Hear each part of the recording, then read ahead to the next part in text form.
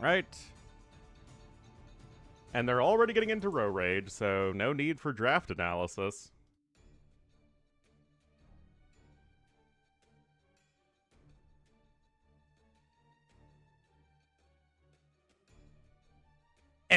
Sep is the title of the lobby.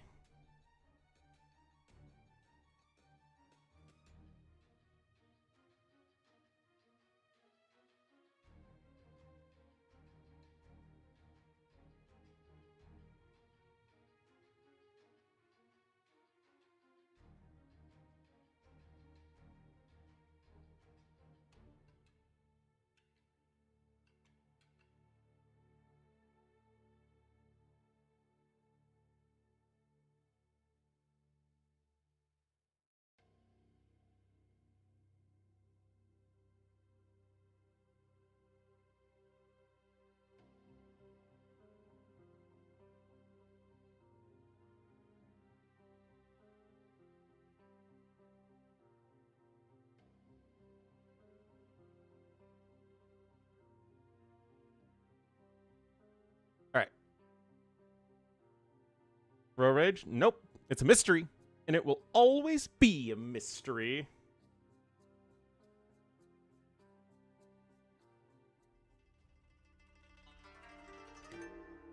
What? Could it be Japanese and Malay? In the big 2025?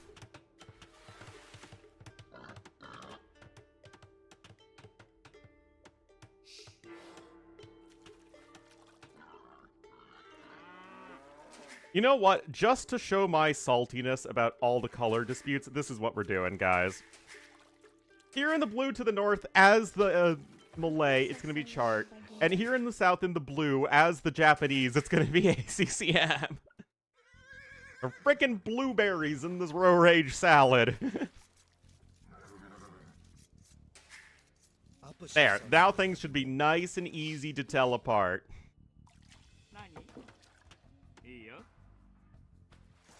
Alright, I'm not gonna subject you guys to that. I know remember there was a Zero Empires video like years and years ago where it was called like The Struggle is Teal, and it's like, I think a 3v3 or something when everybody is player 5.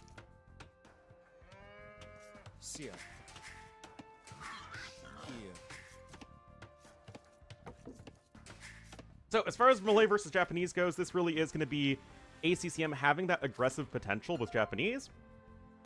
Really good at fighting over the water here. Tanky fishing ships are really helpful. Men-at-arms are going to be super good. Even the faster attacking spearmen help versus ships. But Malay still have such a powerful eco in themselves that doesn't even require fishing ships. We'll have to see how this one works out. They're definitely two of the best civs in the game on anything like a map like this.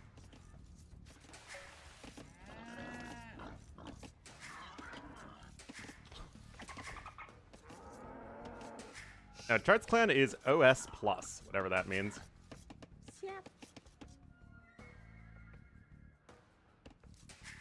But Chart is not getting his IRL civ boost. Alright, you can see two bills coming forth here for the dock, nice and early. Japanese, such a smooth and strong civ early on. Now, Chart has his bill over here.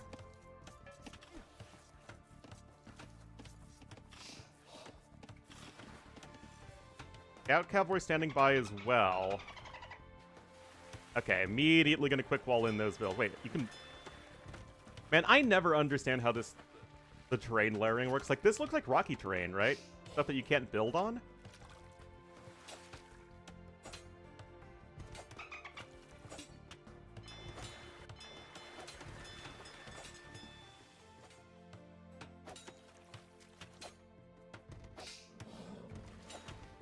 Wait a minute, why does the scout deal 3 damage to the palisade?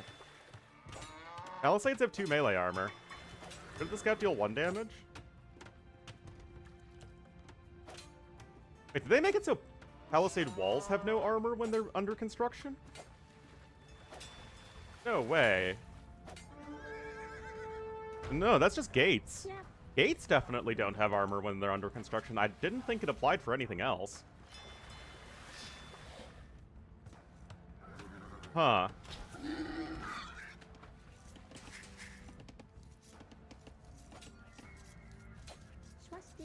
Well, meanwhile, Chart's screwing this up anyway by trying to send the Ville back home. No! Fatality. Maybe it is downhill. I have no idea. Because, yeah, the scout should just be dealing 1 damage a hit. As it did when it was completed. New DLC for AOM. Honestly, I don't have much more interest in AOM. I really didn't enjoy the China DLC. And I thought I might, but nah. I like the Arcantos campaigns. And playing with the original factions. My chart clicks up. Oh!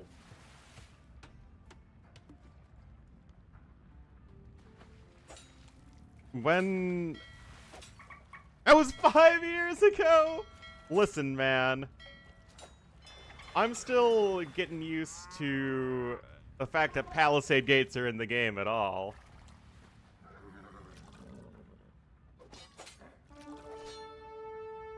I've been doing my deep dive with all of the Age of Kings Civ design for that upcoming YouTube video.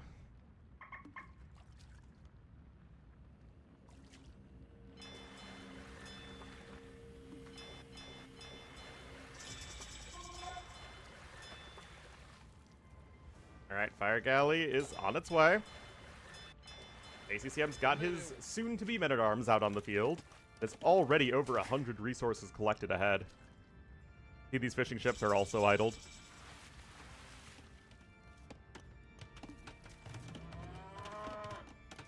And archery range is coming in, but so are the militia.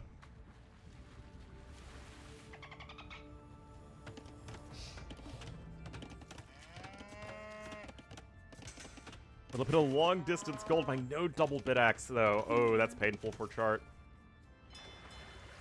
It's just ACCM is getting such a lead so quickly.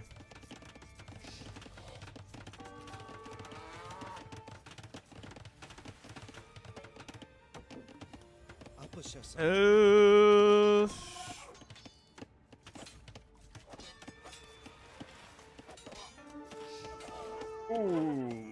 fatality. And he's gonna abscond with the cow. Oh no.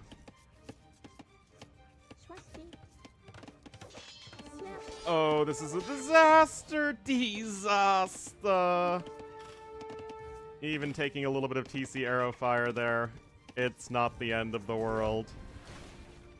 Oh my goodness gracious, mercy me!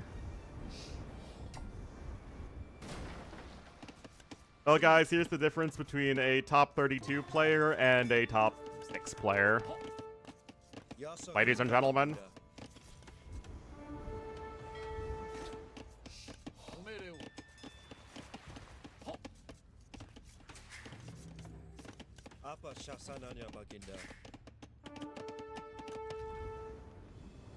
What does ACCM stand for? Nothing, actually. It doesn't have any particular meaning. It's just the name he chose. Sometimes the simplest explanation works.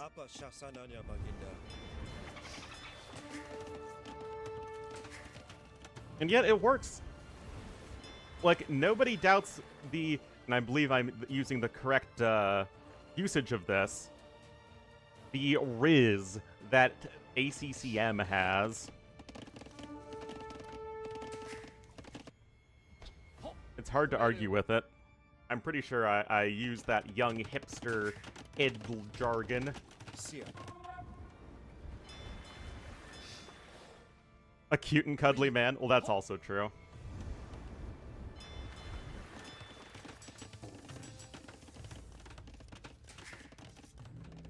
Alright, I mean, Skirm's coming out now for ACCM as well.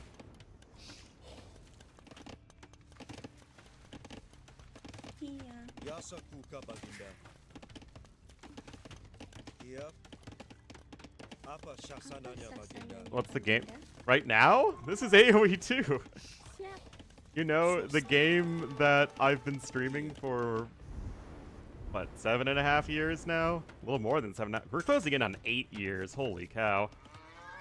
And then I have, like, what, 1,200, 1,300 YouTube videos on? That one. Anyway, ACCM also fishing over there to the west. Spearman over here to the east. There really isn't much of a game happening. Yeah, Chart definitely. I mean, it feels like Chart has slipped on a banana peel in Dark Age 2 games in a row.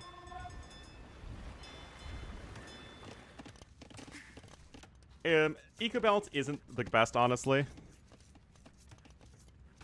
In videos? No, it's fine. It's not. It doesn't make you a dum-dum. Did I say just playing it? Well, considering it is my livelihood and I've been playing this game for literally almost my entire life, I would go with yes.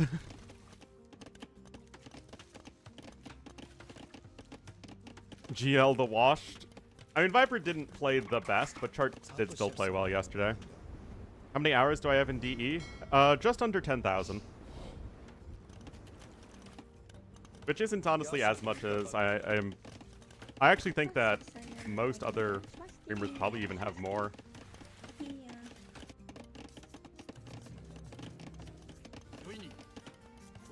And I've got like another 2,500 in HD, and then yeah, I easily clear 20,000 in ED version of the game, including Voobly.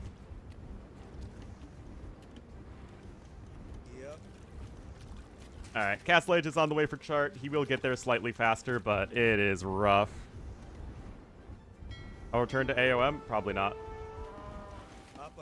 I played the AOM campaigns. It was fun. It was fine. The YouTube audience did not like the China DLC at all, that I had to literally stop playing it on for YouTube because it was killing... The terrible views would kill my algorithm. Or kill my, I guess... You know, the algorithm pushing up my videos. So it is highly unlikely that I will play AOM again. There is simply not enough interest.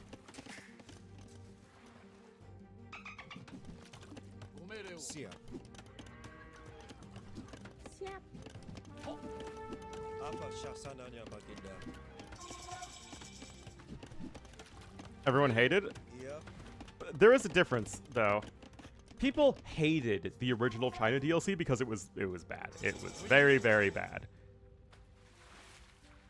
The new DLC, I think people just realized that their entire interest in Age of Mythology was just the Arcantos campaign, and that once that was done, people really didn't care about consuming other content for the game.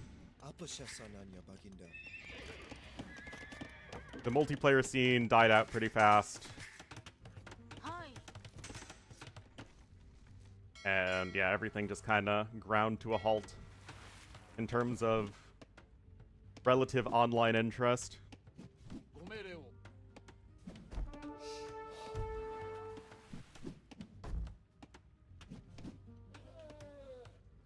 Anyway, ACCM going Cav Archers. Oh, this Mumakil is absolutely ready for battle. Unfortunately, he's facing the hard counter of the Battle Elephant, which is the Skirmisher.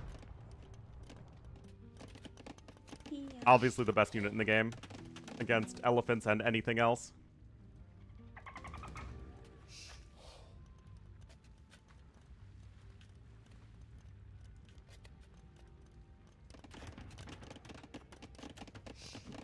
The Japanese deals? Oh, that's easy. It's because they could reuse the assets from the China DLC. That is entirely the reason. That is 100% the reason.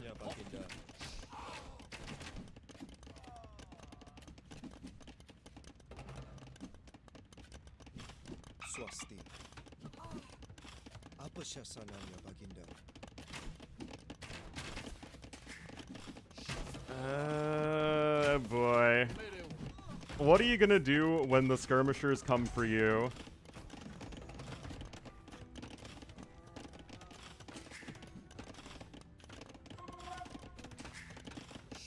DC at the back.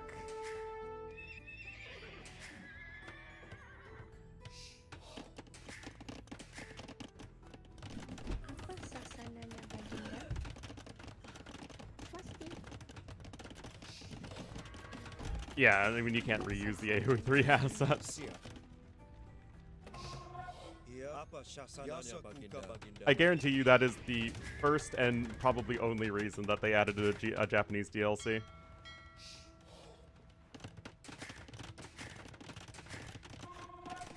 And I'm curious if they'll add any more DLCs after this. I don't know how well they sell.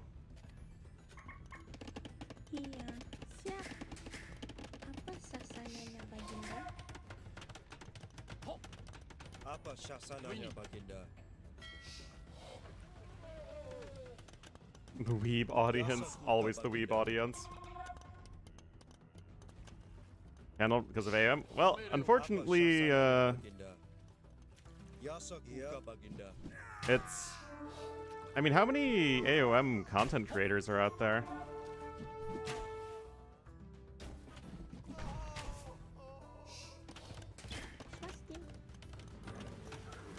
Voight, right? He does AOM?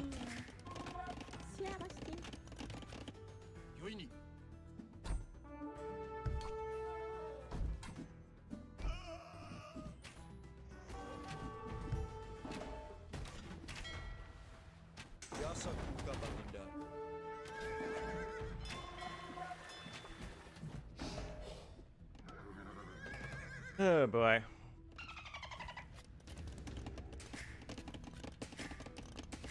Three TCs for chart, but he's just so behind in every way. I mean, guys, we're literally at a 33% resources collected advantage for ACCM. Holy cow. This just goes to show how washed Viper is. Because remember, Chart beat Viper yesterday.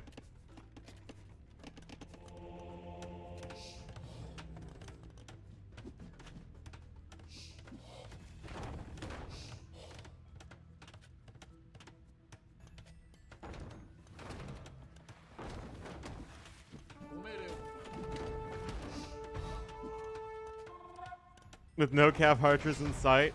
Yeah, I actually just finished writing the part of the script for Japanese. And it's funny because in AoE 1, Japanese were all about oh, that was a nice Mangonel hit for chart. You know, Cav and Cav archers. And then an AoE 2 came out and they completely took Japanese in a different direction. Where they were much more focused on infantry and foot soldiers. But then over time, that Japanese are back to being mostly a Cav archer civ. Getting bloodlines in the CA bonus.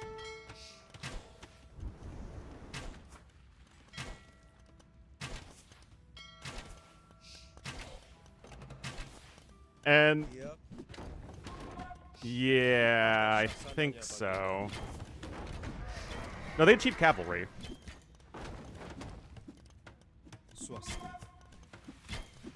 Trevin Towers, they do those things well. I mean, good Mangonel hits though for chart, to be fair. Ever play Red Dead? No, I really only just play Age of Empires and Borderlands. I'm not much of a gamer. But I actually think that's pretty common with the other AoE casters, is we don't really play that many different games.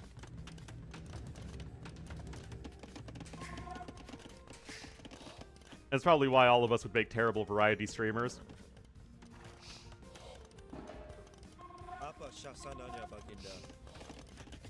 And DK64. I did play DK64 a long time ago. I mean, I am a big Nintendo fan, but I don't have a Switch 2, unfortunately, because Ornlu is poor.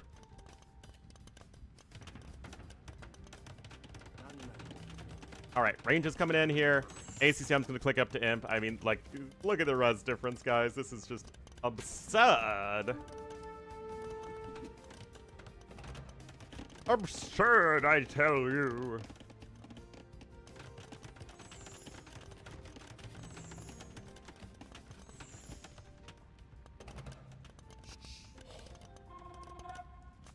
Hello, Devix.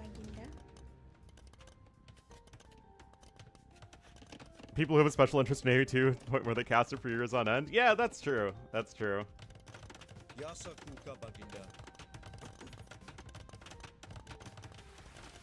Like, I guess you also have, like, casters, right?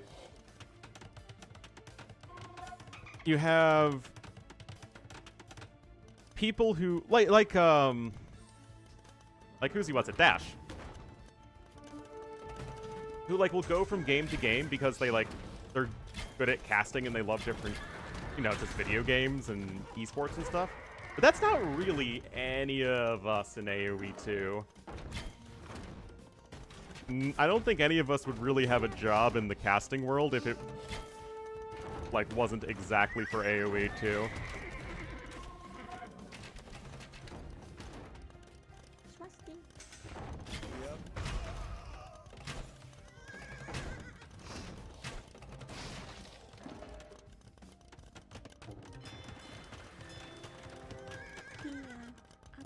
Isn't not the other AoE 2 casters, but there are definitely, like, people in esports who go around casting various games.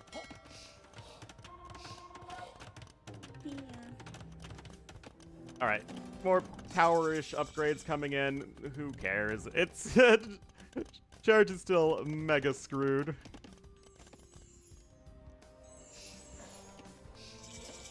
And of course, ACCM recognizing that the only two units you need in AoE 2 are skirmishers and cav archers.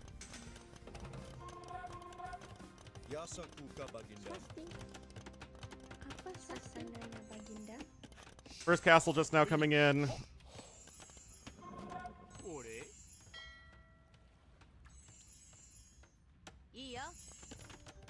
AoE 3 DLC? I doubt it. The numbers just aren't there.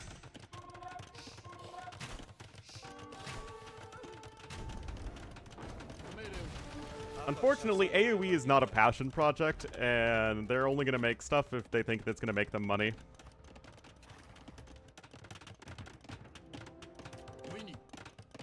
And AoE 3 definitely is the least popular game in the franchise.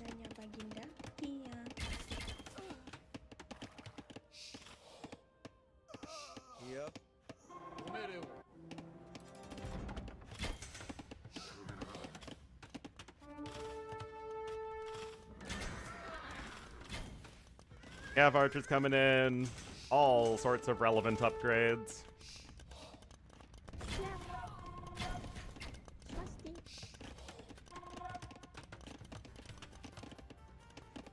Like, passion in making a game worse project?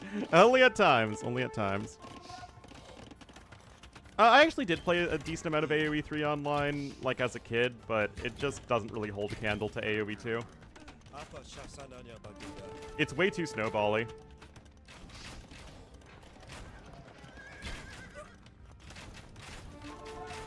It's just like the block training of units, everything just can get killed so quickly. And it feels like there's so much less strategic depth.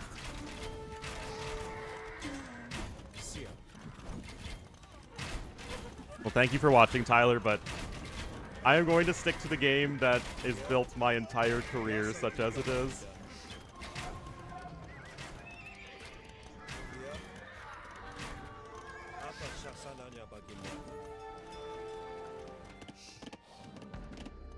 Like, it just feels like ACCM is doing whatever the heck he wants at this point.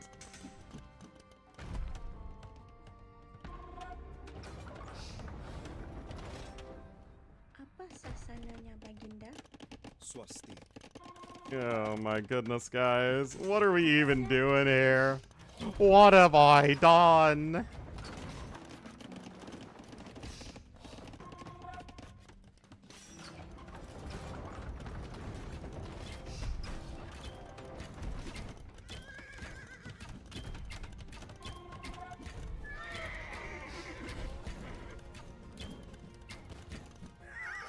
Hello, Hans. Iya. Apa sasananya Baginda? Anya shasenane baniga. Yasakuka Baginda. With towers? I mean, if you're at a point in the game where you're spamming keeps all over the map, you probably won as any civ. Not that Japanese are especially bad at closing out games in which they are ahead, but it's not like Malay are actually an even better civ than Japanese at killing you when they're ahead, because of the super strong timings and the fact that they can just rush up to 200 population faster than most civs.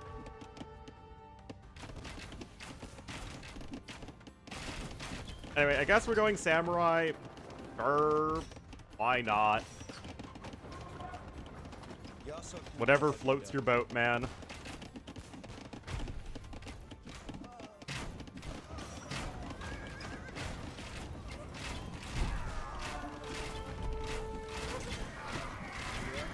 Man, Japanese are already such a good civ. Why do they need top tier cav archers?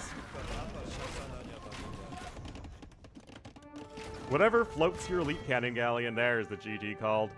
Yeah, that unfortunately, guys, wasn't much of a series. ACCN won this game around here. And then the rest just kind of happened.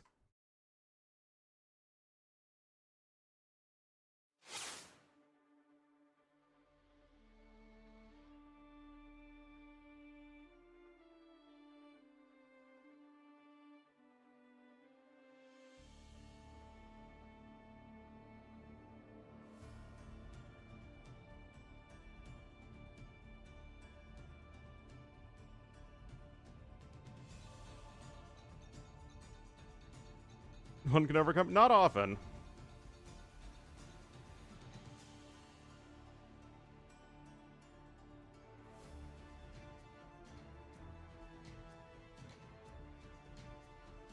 Oh, T West is streaming too. Oh. Ripper Reno.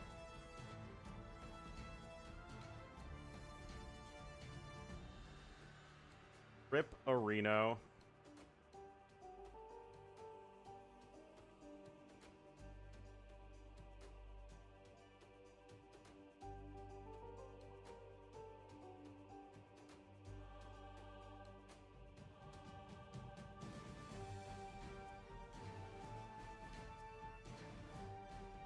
Alright, so...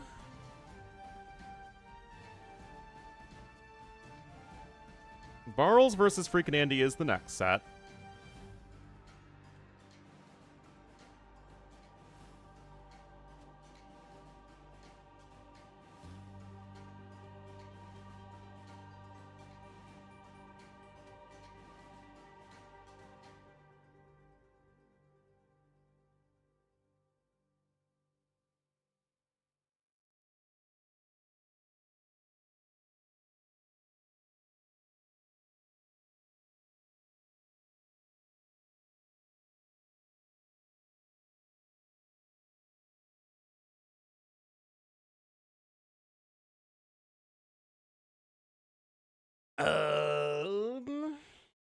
Update the stream title.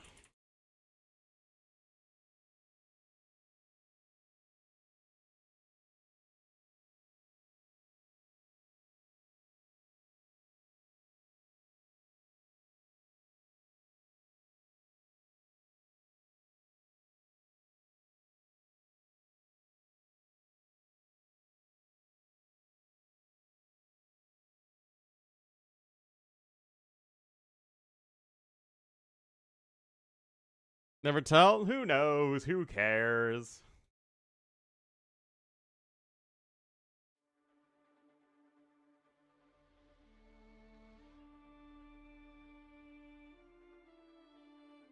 Andy says he'll be ready in 5 minutes on Daniela's stream.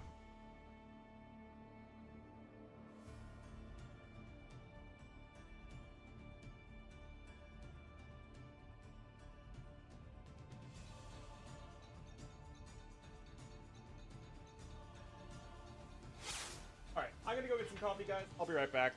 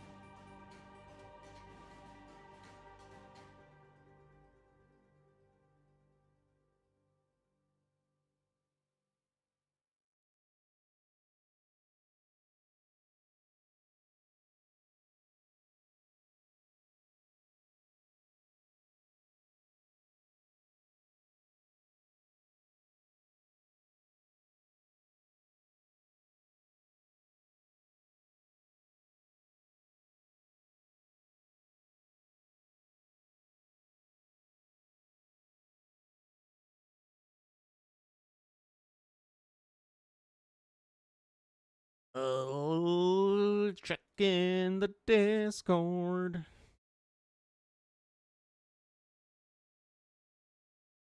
Yeah, I still don't see anything there. Alright. One sec.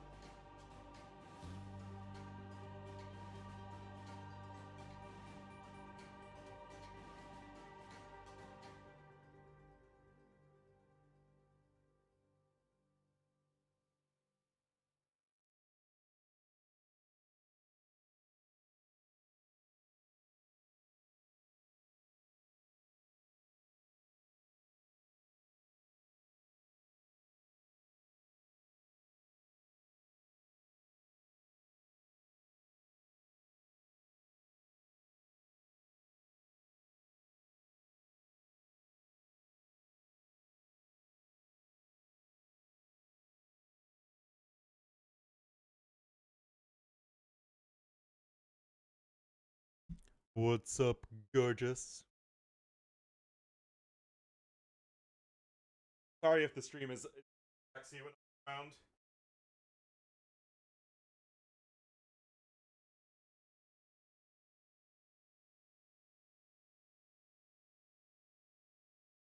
All right. Let's geoguessr it up.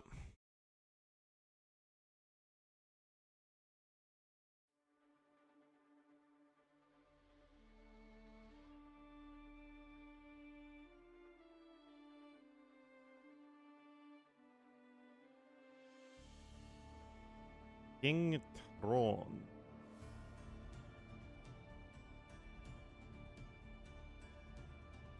Domaine privé.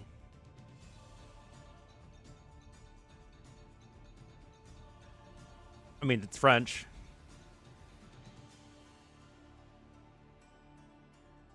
On camp, for all you know, I've literally just been AFK the entire stream.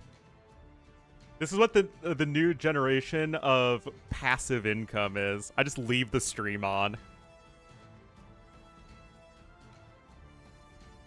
I mean, this is France, I think.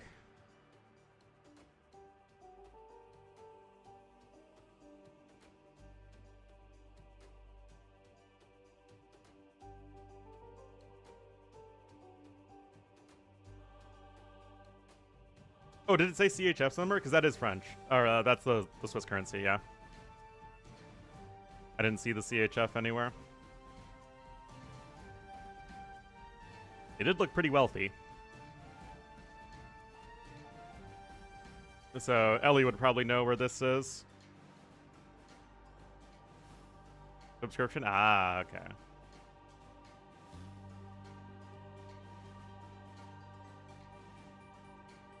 But you can see the French style like street design, like with the rounded end to the building there.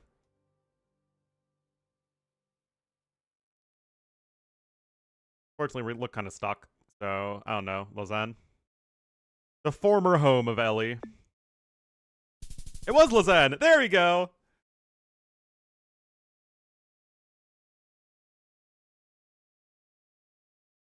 Signs? No, I just didn't see anything specific.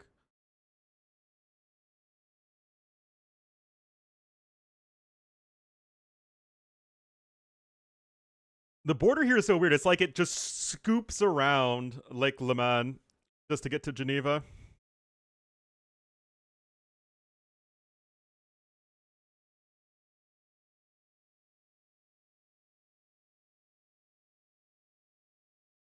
But yeah, I've only been to Zurich, Lucerne, and Liechtenstein.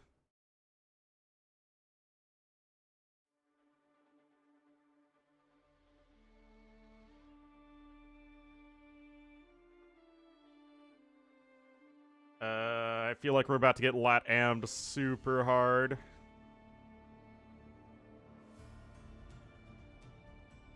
Like, words cannot describe how hard we're about to get lat-ammed.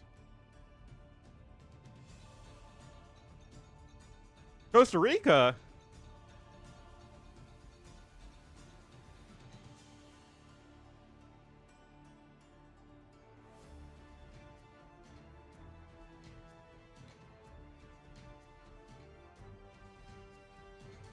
Florida? Yeah, but this... Even Florida doesn't look like this.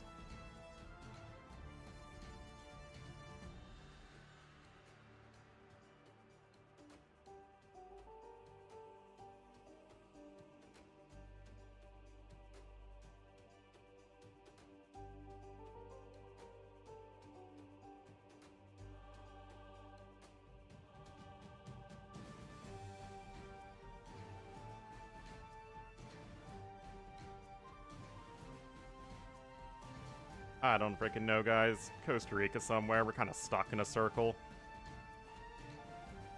We're in lovely La Fortuna! Darn it. Turrialba. Turrialba's fertile volcanic soils make it a center for agriculture, producing coffee, sugarcane, and the famous Turrialba cheese, a soft white variety. I do like these little blurbs they give you on all the different places. Learn something, why don't you?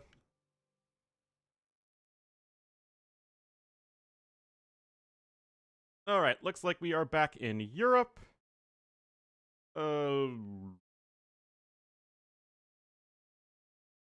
Western Slavic.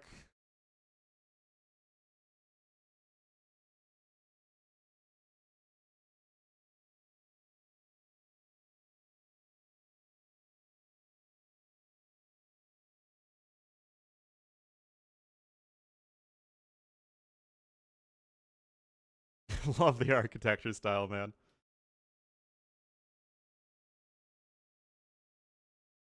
You can knock on the Soviets for a lot, guys, but you can't knock on their architecture sense. Cold War, Soviet-era brutalism.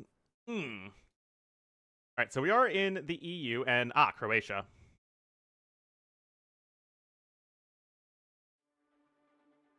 So it is South Slavic, technically. Not that I'm the best judge of these things.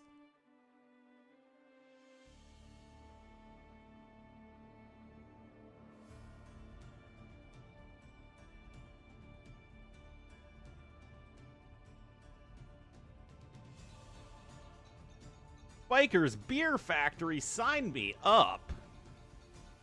The Sunny Slavs, indeed.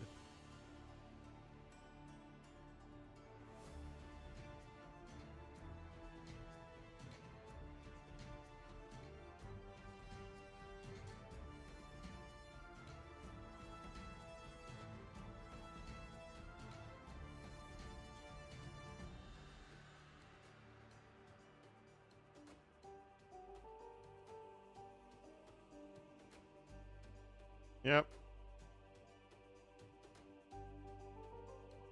I mean, it's not Zagreb, and we're not on the coast as far as I can tell. So, let's go... This one. This seems like a decent-sized city. It was Zagreb! I guess I thought Zagreb would be larger. But honestly, part of my... I guess, being American... My understanding of, like, what a big city is just very different than in a lot of Europe.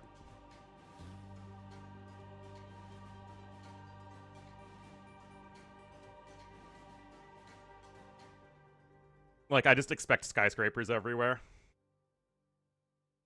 Alright, looks like they're doing the draft now.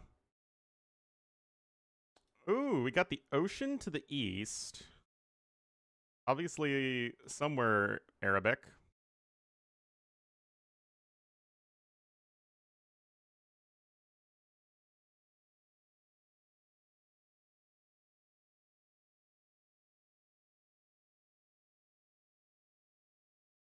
Trying to well, most European cities in general are not as large as the big American cities. Or Latin American cities.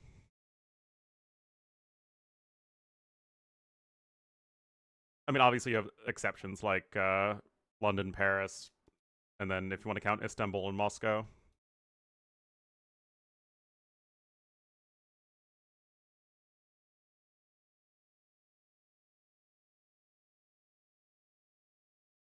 Anyway, I have no idea where we are.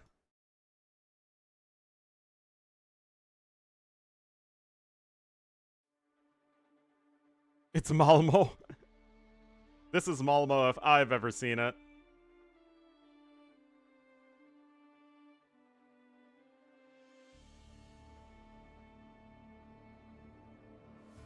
See if we can find a road sign somewhere.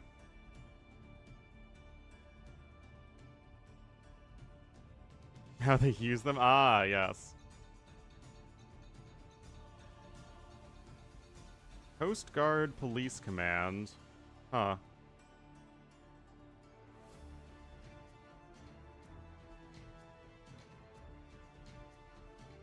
Oh, boy.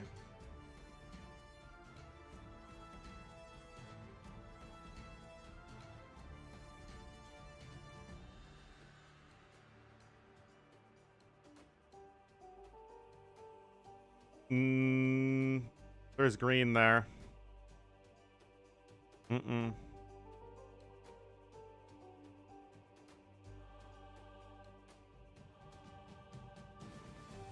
Oman, maybe?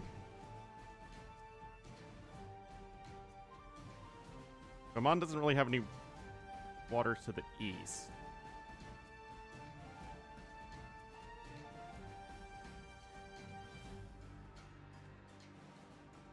Maybe we are like over here.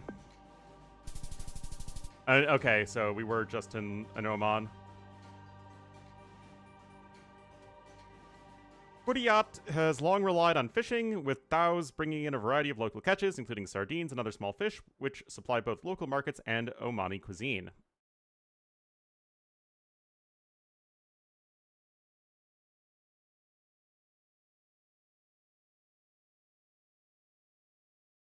Wait a minute. The water was to the east. Oh my goodness, I'm so dumb. So dumb.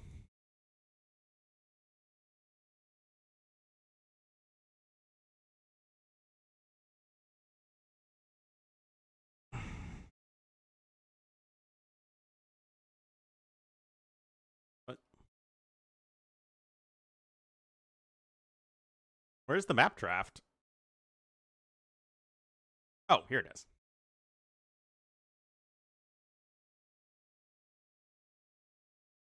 All right. Back to geoguessing. You got time.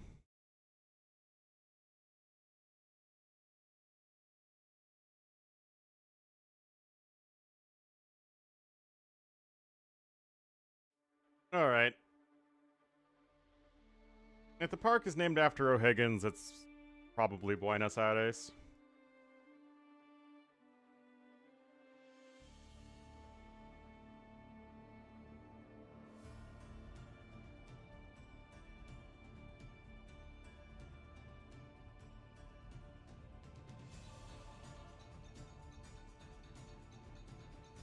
Wait, was O'Higgins Chile?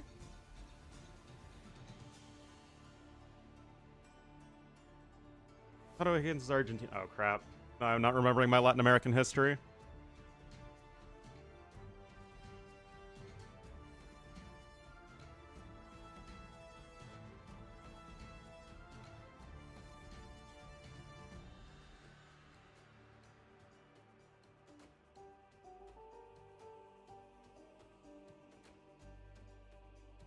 Was Chile? Okay. Yeah, my bad, my bad. Okay, then we're in Santiago then.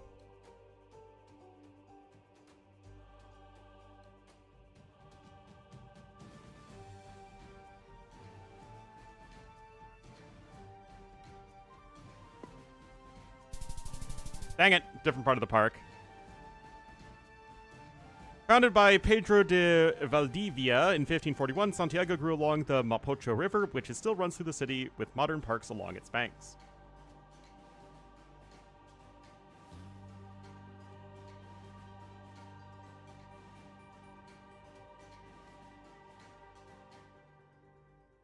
Wow, we did really well. Surprisingly. I didn't think we did all that well, but we did get Lausanne. We did screw up in Croatia a little bit, but we still got Croatia. It's not a big country. And again, Emirates versus Oman. Pretty close. And then we did very well in Santiago, and we did well enough in Costa Rica. Not bad, not bad. 22,000 is not anything to be ashamed of.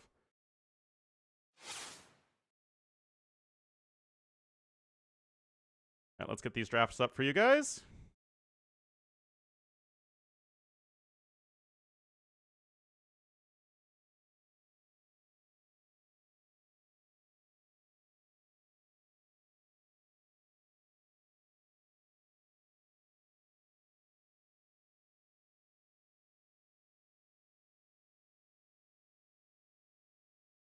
Go.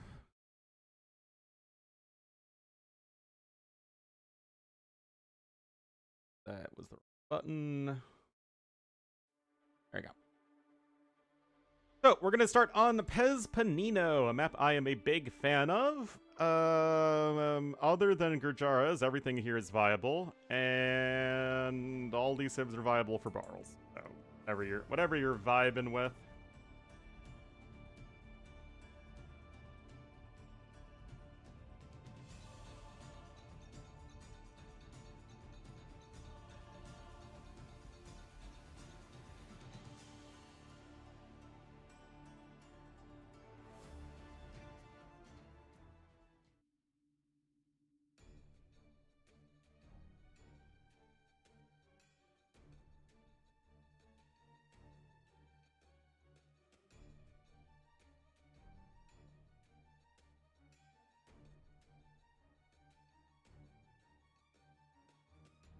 All right, minute and 30, and we will be getting into game number 1.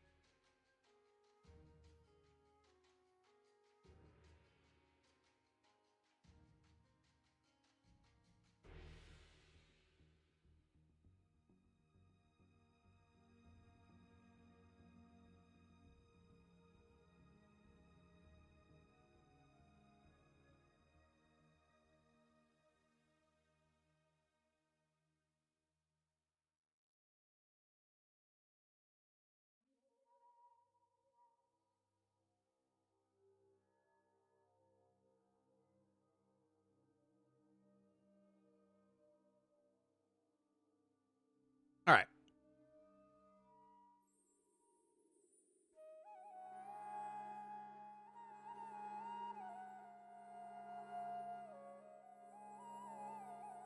Metro area with 10 million people. The area is 30,000 square kilometers. Much more. Oh yeah, I mean, in general, population density is much more evenly spread in Europe. In America, our population, we have like big cities and then, farms. Whereas we don't really have as many little towns and villages and like medium-sized places that have, developed over the millennia. Especially as all those places are currently getting gutted as people move to cities. Anyway. And I'm pretty sure something similar is happening in Europe, but it was much more even. The population was much more evenly distributed in the first place. And then we have Wyoming? Exactly. Anyway, Barles is going to be here in the blue as the Hangugin to the southwest of the map, and to the northwest in the orange as the Bengalese. It will be Andy. These two just seem to do nothing but run into each other in tournaments. Defended the Europeans? What? How did... When is king into the enemy TC? I hear it's pretty OP, honestly. Oh, who screwed that up? Was it Classic Pro yesterday, I think, that screwed it up? That was rough. Oh, no. Alright, so... Close spawns on this map. Yeah, I really, really like this map. Pangamme. Unga. Barage. Guys, did you know that Korean means in English? Hey. Certainly satisfies plenty of people.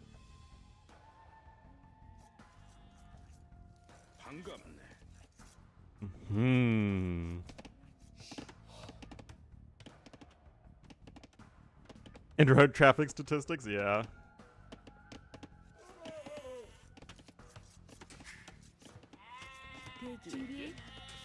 Wouldn't be. Yeah, the Korean they speak in game it's not nonsense Korean, but it's very clearly direct translations from English. And it's not Korean that would actually ever be spoken. It's like fragments of like actual statements or phrases you would say in Korean.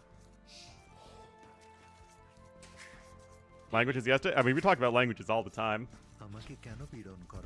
Whoa. That was a long voice line. Kumade Kipatu.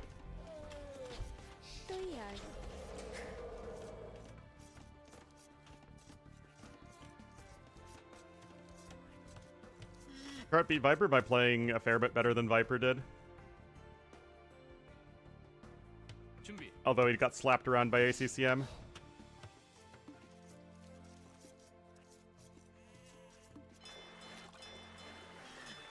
Alright. So, first fishing ship on the way here for Andy. King's just running around. As far as to who to favor between Koreans and Bengalis, I honestly do think that Bengalis are probably just better than Koreans.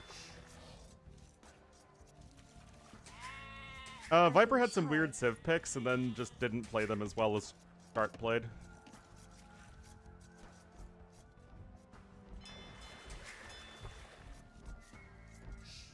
Boom coming in. More fishing ships coming in. I mean, Koreans can be really good with towers and rocket carts and asserting map control like that, but what Koreans don't like facing are civs with good monks and good economies, and Bengalis have both of those.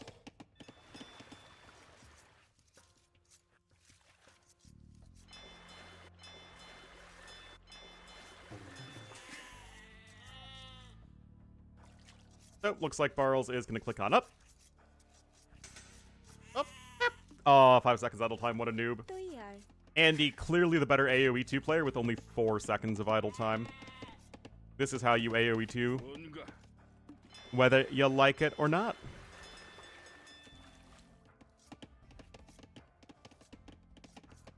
And, well, it's because Viper is, as the kids say, big noob. Alright, taking from the oysters right now is Barles. So completely cutting his food income from fishing ships. Second dock here for Andy, but remember, no demo ships for the Koreans. And as much as I'd love to, I don't think we're going to see fast castle turtle ships. That feels a little too slow.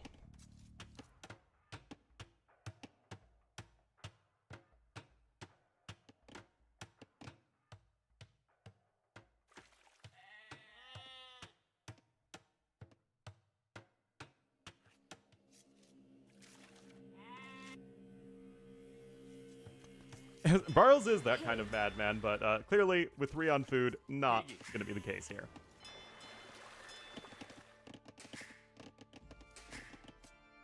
I mean, back in the day, guys, what you do for, like, a galley rush is that your 4 fishing ships would be the only, you know, eco units you had on food. King's fine right now. Now you're even taking those fishing ships off, so you have basically no villagers on food. It's wild. Yeah, you do not start with the scout cavalry on this map. And I guess both players are kind of walling off this area. Bengalis do have the HP regeneration on their ships, which is very, very helpful here in fire ship fights. Is Seychelles a hybrid map? I'm trying to remember Seychelles. Isn't that like Atoll? Oh, wait. Oh, that dock is completely walled off. Oh, and that means that the fire galley production isn't where it needs to be. Yeah, that one. Oh, yeah, I'd say it's a hybrid map.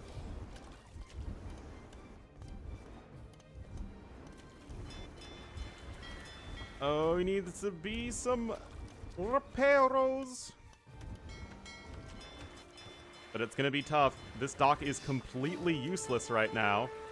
I mean, it required a big investment in terms of both villager time and stone, so it's not like Andy just gets rid of the dock for free, but still. Also, Andy still basically no idle time. Barles has over a villager's worth, and this is still a good start to the game for Andy, able to leverage that Bengali eco. Yeah, Seychelles was a perfectly fine map. Or rather, will be, as we're going to be seeing it at the end of the month in the Lingen Cup. Right, demos are on the way, and this is just kind of the issue with Koreans on a hyper-aggressive water map like this. Back to the right, you mean like this? Yes, it's viable. Especially because this area is full walled off, so it'd require Andy to sneak his own dock on the other side. But yeah, you just can't win water like this as Barles. Bengali eco is going to be too good. The build was a little too good, I think. Now you're just in a rough way, and without any demolition ships, you don't need to play around them, right? You can just go full-on fire galleys. I know that you will just have more fire galleys than your opponent has fire galleys so that they can fire galley while you fire galley. Anyway, King already walled up in there in the corner. Barles' King is chilling under the town center. Archery range on the way for Barles as well. And this is just all Andy. So the thing with the watchtowers, especially against fire ships, towers do very little damage. They cost a lot of resources, and it's hard to actually force your opponent to take an engagement. So it's tough to make work. Anyway, this is unfortunately another game of Age of Hybrid maps. Hey, the victory? Yes, what happens is the lady in the lake with her shining samite races the victor of the Fire Galley War with Excalibur, whereupon you shall wield the sword from on high and assert your right to be claimed victor of the AoE 2 game.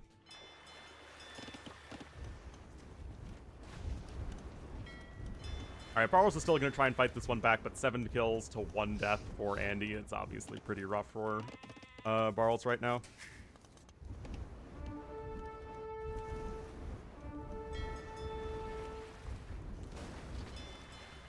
Oh, yeah, still have 3 more fire ships in there. But yeah, without demo ships, it's, you know, very, very difficult. Now, Barles has some archers coming out, but you can see that Andy's relatively well-walled at this point. I mean, that's a fairly unexciting demo ship hit, but it really doesn't matter, I think.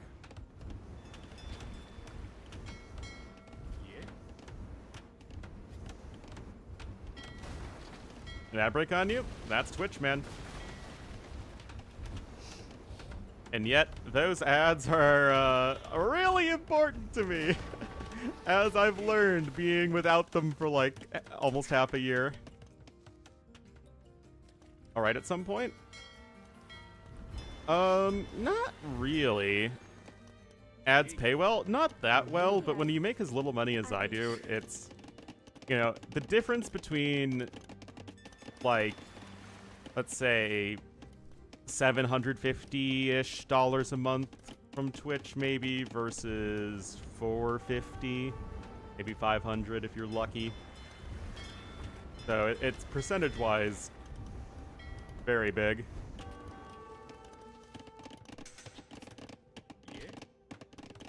Yeah, games in general weren't quite as snowbally. And people have gotten really efficient with their, you know, fish booming and able to leverage early leads.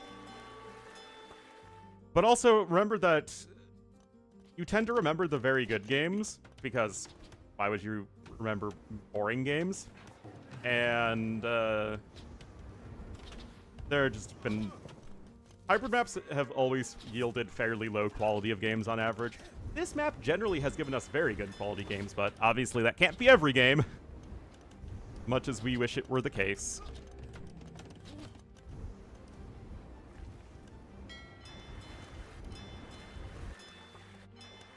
Oh, they're both fishing over here.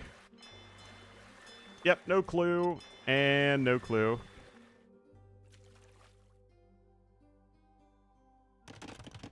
The question really is, why do tournament organizers love them? And I'm pretty sure that's entirely because the maps are both hard to play and they're aggressive.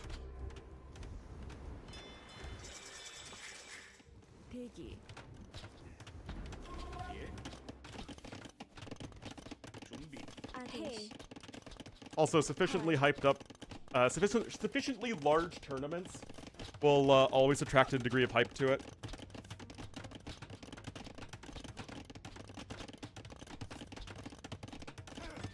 Not bad.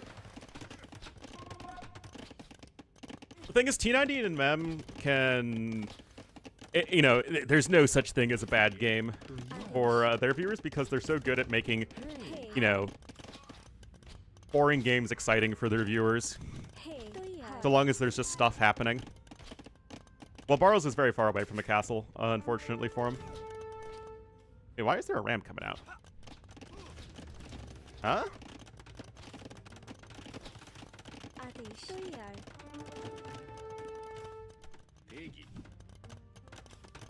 I guess it's just gonna go after the watchtower, but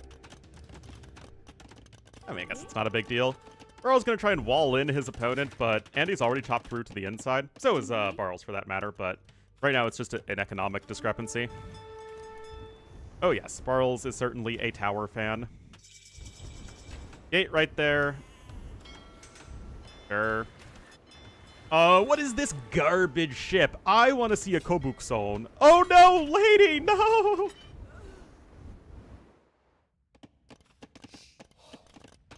As spearmen? No, they count as, Eagle Warriors. Well, that's why they renamed it to Shock Infantry. It's the armor class that used to just be occupied by Eagle Warriors alone. But there is no other unit in the game, I believe, other than the Spearman line that has the Spearman armor class. Anyway, Elefanto's coming forward. We'll likely try and grab a rocket cart. Yep. And Barles is trying to make something happen here, and the Korean army is very efficient. They used to have that, but then they got rid of it. Now I think they just have the infantry armor class and unique unit.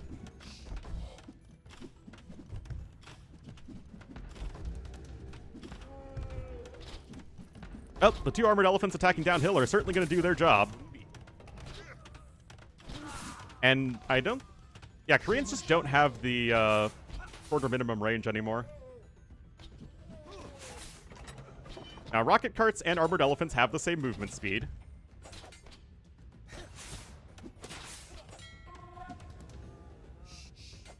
Two TCs to two TCs, but still just a significant villager advantage here for Andy. Anyway, there's going to be the kill there.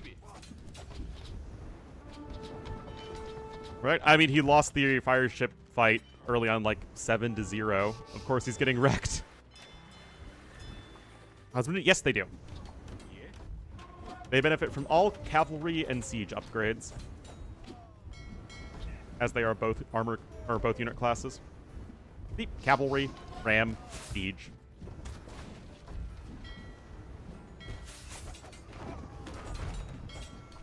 And bloodlines, of course.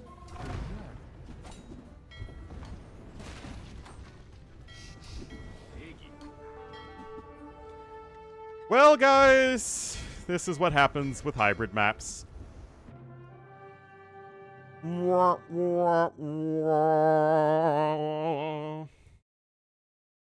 Pretty crushing early victory from Andy. Just got way too far ahead economically. The dock getting walled off was huge. A third dock was built, and then just the initial fire galley production was behind, and then there was nothing else to do at that point. You fall behind in fire ships as Koreans, there's literally nothing you can do. You don't have demo ships to equalize things. And hello, Ramiro?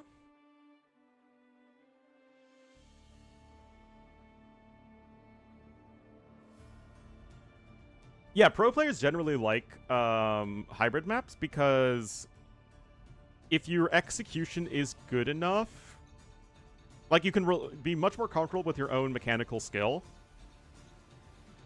And if you're confident in your mechanical skill, it's a very consistent way to win games. And generally, pro players prefer the least amount of... like, not like variety, but they want... pros generally want the strategy aspect of AoE2 to matter as little as possible.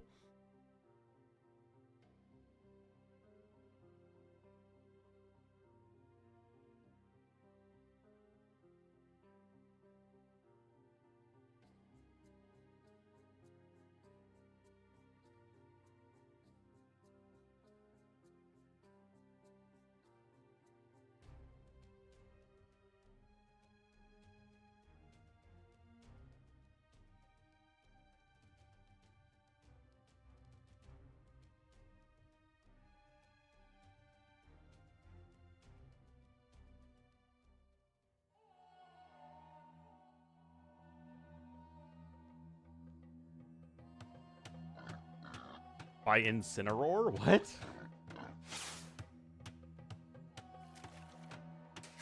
Isn't that,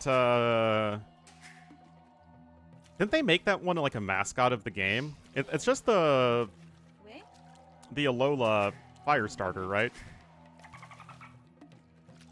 But, like, I guess they made him, like, a mascot. I don't really know why.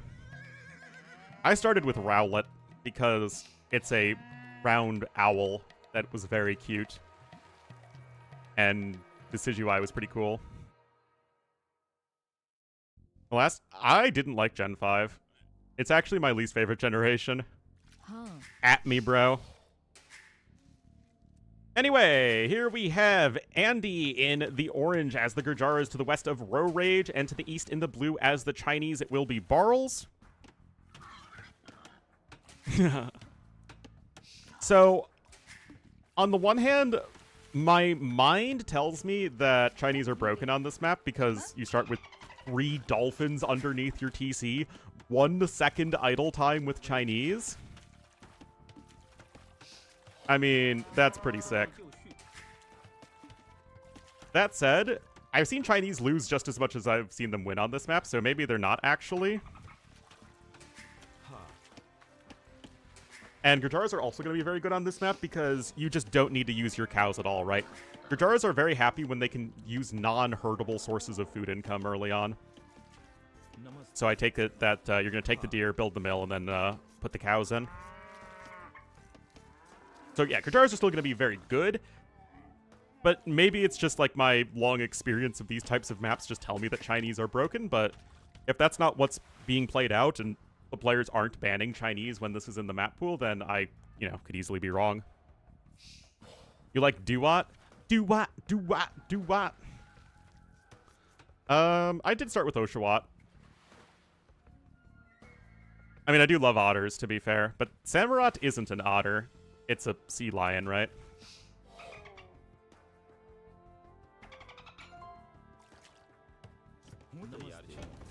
Yeah, look at that. 7 cows in the mill. So it's still going to be a good map for Gurjaras. Chinese clap Gurjaras? Do they? I don't think so.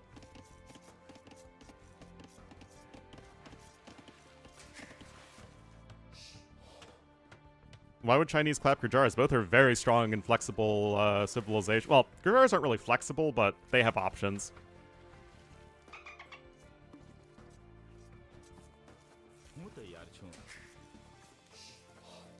It's weird because it's biped, quadruped. But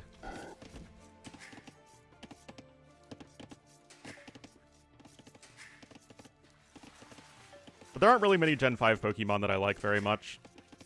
Which ones do I like? Stronger Skirms? Chinese do. They have the last armor upgrade.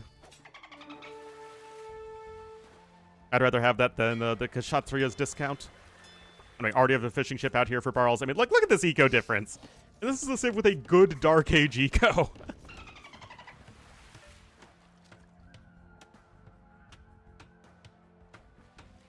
Darmanitan?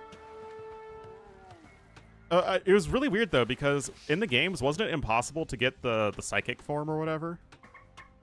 Yeah, again.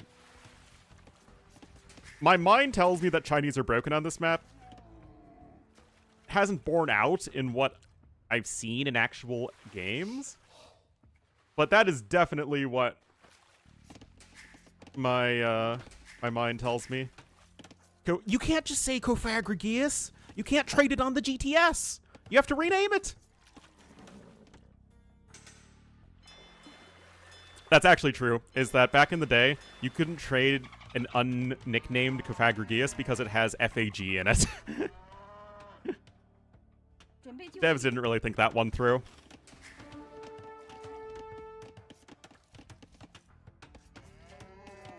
Anyway, Camel Skull takes a bunch of damage to the TC there. Certainly not ideal for Andy. Jeez, look at this, guys.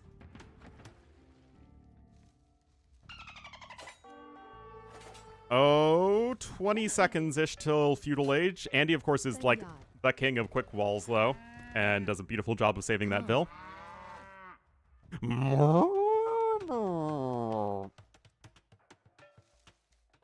Asking for a friend? It's actually pretty bad. You generally want to be behind in resources to give your opponent a false sense of security. Easily takes down the Camel Scout. This is just all Barles here.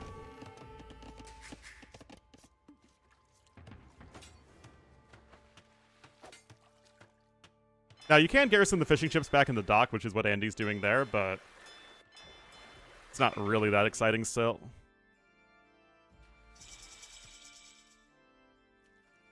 Now we're at 500 plus resources ahead. Yeah, game's been a little on the sad side so far.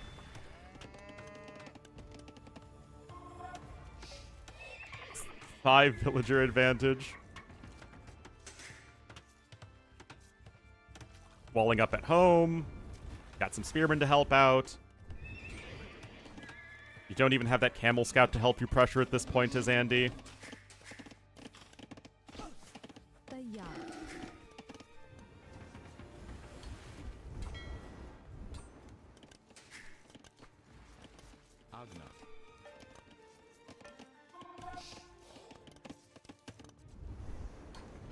Fishing ship that's barely... Yeah, that's true.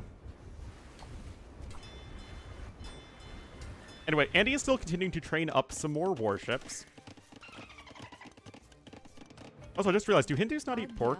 Or at least do... I think a lot of cults or sects of Hinduism don't eat pork.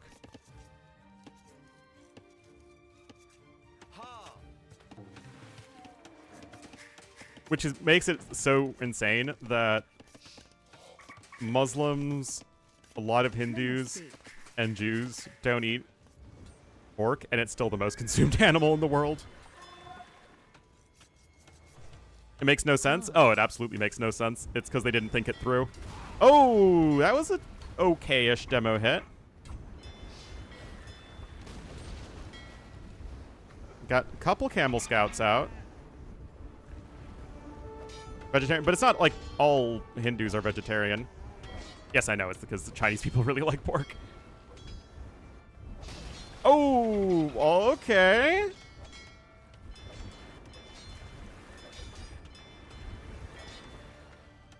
Their filters are their naming? Both.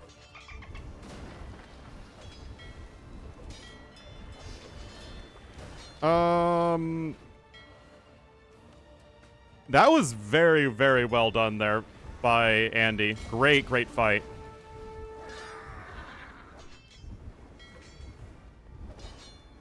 Yeah, I don't think... I mean, obviously, like, Hinduism is super, super diverse.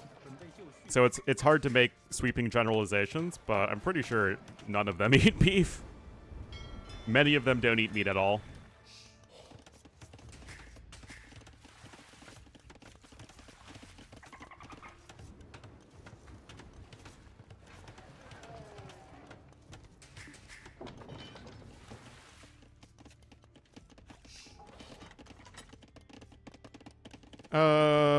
Oh, Barles doesn't have another building. What a noob. Oh, man.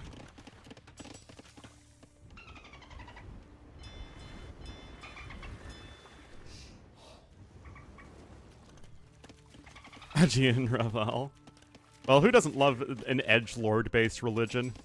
I mean, Castle Edge is on the way here for Barles. He's still 700 plus resources ahead.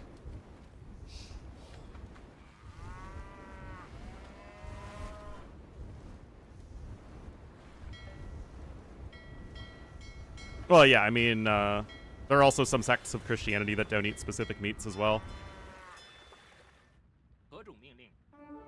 I only don't eat certain things because I think they're icky. There is a difference. I don't care how good a source of protein they are, I will not eat insects.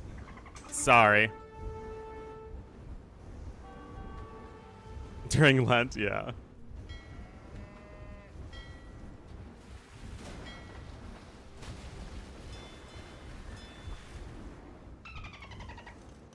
Still, things could be worse for Andy, all things considered. Again, he's been taking very good fights.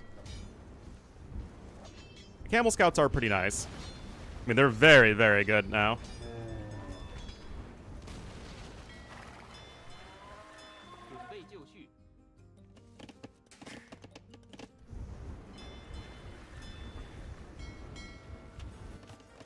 And this is going to be the first stable for Barles, so I guess some knights or light cav.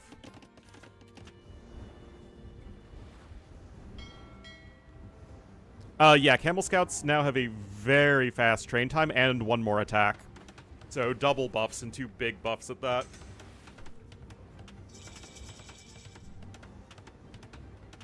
Also, Gurjara's got an extra 100 food on their forage bushes. So Gurjara's got triple buffed in early game. Which, to be fair, they were the worst performing civ in the game. By a pretty significant amount on ladder. Anyway, Barles is just chilling. Making a couple scouts, making some Lancers of Fire.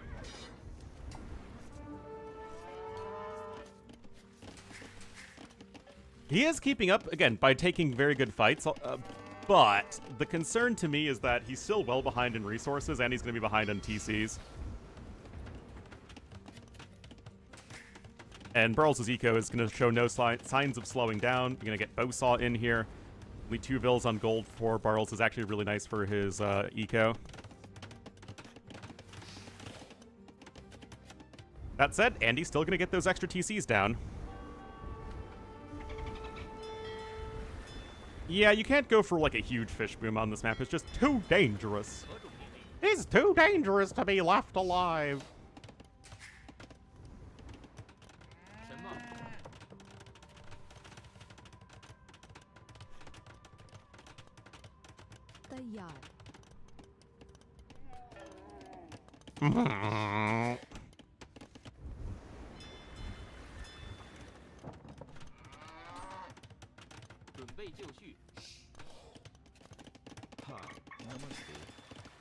Well, Macau was a Portuguese colony until 1999, so yeah. It's not a Red Bull map, but I can certainly see where you would think that. Aggressive, mangrove terrain, fish.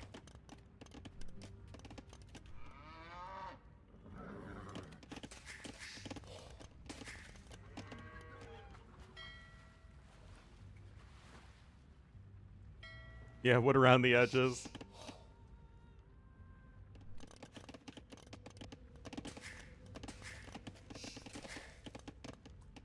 But yeah, very, very passive game at this point. Both players just want to boom it out.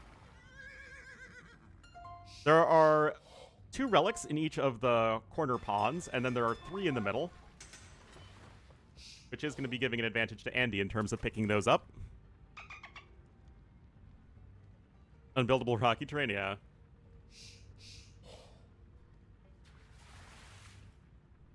Let me tell you, Red Bull got super lucky that it had a couple of very good finals, like Viper Leary and then the Doubt one. Because other than that, it's they've had a ton of very, very, very bad sets. Hey, Skada the Worm. You should be dead.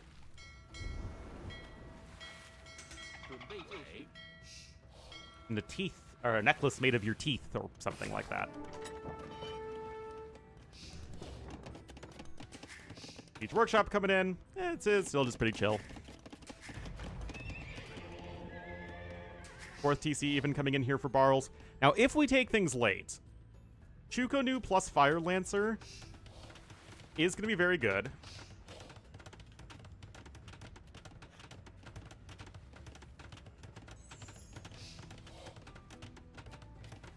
Quite the rough greeting? Yeah. Well, what can I say? I'm toxic.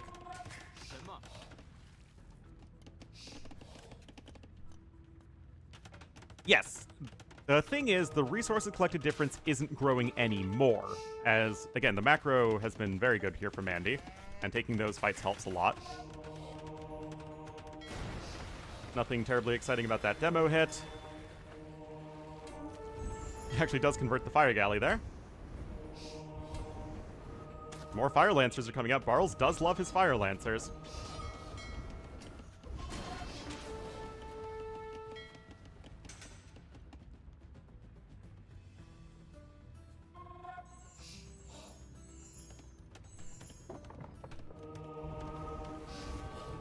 It's equally racist African colonies? But that was in the mid-70s.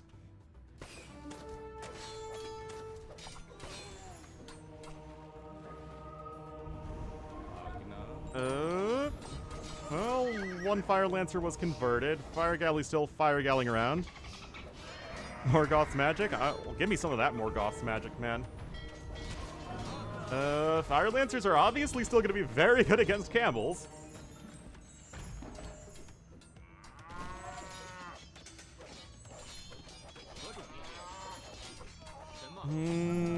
Fire Lancers are getting really low in HP. Oh boy. Barles did get 3 relics though, and he's gonna get a castle here in the middle.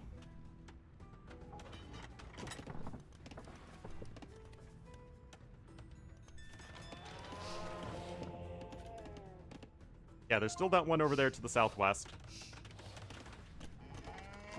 But yeah, maybe it's most my preference for old civs that I am much more comfortable playing, but I feel like if things go late, I still prefer Chinese a lot.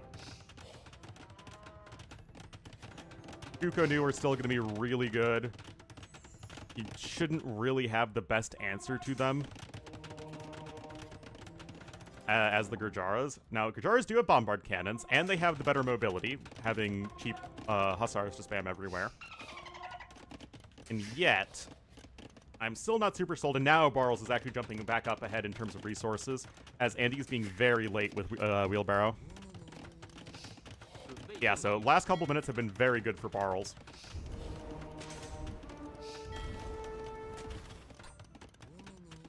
There you go, gonna scoop up that relic number 4. I want to see some rocket carts, though, guys. I want to see rocket carts with rocketry.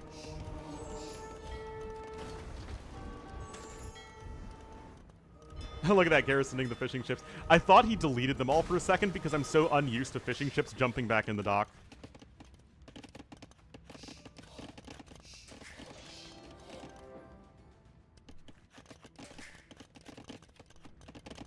There we go. Imperial Age on the way. Imperial Age on the way. It's still anyone's game. More barracks on the way for more Fire Lancers. Like catnip. I know. Would rock? Oh, absolutely. Weird. It's very weird that it's attached to Gurjaras, who otherwise don't have any water bonuses, and aren't particularly good early on because you want to build a mill before you build a dock, so that delays your dock massively. Nor do you have an especially great late-game navy. I mean, you have shipwright, I guess, but you miss dry dock, and you miss elite cannon galleon, and you miss fast fire ship. It's just so random. Like if you gave that bonus to Goths.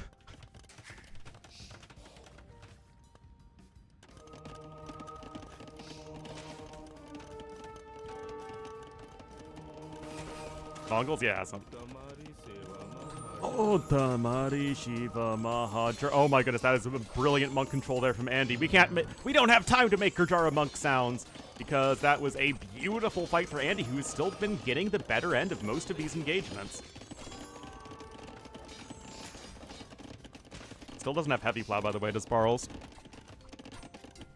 Universal? I don't think it would change all that much. Still, my concern for Andy is that he hasn't made any sort of useful transition. Gurjaras don't have block printing in Imperial Age, I'm pretty sure. Yeah, block printing and Faith are the only things you miss.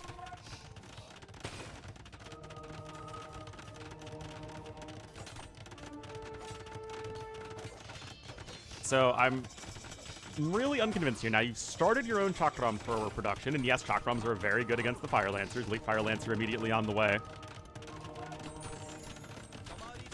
But the numbers of them are still going to be very low. You could be thinking about hand cannoneers, but that's still going to delay your army production quite significantly.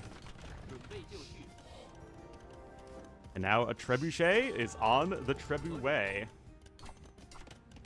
Elite Fire Lancer going to be in here in a moment. And as soon as those Chakrams start to come out, that's when the Juko Nu can come in, or even the rocket carts. Double Siege Workshop. What? What you doing there, homie?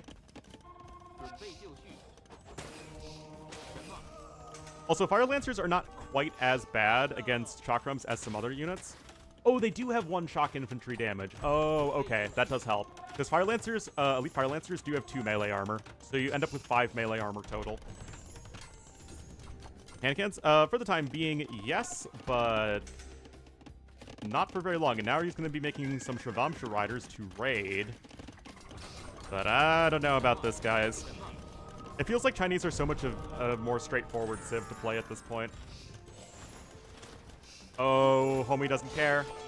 Here we go. The Fire Lancers are Fire Lancering. Treb coming forward. There are 2 Trebuchets in total with 2 more on the way. Andy gonna try and come in here with another TC. Now we're looking at a round of 5,000 resources advantage. Castle number 3 is on the way. This whole push is way too slow to get going. The Shrivamshas aren't doing anything either. And funnily enough, if Barles does indeed win this game, and obviously he has a huge lead in it, it's not really going to be because the Chinese eco is so strong, as Andy had generally caught up.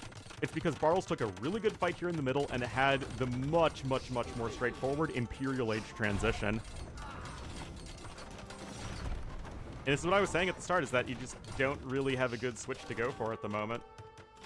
The Fire Lancers are here. They do have Arson. They do get 1 bonus damage versus buildings. I mean, they're not like an amazing anti-building unit, but they're fine. They're okay. And Skirmishers are going to be extremely underwhelming because you don't have the Spearman armor class with Fire Lancers. You're supposed to counter them with Swordsmen or, you know, hand cannons. Yes, Viper lost to Chart, who in turn got obliterated by ACCM. Yeah, I mean, this is trying to happen on the other side, but it's way too slow developing. Another castle coming in here as these Fire Lancers are just doing work. And they're faster with Chinese, which is helpful. 1.16 movement speed with full upgrades in Imperial Age. Yeah, I think just send the reinforcements home. And the Fire Lancers are going to perform extremely well versus the Shrivamsha Riders.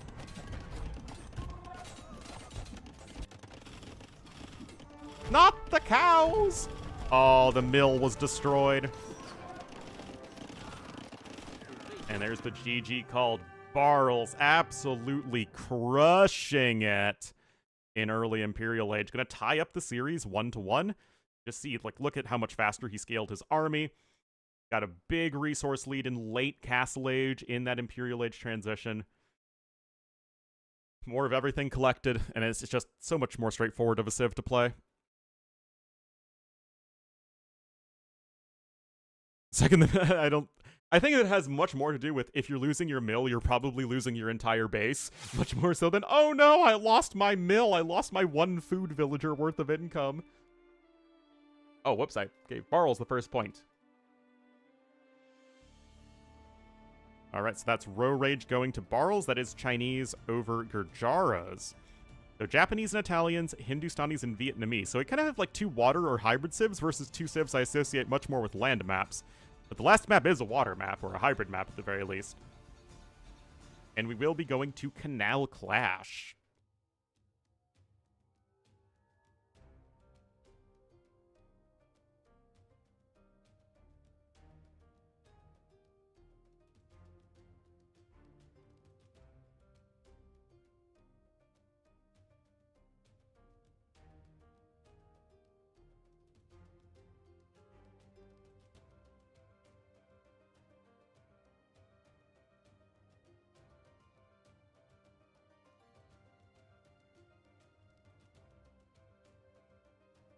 Eight seconds.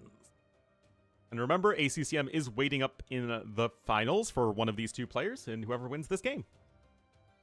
The finals will be a best 05.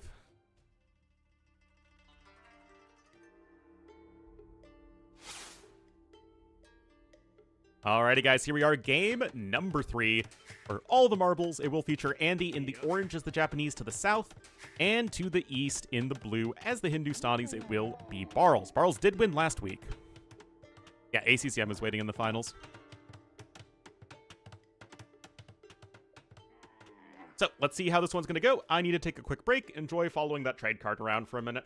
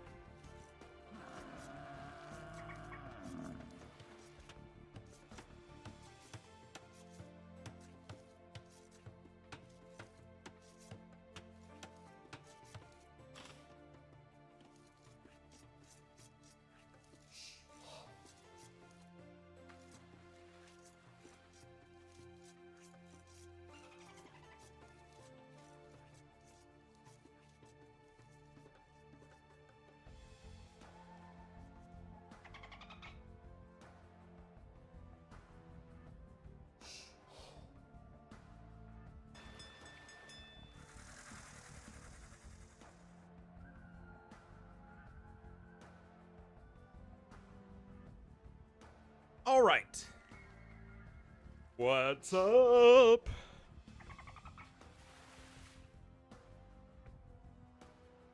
Hera, letter coming for you next. What? Play this weekend? The Texans. If the Ravens can't beat the Texans, man, our season really is sunk. Even without Lamar, we should be able to beat the Texans, man. In Baltimore.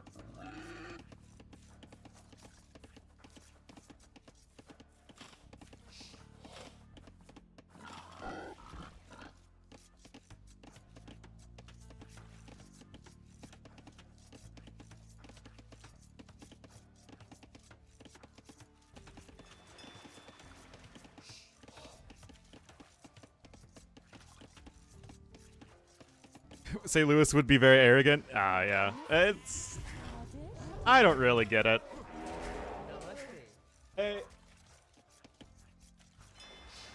So, fishing ships coming in here for each player. Obviously nothing too crazy happening. It looks like Barles did have a nice start. And when I say Barles, I mean Andy. The guy in orange. Lots of Japanese fishing ships out. Barles is well ahead in resources. It's probably just because of this boar. Is pretty forgivable? It is. We all did stupid stuff in our early 20s. Except I never got a broccoli haircut. That might just be the least forgivable thing he did. But, you know. Kids these days, man.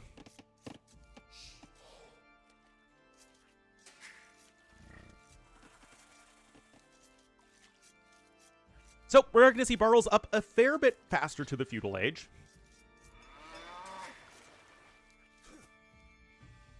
A Zillennial? I didn't think broccoli haircut... I thought broccoli haircuts are very much a pure Gen Z thing, not a Zillennial thing.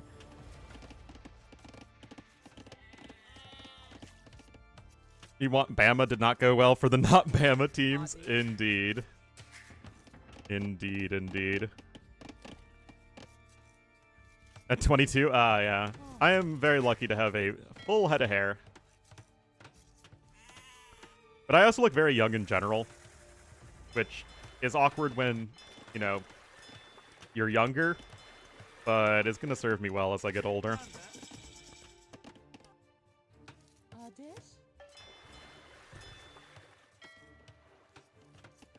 I've had people on dating apps not believe that I was in my late 20s. Like, what am I supposed to do, man? Alright, 5 fishing ships here for Andy. And yes, you do. I'm pretty sure you're actually walled to the edge of the water if you use a dock. I can't grow a beard. It just doesn't work. I shave once a week.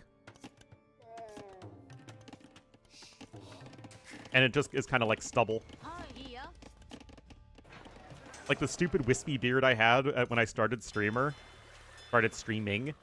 Like that was like a month plus without shaving.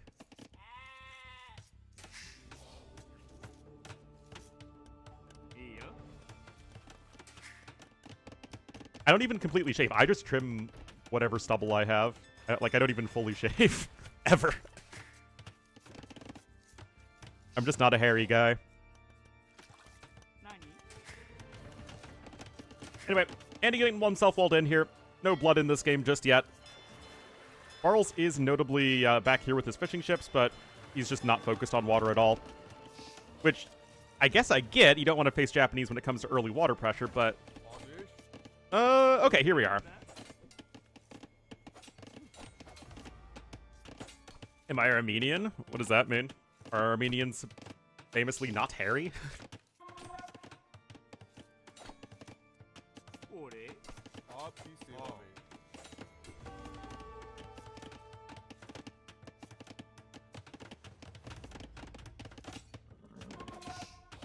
Oh!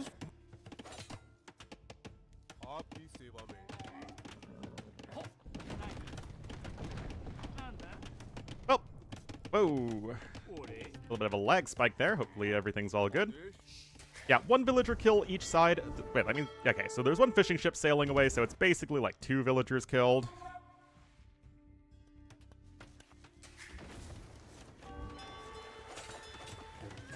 Hindustan. Oh, I still have never checked if Hindustani scouts are better against buildings than Jurchen scouts are.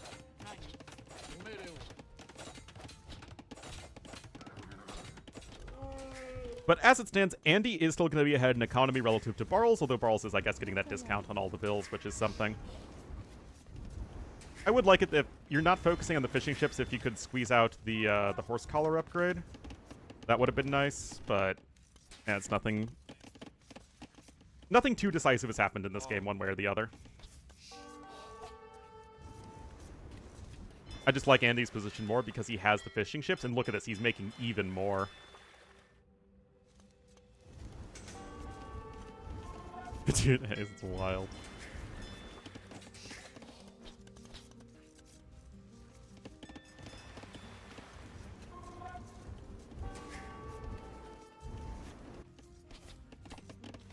Trade cart just walks through the walls. Guys, why aren't you coming?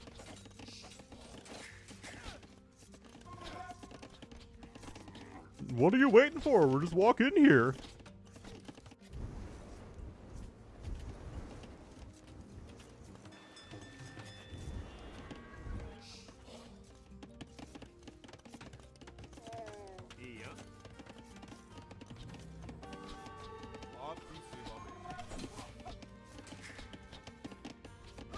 Twice a week? Yeah. I'm just not really a facial hair guy. Again, I just have like that little bit of stubble so I don't look like I'm 16. At least I look less like I'm 16 than I normally do.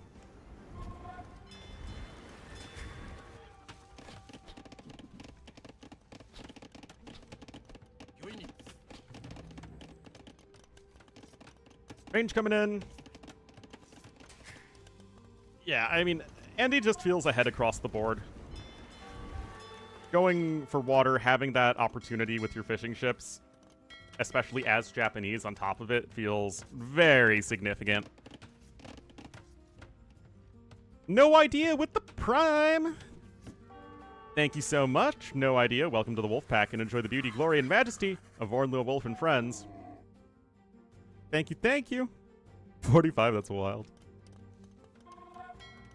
Did you model yourself, Floki, after Floki from the Viking series? Just a complete weirdo. No idea why they decided to make Floki super weird. But it is, I guess, endearing in a way. Just finished season 1. Started season 2.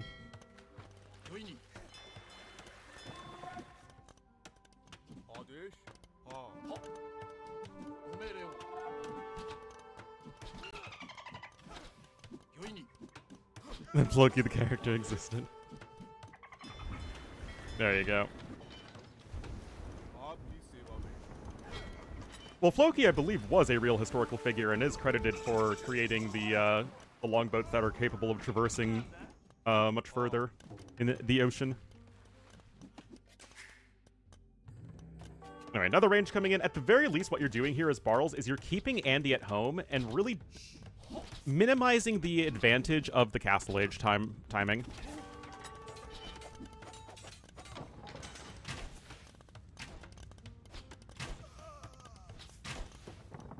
Great series. Yeah, I've been enjoying it, although my mom was not a fan of the human sacrifice part. She thought it was barbaric. Or the attempted polygamy aspect of it.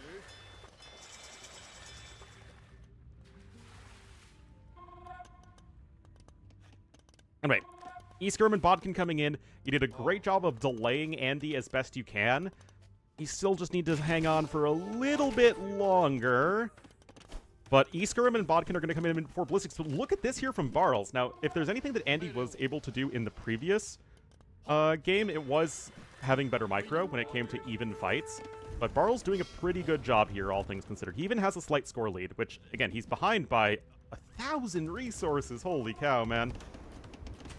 Fishing ships are insane. Okay, there's second TC coming in. Overall, there is no one answer to that. It depends on the map. If I had to pick one, Bohemians, Mongols, Turks, Portuguese, you know, something like that. Magyars if it's a full open map, but not if it's a closed map. Alright, now the skirm numbers are getting low. Now you do have 2 ranges producing your skirmishers, and now you have +2 defense as well, so you should be totally fine here. And honestly, the university might have just been a reaction to like, oh crap, I don't want to get overrun by the crossbowman of Andy. But honestly, he probably should have just gone for the 3rd TC anyway. I don't think there's really any worry of him with 2 range skirmisher production. Busted. Late game, they are extremely good. They're a little matchup dependent, but they can work very well on both open and closed maps. Careful there, Barles. Careful. Help Siege? Well, that's for the spawn towers. Okay, that's... guys, that was sloppy. We're saying it. We are literally using a hard S on sloppy right there. Losing all those scouts for free. And look, immediately he's going to add a TC over to the side where the scouts would have harassed that and denied it.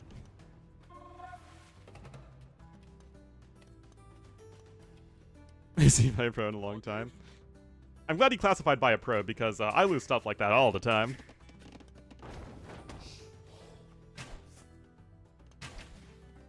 Anyway, high ground here. Really, really nice for Andy, and he just has the army advantage. But the power of the skirmisher will not be gainsaid.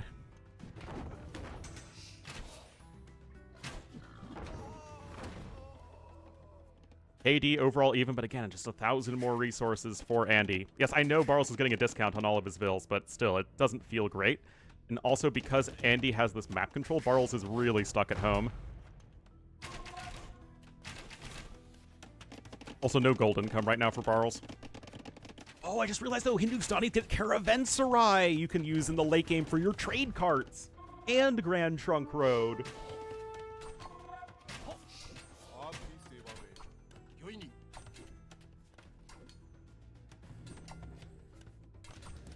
Anyway, Siege Workshop is coming in here. 2 TCs per player. You have a knight out here, but without any upgrades, it's not going to be too impressive. I mean, decent micro here.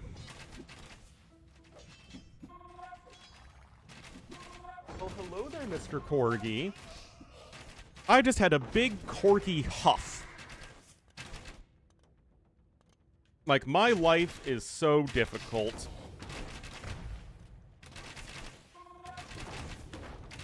Look at this.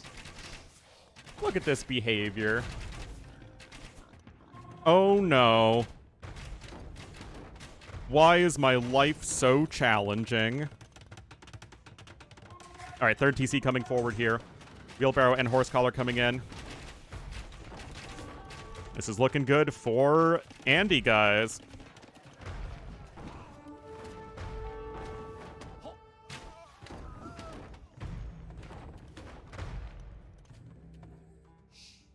Oh, he's so cute.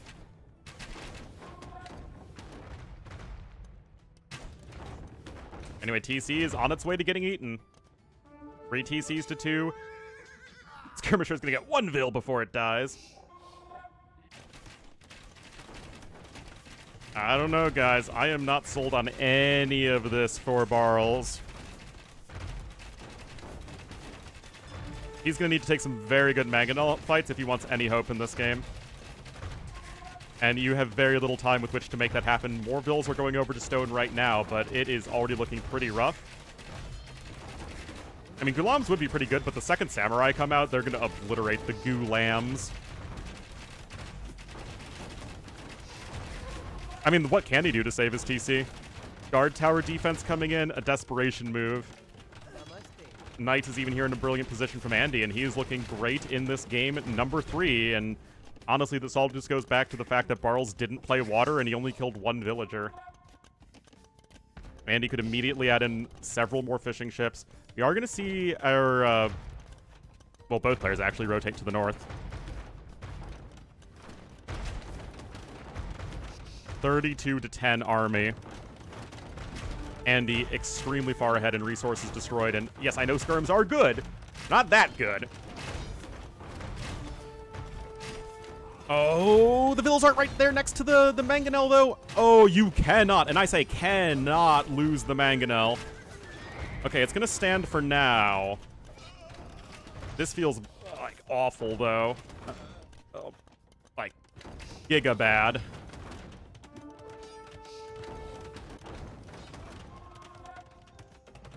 I mean, I didn't like Barles' civs either. I mean, Andy is in complete control of this game and looking for a match against Andy in the grand... Or, Andy's going to look for a match against Andy in the grand finals. Against ACCM in the grand finals.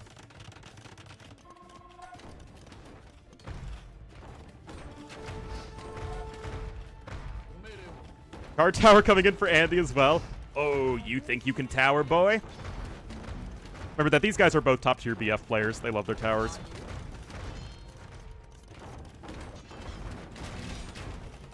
Oh, we did have 3 hybrid maps in this set. Prize pool for him? I mean, I'm sure it's a decent enough prize pool for how much work how many hours he puts into it. Okay, gets 1 kill there. Now, is it inconceivable that Barles can get a faster Imperial Age? Oh my goodness, okay. That is what you need. Is that another splat somewhere? Not sure. Oh, the loaf has moved. He's now looking out of my bedroom so he can keep an eye on the contractor. Alright, guys. How cooked is Barles? Pretty cooked. But if he can get a faster Imperial Age, and he will...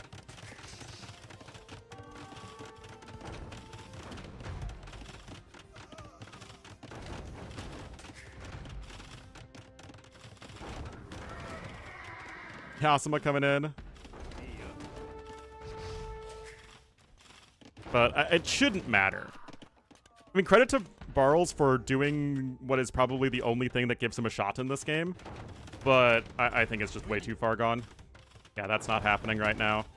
And, like, what are you even going to do in Imperial Age? Even Treadmill Crane being rushed up.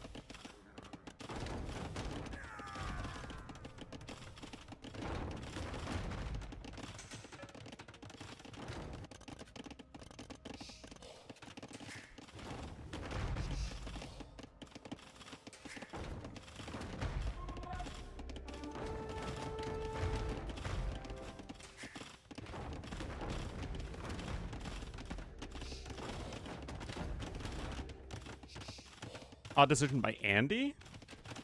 Yeah, not too sure about that. Yeah, there isn't any gold income right now. I mean, look at this. Andy's literally surrounding Barles with towers. I mean, it's perfect, right? Great way to guarantee you the win. Tons and tons of market usage there just so that you can get a castle. I mean, Bloodlines is very rarely going to be a bad upgrade. Yes, the next S tier tournament is... Actually, what starts first, TTL or the China LAN?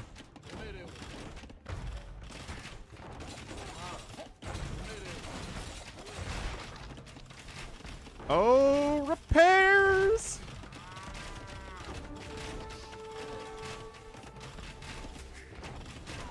Anyway, some Samurai coming out. Yeah, Imp is in, but you're pretty dead. You have 0 map control. Let's look at Andy's vision, shall we? Wait, is that really not until next year? I thought it was, like, soon. Like, look at this vision, man. It's so good. The only thing that would make it better would be some more galleys over here peppering the shoreline.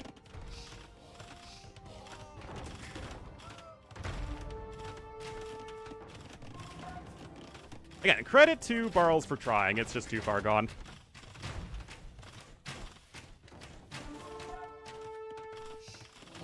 And AoE really has had a dry spell.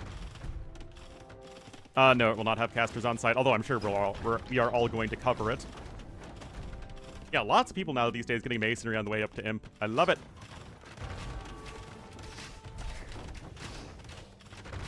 I think people are starting to realize how important it is to have people who are willing and able to host major tournaments not named T90 and Mem, because T90 and Mem are only able and willing to do so much.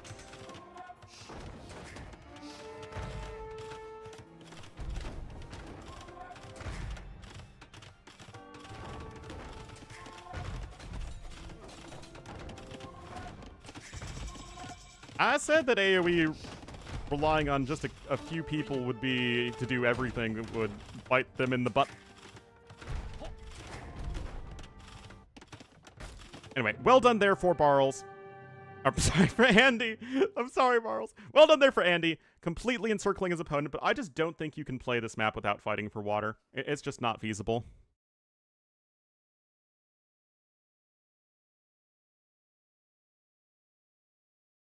It just isn't feasible.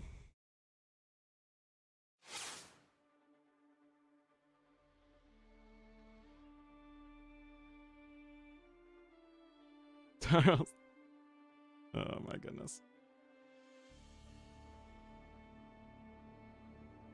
So, Andy and ACCM are going to face off in the finals.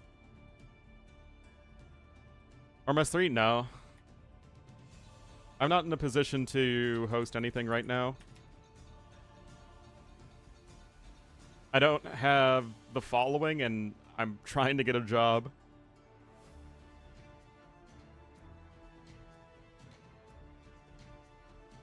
Not that I'm being especially successful.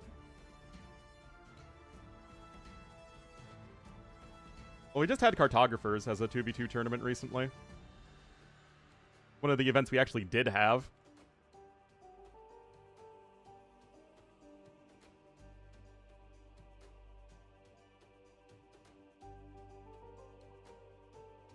Something more permanent? Yeah, basically that's what I'm doing right now, is this is my bridge. I'm sure they'd love that. Oh, yeah.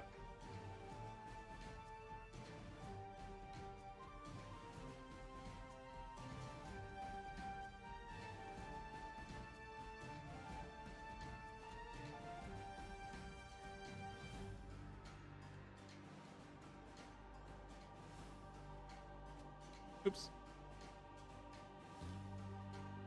As good as any S tier tournament? I mean, this is fun, right? But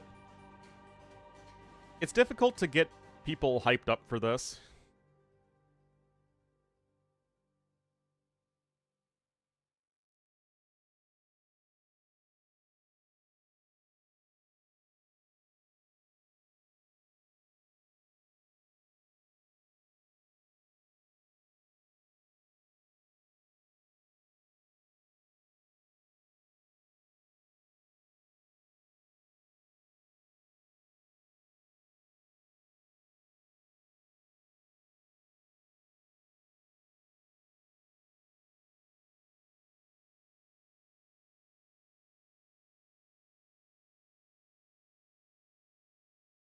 Oh, there was a Borderlands 4 patch. Oh, the loaf has now gone under my feet.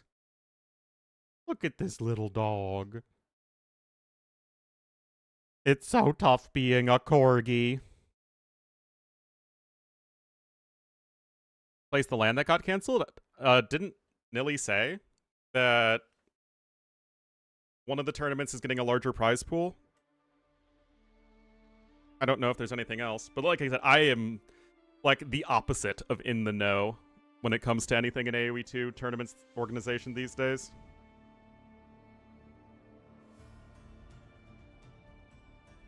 Cancelled? What was almost certainly an AC got cancelled. With my guess there being that they weren't able to raise enough money for it. Which is understandable because these things are freaking expensive to run.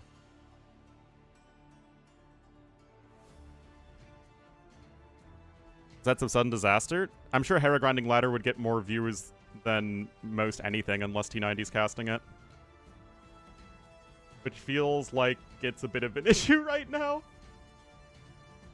Not that it's wrong for people to like watching Hera grind ladder, but if that's all people can get interested in, it's kind of rough.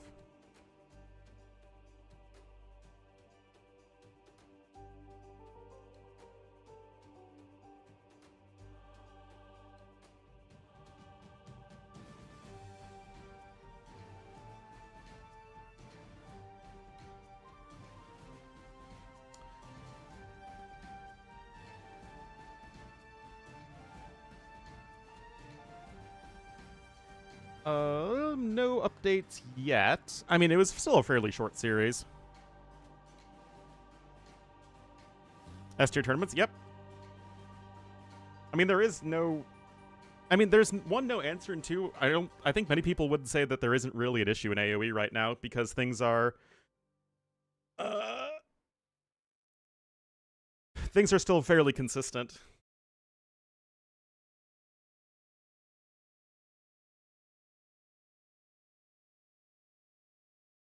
Top stream. Well, T90's still like an order of magnitude larger than Dave.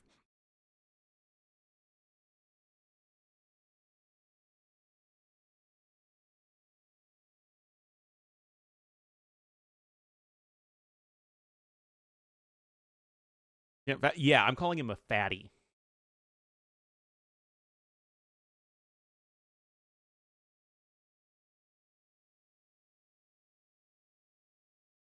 Yeah, I don't see any drafts yet.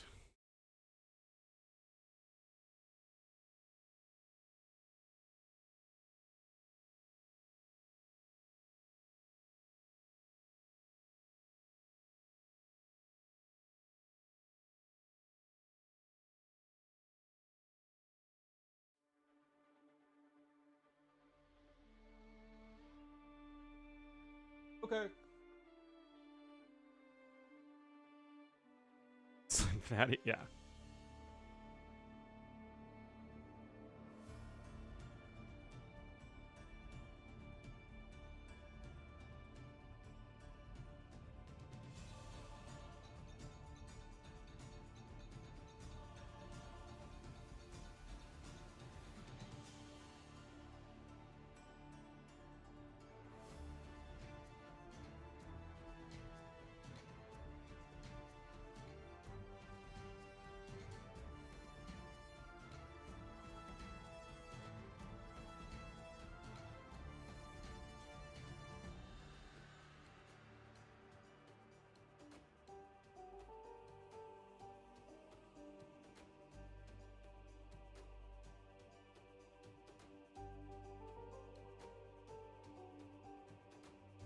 Oh man, reading the Borderlands 4 patch notes right now.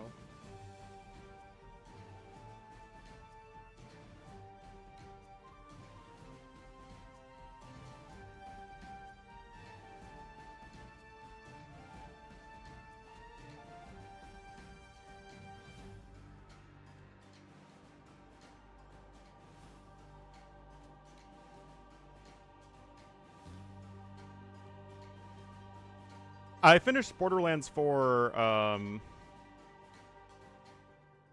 I've finished it with one character. I haven't like 100%ed it. I still have like some side quests to do. I actually have a lot of side quests still to do, but I've done all the basic content.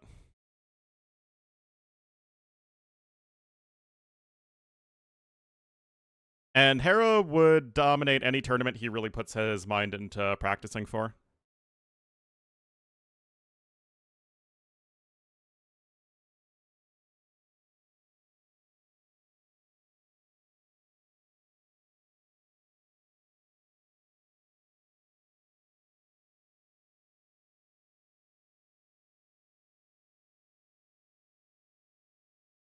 Because remember that Hera's greatest strength is that he puts in more time into AoE than like anyone else.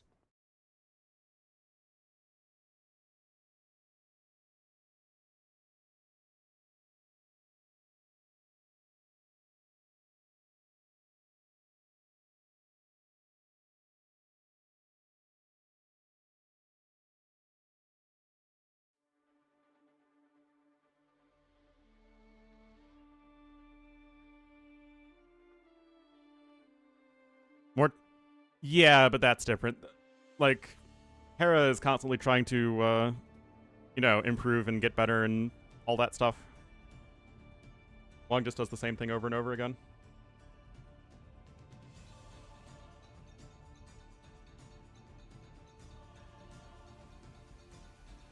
Lewis is the closest thing to Hera, but Lewis is so far behind Hera in terms of starting point, and as long as Hera keeps on grinding, he's likely going to stay ahead.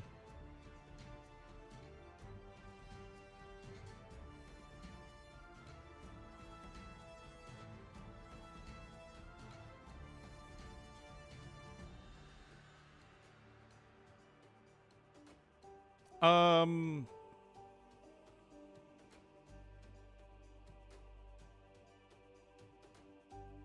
Yeah, I'm a little confused, honestly, right now. Would like to have an update.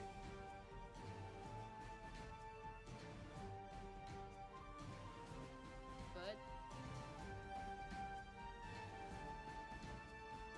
I don't know. It just gotta take your chances. Gotta try. I'm not sure what this is all about.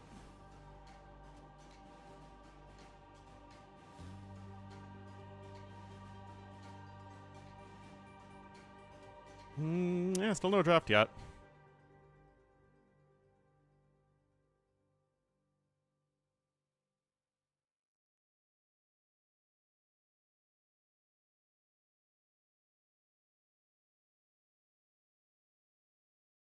Kicking. Oh, I mean, that.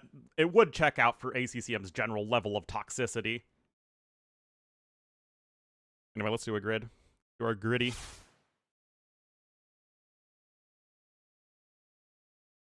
Alright, so added in AOC, Mrs. Thumbring and Bloodlines has an infantry unique unit, and then has Treadmill Crane, oh boy. Castle Age unique tech costs less than 550, and Civ Emblem has an animal. Alright, so this is going to be the most restrictive. Ians?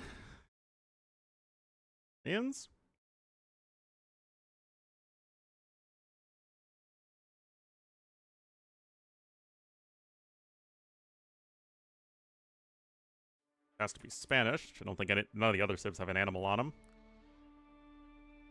Unique tech costs less than 550.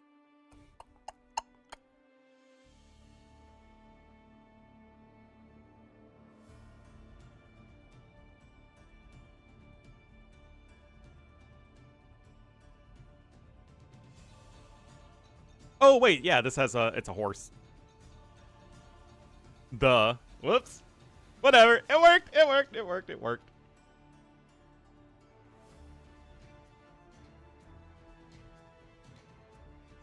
Alright, Mrs. Thumbring and Bloodlines.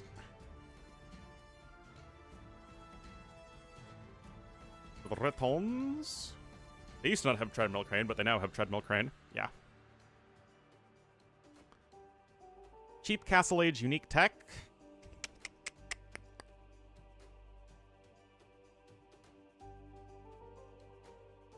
And Civ Emblem has an animal.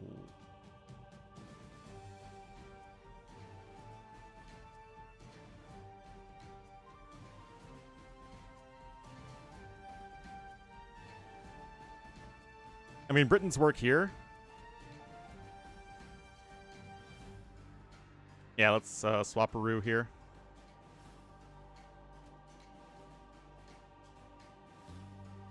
Just put Burgundians here. And, in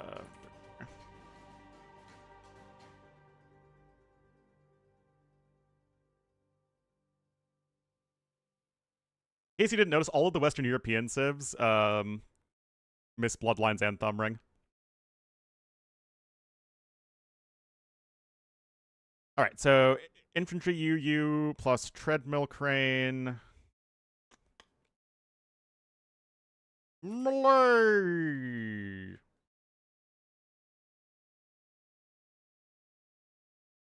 Well, Bohemians don't... Oh, no, Bohemians do have an animal on it, my bad. Why am I forgetting every animal on their emblems? Alright, so cheap unique tech and an infantry unique unit.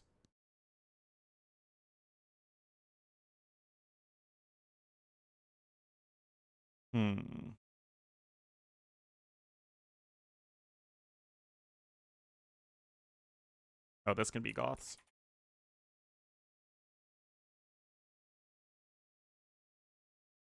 Yeah, Inca should work.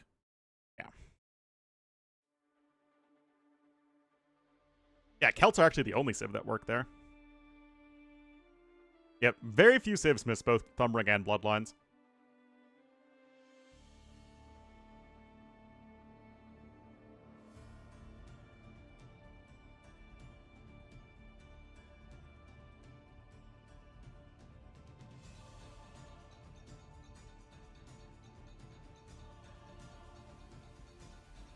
Guys, why don't we have a draft?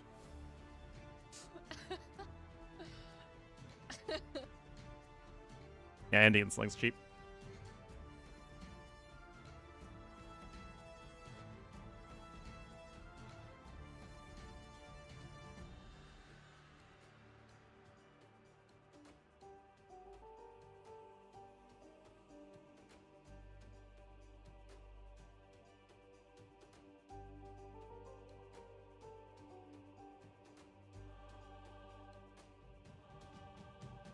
When is this supposed to be scheduled to start? I guess it's not scheduled to start for another 13 minutes.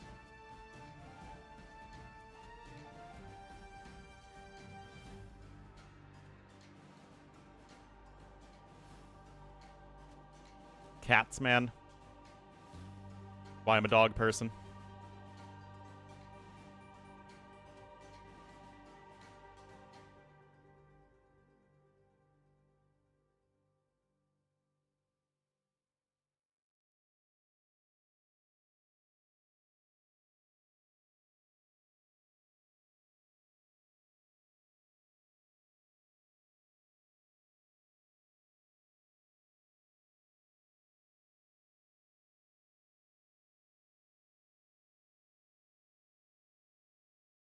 An infantry unique unit? It is an infantry unique unit, although it's not a trainable one.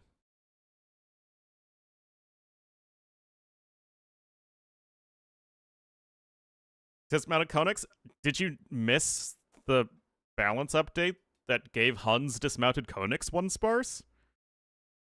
It was a super important balance update. Ah, here we go, finally.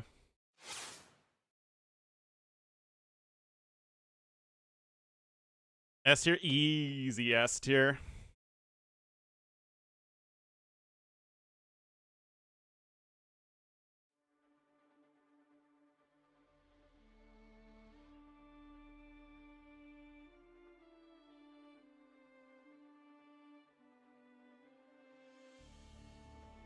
Alright, ACCM with Atacama. My favorite map is Atacama. BF for Andy.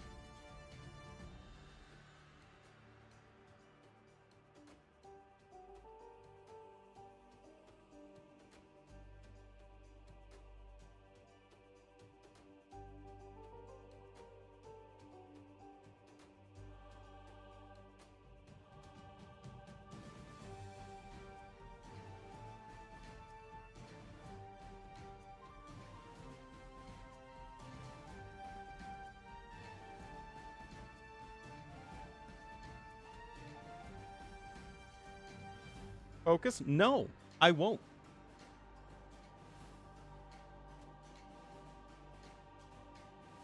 I refuse.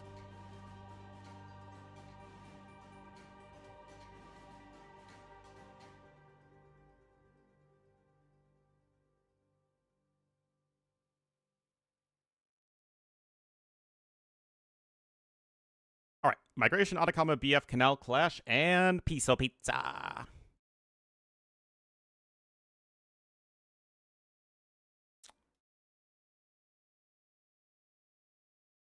Hello, Norther.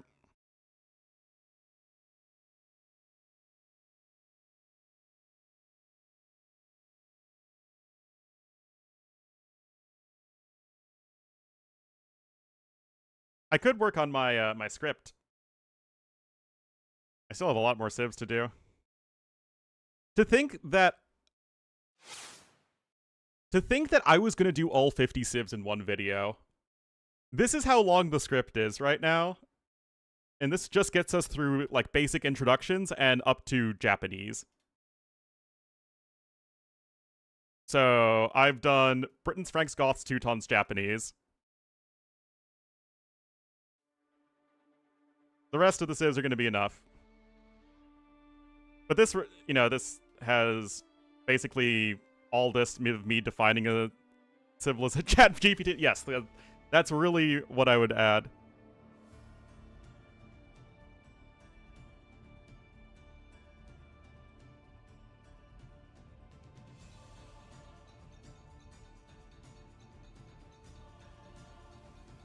But yeah, I use these GameSpot, like, look at this, GameSpot civilization overviews, of which you still have some of the pages, and also the dev chapters for the development of Age of Kings from the official strategy guide.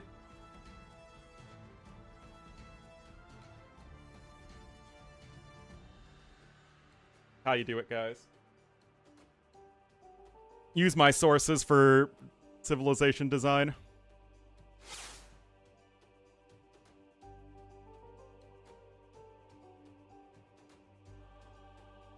Do you want to get to 3K?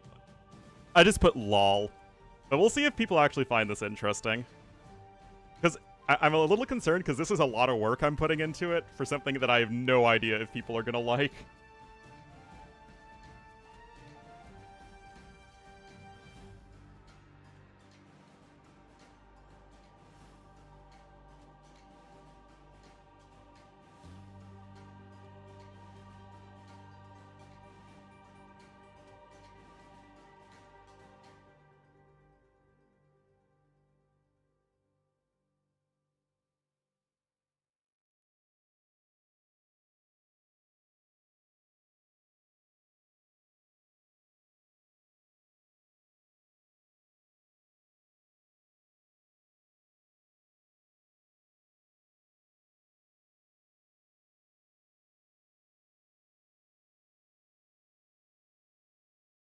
Consider it really doesn't. All the information out of him. I do plan on, if it is successful, I plan on talking to both Cision and anyone else who, well, like, once we get to the Forgotten Empire stuff.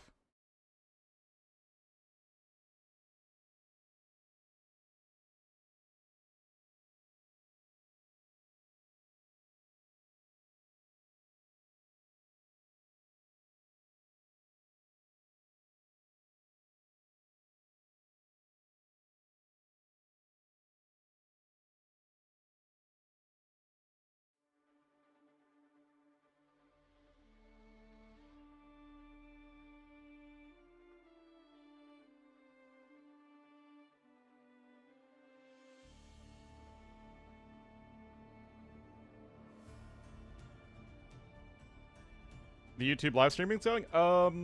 I mean, pretty insignificant. I have 8 viewers currently and 130 total views.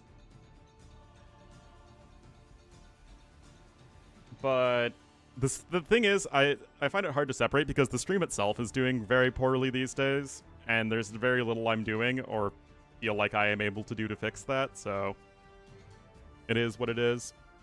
I can't really tell one way or the other. Most degenerative dramas on the scene? Oh, yeah.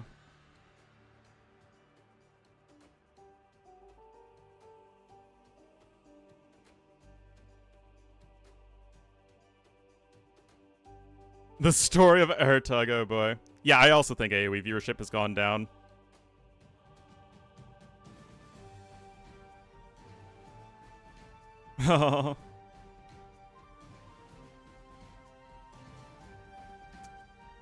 The thing is, it's been so long since we've gotten real campaigns, like actual AoE 2 campaigns. It's literally been since Mountain Royals to actually put them on the tier list.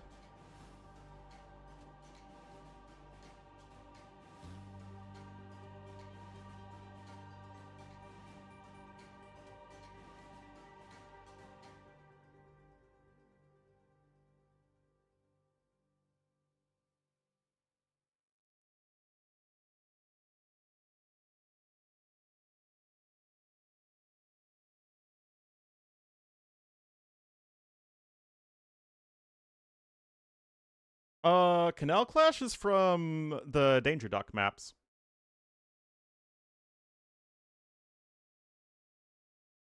That's where you get Canal Clash, Personal Pizza, Pez Panino, and Row Rage. Those are all maps from various Danger Duck show matches and tournaments. Atacama, BF, Migration, and then Nomad, Socotra, and now even Chaos Pit are all standard maps, and Border Dispute, this version of Border Dispute is from Warlords.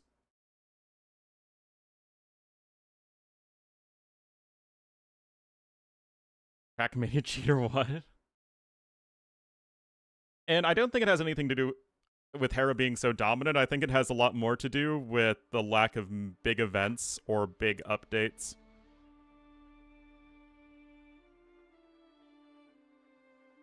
But I mean, the thing is, Hera is such a popular content creator that I don't think Hera's dominance really hurts anything, right? Because people tune in to watch Hera play no matter what.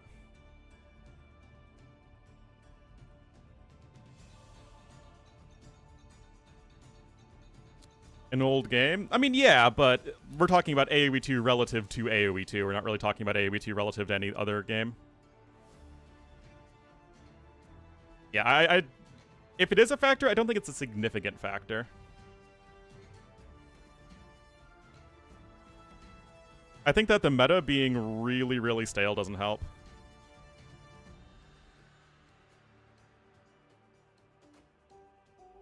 Temporary aspect? But it's an RTS game. That's like how it works.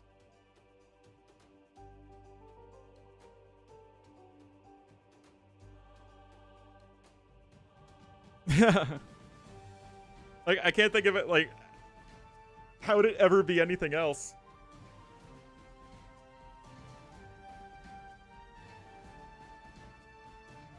Is 5-6? Yeah. Variety events? I mean, I hear that, but, like, aren't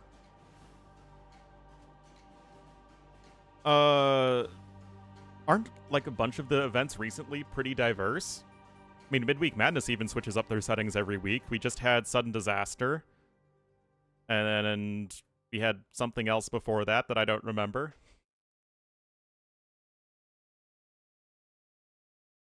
Yeah, got a hyper random going on. S tier ones? Well, that has everything to do with the people who host S tier events.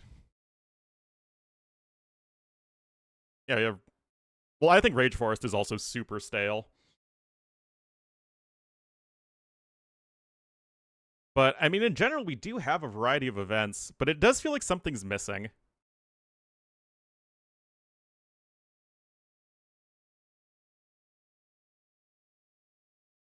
Incredibly dull? I mean, I might agree with that to some extent, but they're the only ones who are both willing and able to organize S-tier tournaments for the most part.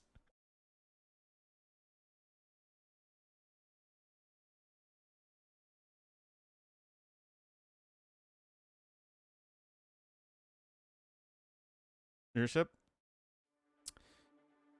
I think what would make it interesting is if Hera is dominant, but still is challenged, right? And it still has to fight hard to win. Because then it would be interesting to see if, oh, is Hera finally going to get dethroned? But it feels like every game is so robotic where it's just the same exact thing over and over and over and over and over again.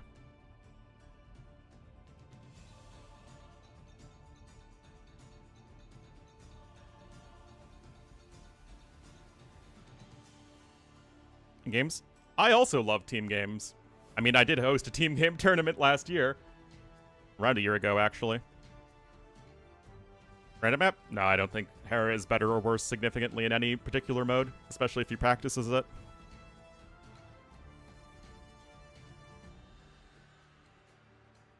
Yes, I do remember that.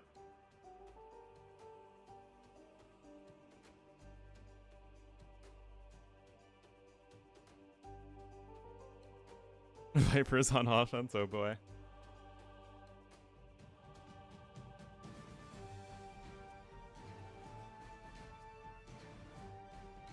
The Phosphor? Not necessarily.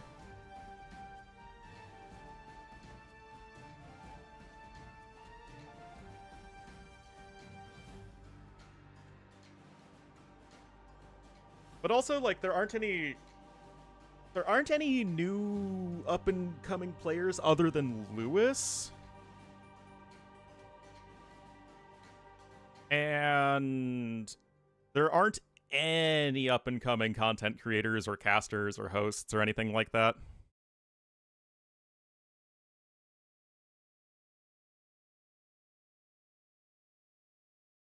No, TC, that is amazing.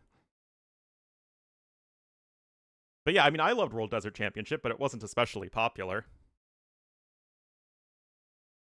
I mean, that's the reason I stopped trying to host tournaments, is because my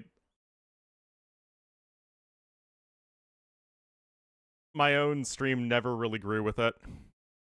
And so it's just not worth all the effort I put into it. Daniela tried a bit. She's doing well with Medieval Madness itself, but I don't know how well she'll do in actual, like, big tournaments where other stuff is happening. Like any of, like, a bunch of other casters online. I mean, maybe, but I really have no idea.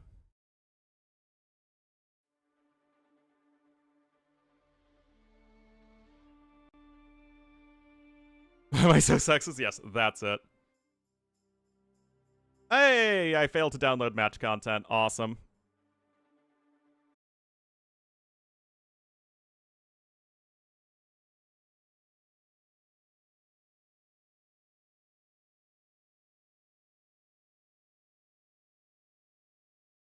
The draft has actually been over. I don't know why they didn't update like that.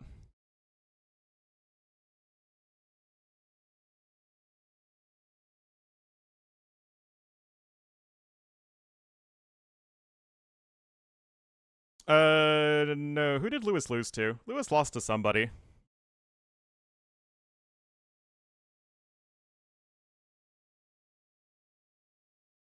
But yeah, even like 2023, which was post-COVID, it felt like, I don't know.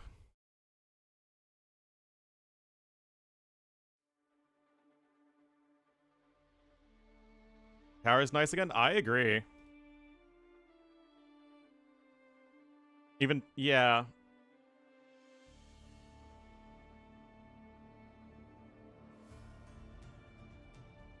Alright. Thankfully, we missed nothing. Sebastian's been around for a while at this point.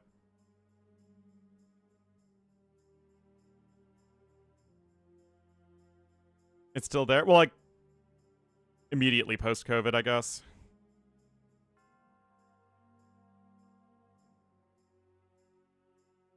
Moved Obsidian Arrows, exactly.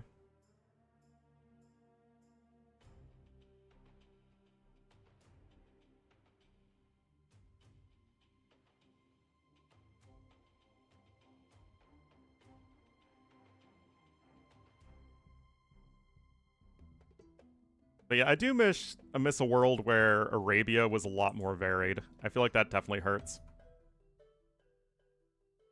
Alright, let me set up the scoreboard here, guys. Get into the final.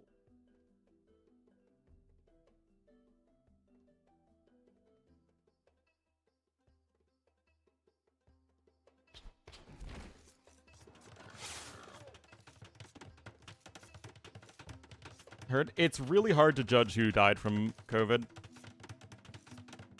versus dying of something. Oh boy. This isn't a TC war, but it's like the next best thing. Oh, hi there. We don't need my ugly mug. Same pain. Yeah, but I feel like that really hurts the longevity of the game. And the fact that every build is just, no matter what the civ is you just have to click up as quickly as possible. It really limits the amount you can see. The amount you can do is if every single build has to be an 18 to like 20 pop-up time.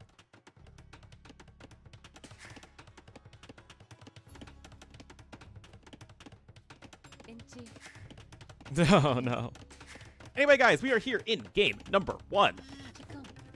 Andy gonna be in the orange as the Malians, and ACCM gonna be in the cyan as the Khmer. Two civs we don't really see on this map all that much. Usually, it's either civs where you're going like super aggressive in Castle Age,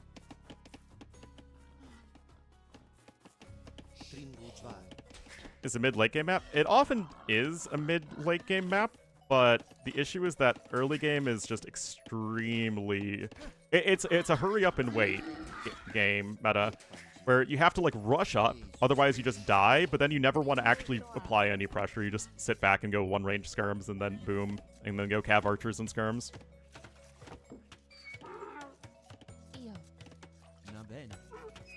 The phosphorus thing is fun to see once, but if you see it a ton, it's really, really, really unfun. Anyway, Andy already gonna try and wall this up.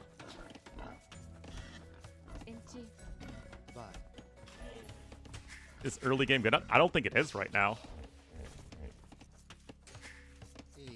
I don't think there is a map where early game is good.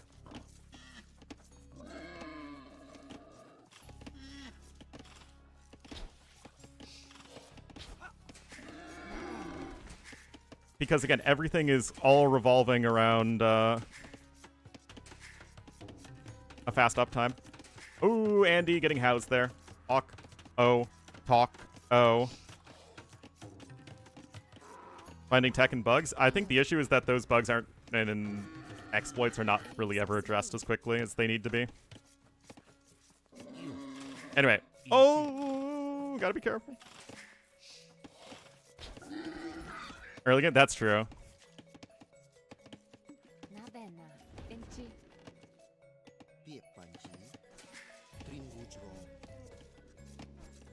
I mean, it's like Huang, right? Some people really enjoy the Huang-type games, but I don't think most people want to see the Huang playstyle constantly. Yeah, I generally prefer the lumber camp on the opposite side of your TC. That way you're able to connect to two portions of the map. Well, it's Loom versus no Loom, guys. And I don't know if ACCM knows this, but research in Loom makes your villagers harder to kill.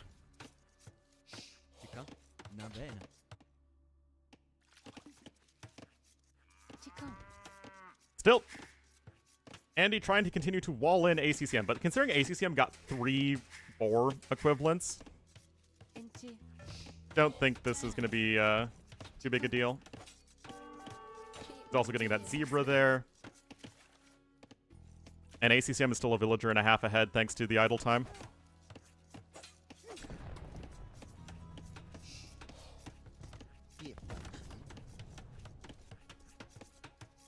Freaking Barles? What?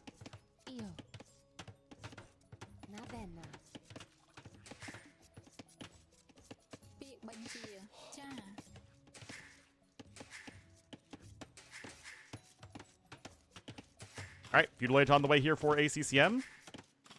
Actually, it makes more sense if I do that.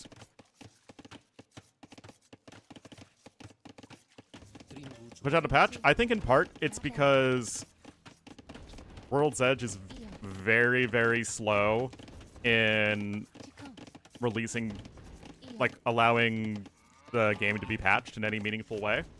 There's like 10,000 bureaucratic hoops you have to go through. And because of everything has to be, like, any sort of major patch has to go through the different languages. Like, I know for a fact that any patch where you have to change the wording on any bonus or unit takes forever to come out because they have to do it in every language, and for some reason that takes an obscenely long time.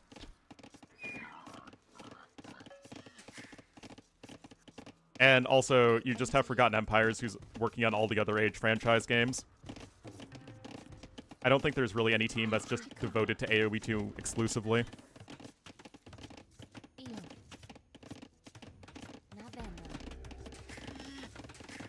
Anyway, what is this feudal age going to do here?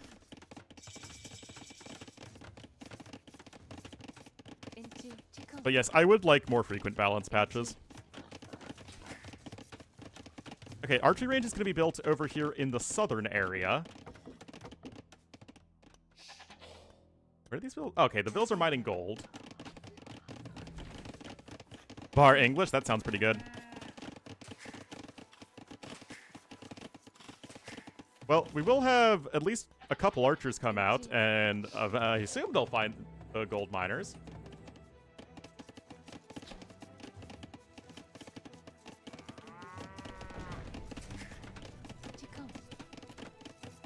Inci.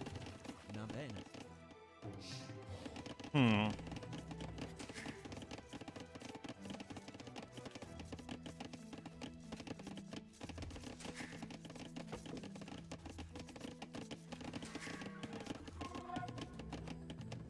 Five. Well, it will take a hot second for the archer to find the villagers. Oh, he's on double ranges. Oh. Okay. So the plan here from ACCM is just to completely force Andy off of all mineral resources. Okay. This could be interesting.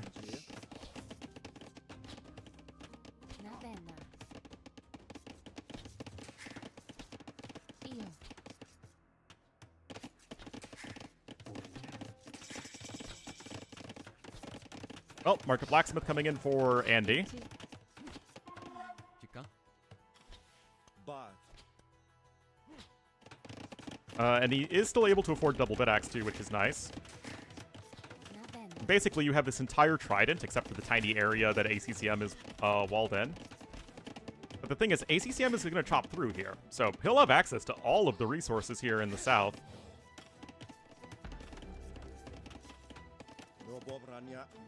Basically, just keep the archers on the villagers. Make sure that Andy doesn't get any buildings up that you don't see coming.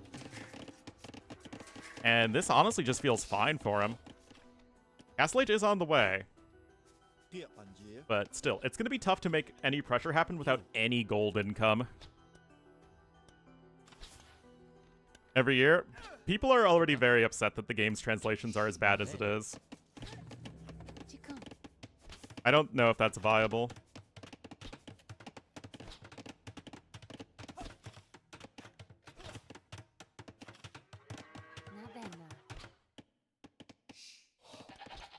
But yeah, I don't know why the translation stuff is such a huge issue when it comes to doing anything.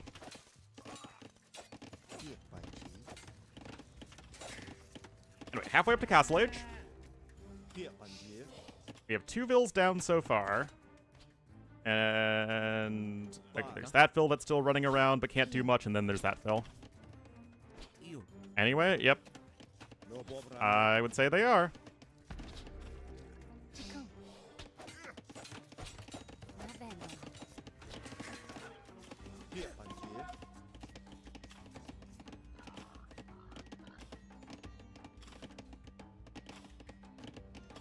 They don't have anyone who actually knows the game. What, doing the translations? Yeah, I mean, they're just gonna outsource it to some cheapo company.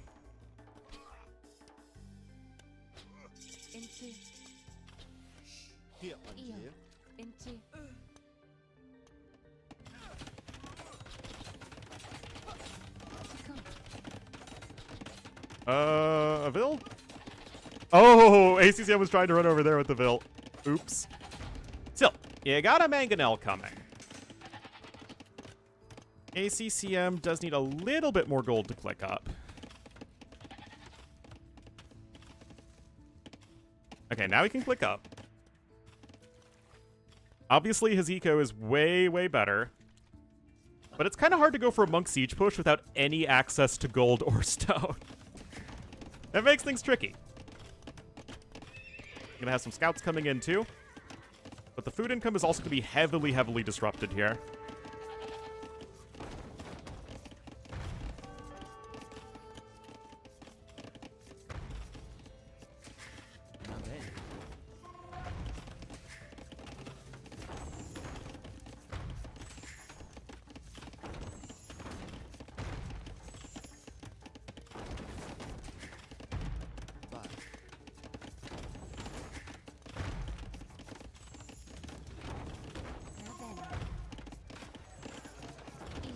Yeah, second Mangonel is about to be out.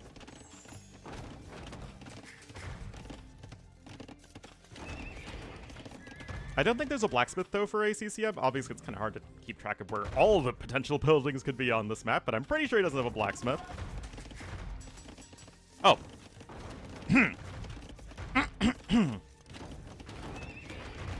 Alright, so +1 defense is going to be very nice. And you can see that with just, you know, the basic level of repairs needed, you will be good to go when it comes to getting to Castle Age. I think ACCM is totally fine here. It was a little bit weird to see him go for, like, the double archery range, but, again, it's all about locking your opponent out of any mineral resources whatsoever. Siege Workshop immediately on the way here for ACCM.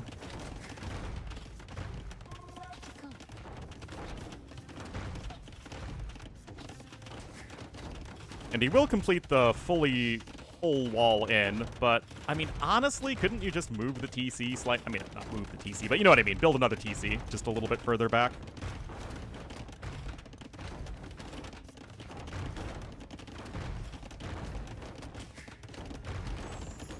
Unless you... I don't think there's a way ACCM can access this area. Like, I think he is literally stuck.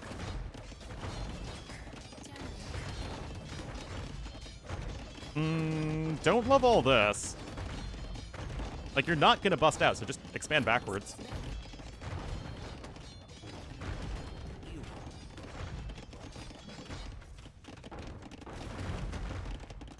And right now, ACCM is a 0 TC gamer, although the resources collected advantage will keep him going for quite a while.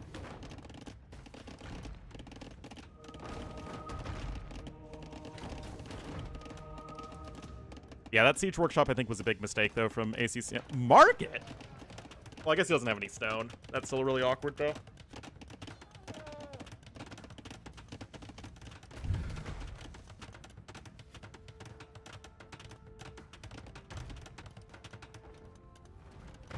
Well, need to get another TC.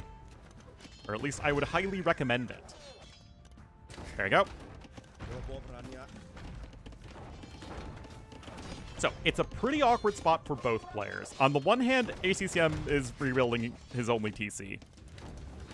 On the other hand, Andy's just... he's stuck, and he's still stuck for quite some time. Monk Rush, you mean the one Monk Rush? OP. Now with Siege Workshop on the other side as well. And this is a huge investment. There's only 2 spearmen.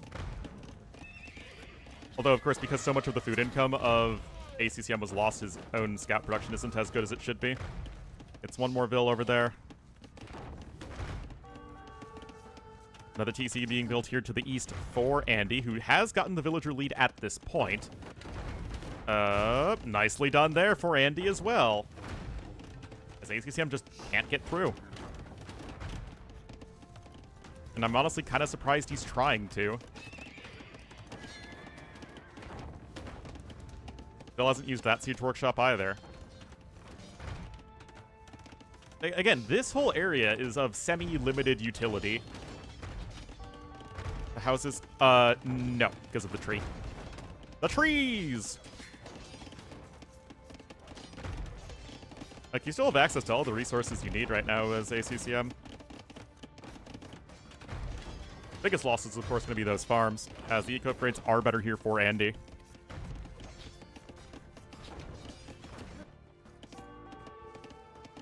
And you are slowly getting closer to getting access to not food and wood at this point as ACCM.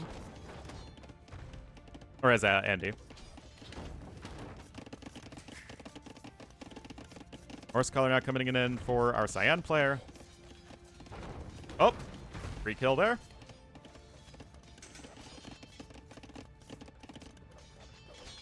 I actually don't think ACCM has a lumber camp to research bowsaw. Awkward.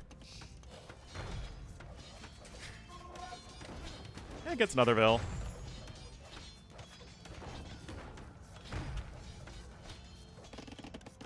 Still, it is 2 TCs to 1.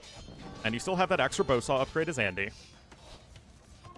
And there's certainly nothing bad about that. Andy even going to add a 3rd TC here. There we go. And a second TC for ACCM. Bye. Definitely a pretty interesting game.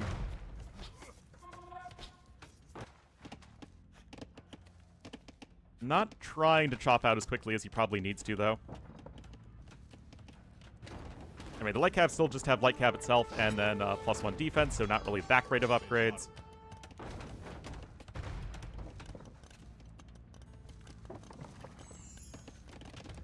Another Siege Workshop. This is the third Siege Workshop built by ACCM this game.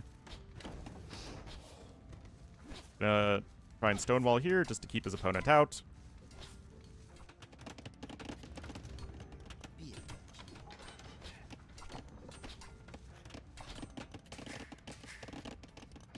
And the eco coming on in. Another dead Vil. I mean, you are just getting a few pot shots on Vils here and there. Meanwhile, it's going to be light cav for Andy.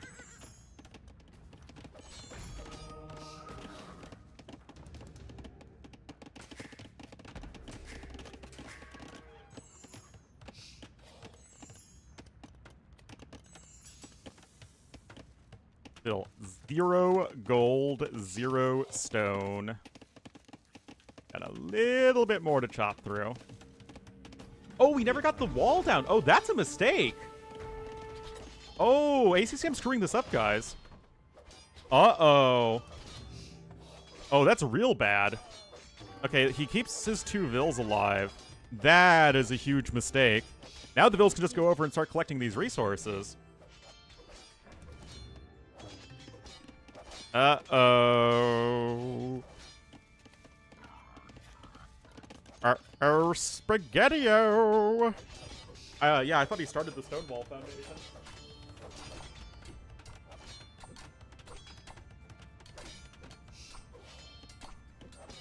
Oh my goodness, I have a corgi on his back behind me. So tough being a dog. Well, that's not even going to be the free low there. It's going to be a 1-for-1. Yeah, I mean, you're still stuck as ACCM. It's still 3 TCs to 2. And now that you have access to the other resources, it's going to be huge. Yeah, it is a little surprising that he's just not trying harder to get the other resources, but I guess he is doing so now at the very least. Look, it's 39 on food still for Andy. I mean, it's still good to boom from this area.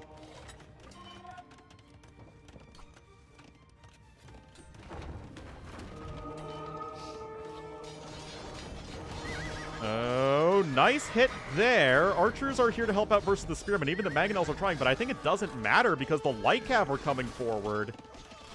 And that is it for ACCM, guys. I don't see what he does at this point. 4 TCs to 2.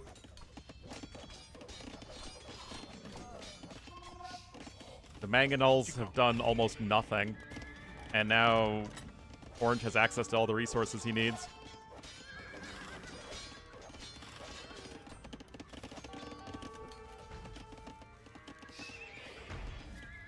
I mean, yes, the eco is a little bit better for ACCM still, but the resources destroyed is just comically in favor of ACCM. Andy, why am I mixing up the player names so much today? Oh my goodness. 5th TC coming in, ACCM with his own TC there to the west, but nah.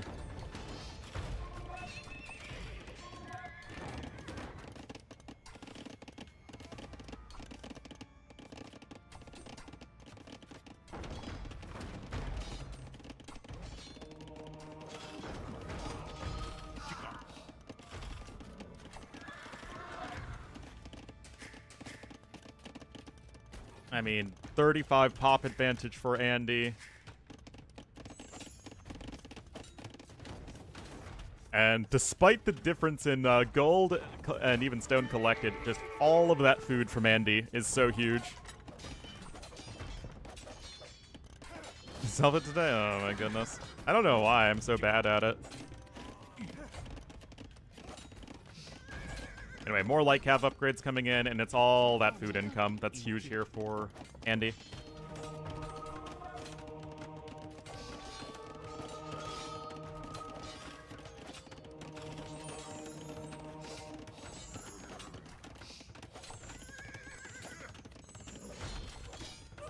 Okay.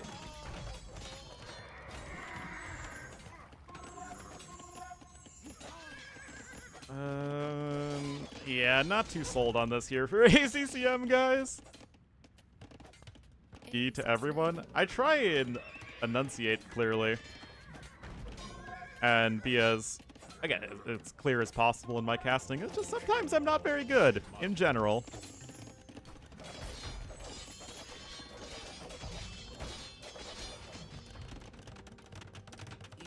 Oh man, castle drop over here even.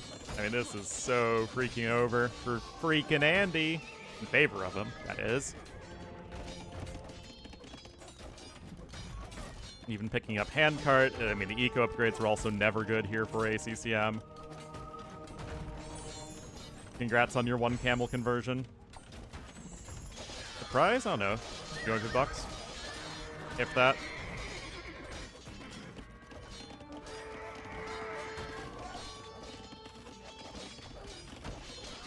I try to mix it up.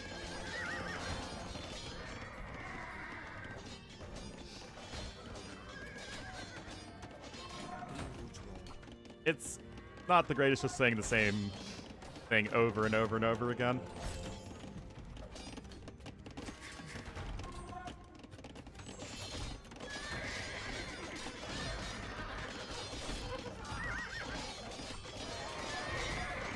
Guys.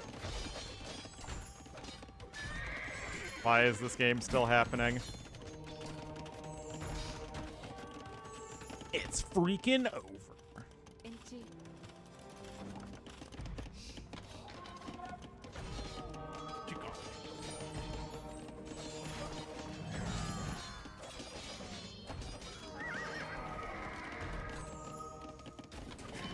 Well, I mean, it makes sense. Andy's gold income still isn't all that exciting. He's got multiple castles here, some random Kapinga flingers. Yes, ACCM has chopped through to the outside now, but I mean, he has lost everything on the way.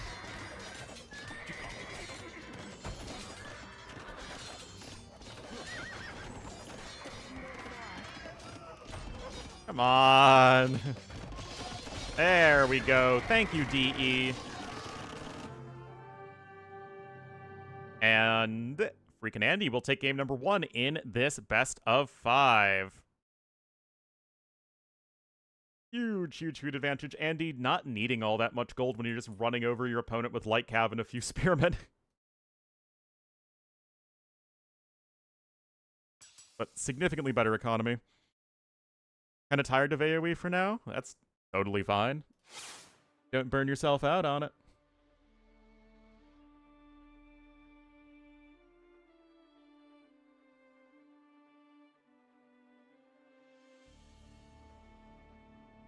Andy taking personal pizza.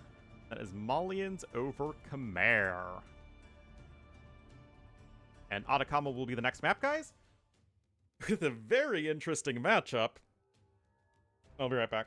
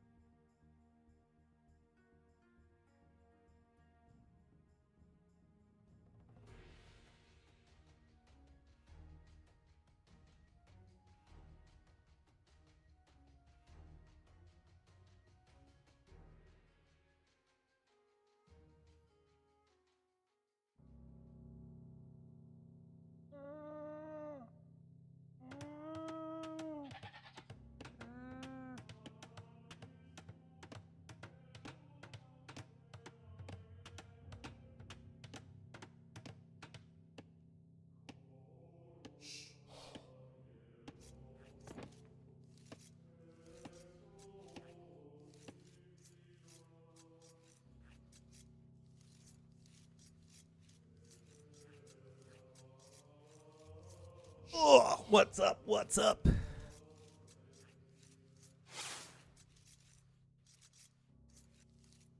Alrighty, guys, game number 2 here in the Grand Finals. The M1 Grand Finals. The American Service Rifle of World War II. Look at this matchup. It's going to be Scout City, USA. With Andy in the orange as the Poles to the west, and to the southeast in the cyan as the Jurchens. It will be ACCM. It's weird. This map has no hills except for, like, a few small ones around the TC. Lupine lovers? Yes. Something like that. Who do we favor here? I feel like Jurchens are more aggressive than Poles are. I mean, they are. They have a faster bonus to come in. But do you really want to deal with Poles as the game goes on as Jurchens? Not really.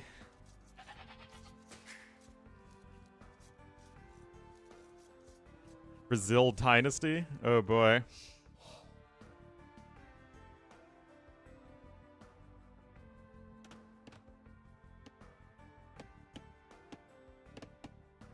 I do have my next guess as the next DLC being American Civs.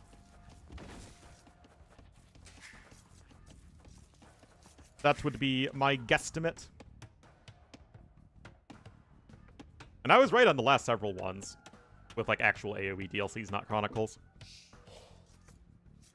As in USA, yes. Exactly.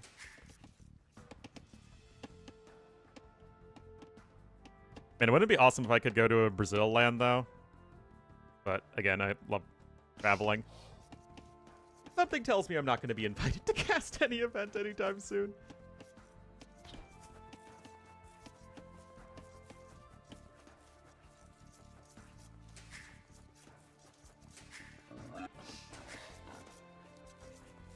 All right.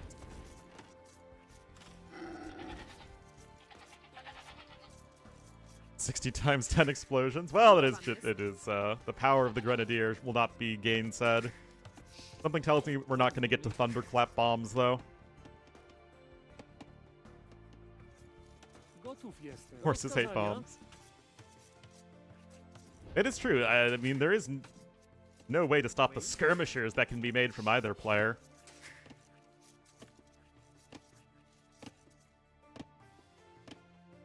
You're in meme tournament, like all big names to build my own viewership.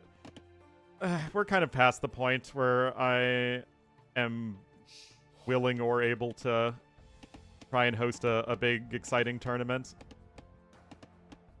Every time I've hosted a tournament or been a part of a tournament so far, it has done nothing for my viewership. So, unless my casting is good enough to be invited to do events, which I see no reason why it wouldn't be, but I also see no reason why it would be either. I'm probably Dunzos.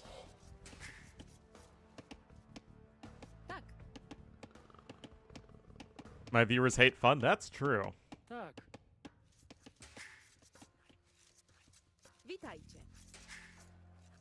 Yep. Gotów jestem.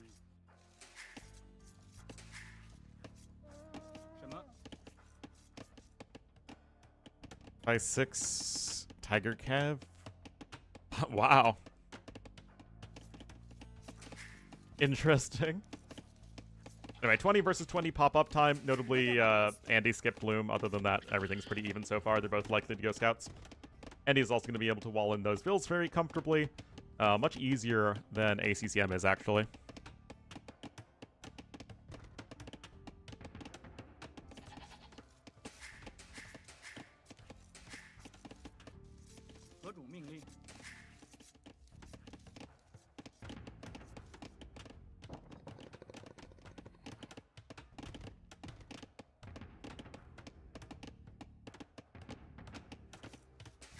So, I do like how Andy is going to be set up here.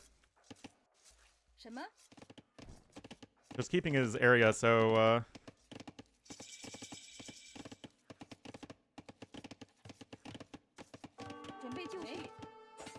Oh, actually, the scout goes in. Is this worthwhile? Rozkazania? Tak.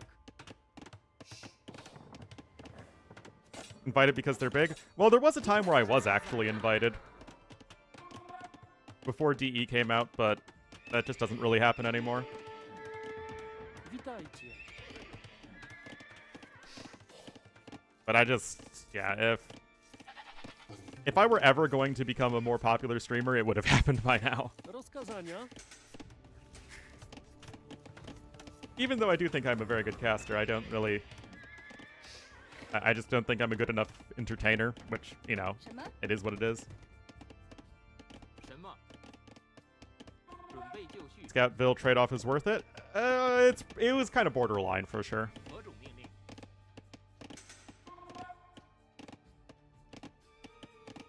And I don't think Killer Bee was ever flown out to NAC. Unless it was NAC 1. But I don't remember NAC 1 very well. Do waszych usług. Alright, a little bit of idle time there. ACCM still none. 何种？ It must have been NAC 1 then. Gotów jestem. Like I said, I don't really remember it all that well. Wait.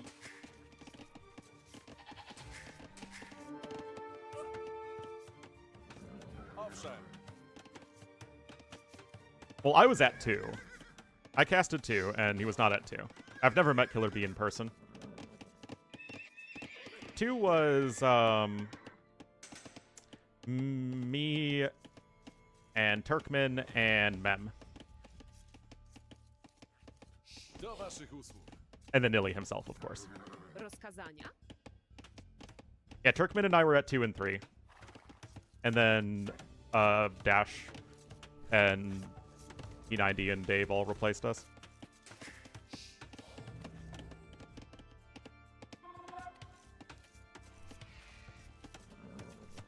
Oh, you might be able to... Nope. You might be able to nope. Okay, horse collar's in for both players. So that's going to be very happy for the polls. Witajcie. I mean, it's like half of ill lead right now for ACCM, but polls have the better eco over time. So, I mean, it's all good. Nobody has a huge advantage. Actually, Townwatch coming in for ACCM because he got housed. Jakieś rozkazania?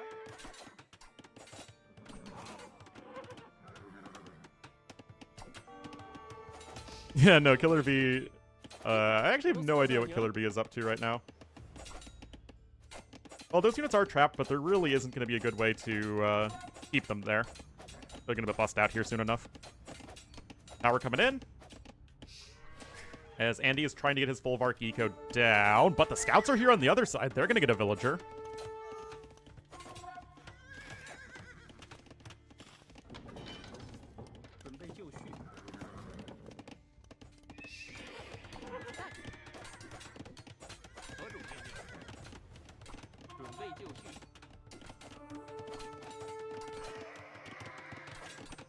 Power on its way.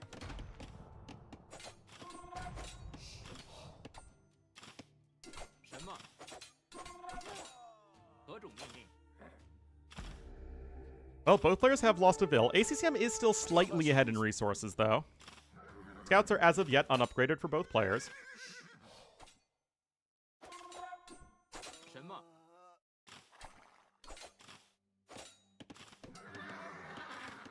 Wait, how exactly is the poll bonus worded? Bloodlines and Scout Cavalry line upgrades cost minus 50% food. Rozkazania? What if it costs minus 50% gold as well? Gotowam jest. Rozkazania? Gotów jestem. Gotowam jest. Well, I mean, I guess then Winged Hussar would be too cheap to get into.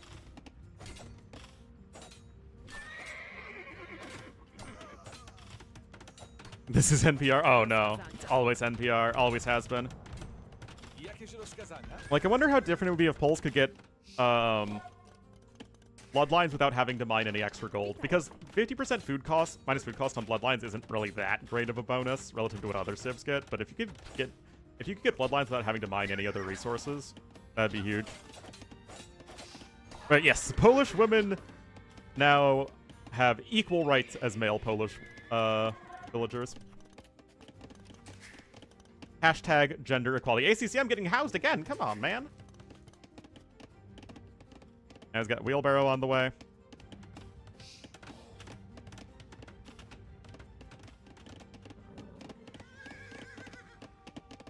It was a family drama. Oh, jeez. But yeah, this is earlier than you would want to get the wheelbarrow upgrade. You'd want at least, you know, another 4 or 5 farms. Bombs? Who doesn't try to solve family drama with bombs? It's a person. You have a lot of issues if you rig a bomb anywhere. Anyway, Andy had a ton of bills on stone. It's generated enough gold for Castle Age, but I don't know why else he's on the resource.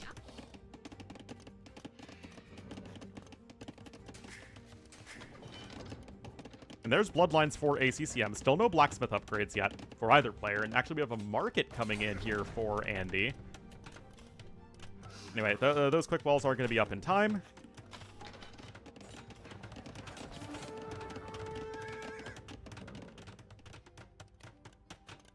Gotowa jest.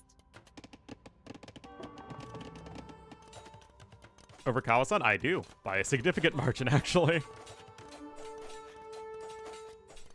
Alright, there's bloodlines now coming in for Andy. Well, at the very least, you can build all those towers, but you're, I think, kind of relying on selling that stone so you could get a good Castle Age time. With only 7 villagers on food, this feels extremely underwhelming for Andy.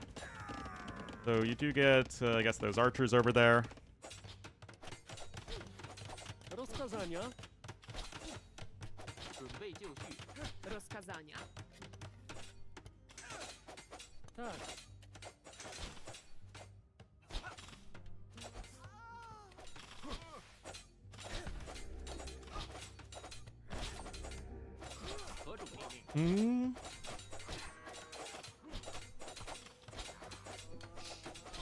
I guess a couple extra units go down there, and the scouts are coming back home, and like I said, they have bloodlines, and they also get +1 damage versus archers, remember, as the pulls. But look at this eco balance. It's such a disaster. It's a sudden disaster even. Anyway, here we go. Yeah, here we go! We are never going to Kawasan next. Never! Seriously, I hope they never have Kawasan in another tournament. I'm ready to be done with that map forever and ever. And we got lots of spearmen at home, and by lots I mean 3. But this game just feels like it's defined by both players taking relatively even trades, but ACCM has a functioning eco behind it, and Andy doesn't. And there we go. Castle Age is going to come in as soon as ACCM hits the button, and there we go. He snags another villager, and this looks just like ACCM striking right back here in game number 2. Now, as to what he wants to go for in Castle Age, you do have some options here as Sturgeons. Step Lancers are viable. Cav Archers are also viable. I think you can go one or the other and be fine with it.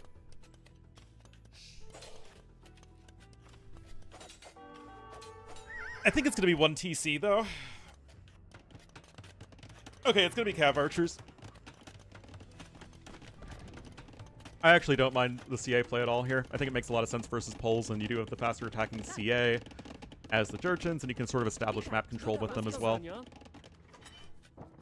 As much as I rag on Cav Archer play, I can't do so right now from ACCM as much as I'd want to. And actually looks like ACCM's even just going to have a couple of bills on stone here so we can add extra TCs. Meanwhile, Andy's going to come in with his own counter tower play. And he is up as well, but with a lot of market usage and a generally much more inefficient economy.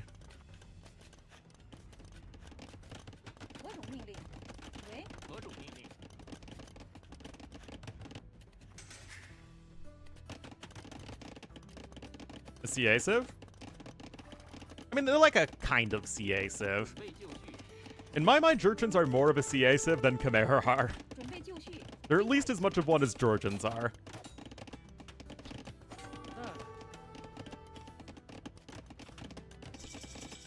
All right, Happy Castle Age here to ACCM, and he is going to get Bodkin, Bowsaw, and a bunch of Cav Archers, and even some Step Lancers to help out. And just add in a TC like somewhere in this vicinity, and do just fine for himself. But, I mean, but I get triggered when a lot of civs go for Cav Archers. I wouldn't get triggered by Jurchens going CA. Especially because they don't have knights, which, you know, does limit their mid-game options here. Gotowa jest.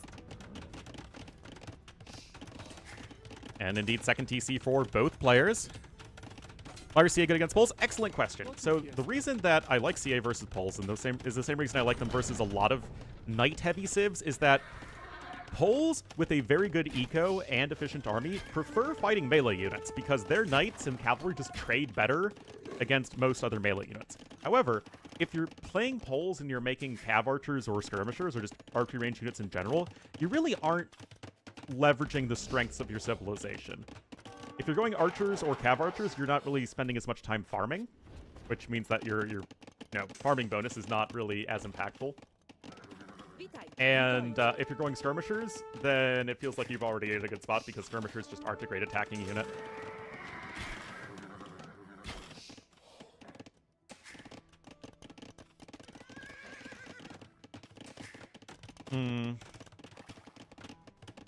Diversity now coming in. Got added Archer armor on the way. And he is getting heavy plow, though, for his pole farms. Feels good, man. And he's trying to keep them as safe as possible. Yes, ACCM has his husbandos.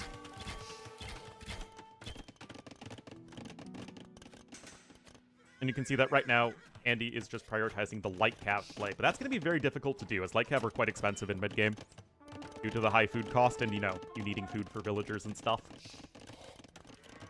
Much slower than Plumes. Rattans are, like, 10% slower than Plumes. Waifus is a skirm tech? Yes, exactly. Remember, 1.67 reload time for the CA of Jurchens. I guess it's slightly worse than the Mongol bonus, and Mongols also get Thumb Ring. The Mongols definitely have the better Cav Archers in mid-game, but it's still a good option for Jurchens. You know, the whole don't let the good be the enemy of the great. Anyway, you already have the university down, so might as well get Siege Engineers, right, guys? I'm not even joking. Siege Engineers is, like, actually insane to have in the Castle Age. It is expensive, though. 500 food.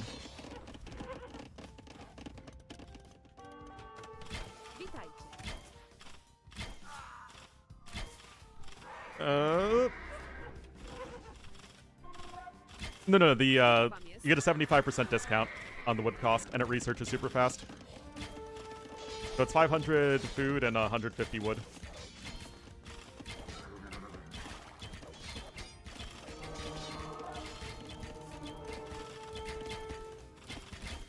Well, ACCM's doing a good job minimizing his losses, although he is having a lot of idle time, so it's not exactly a huge win.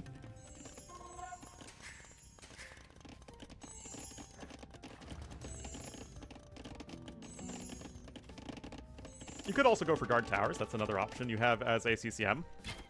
Something involving the university would be good, though. He's actually going to add a 4th TC first.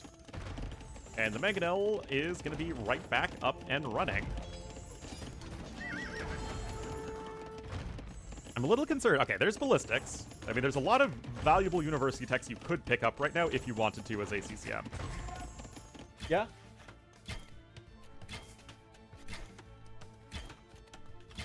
Okay.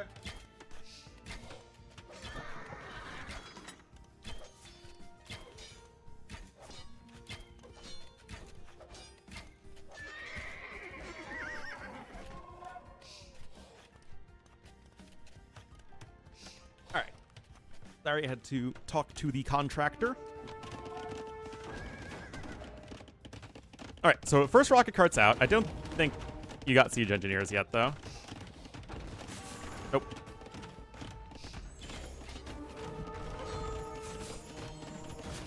Oh. It's still a 1-for-1 trade. And the food income is still a big issue for ACCM. That said, he's 20 vils ahead.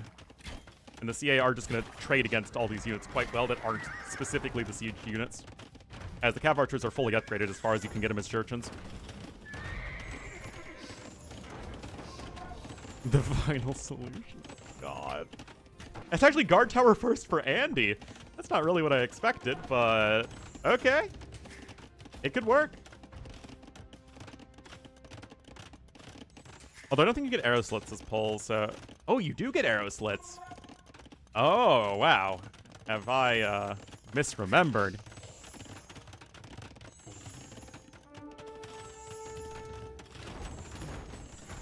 Come on, ACCM, get siege engineers.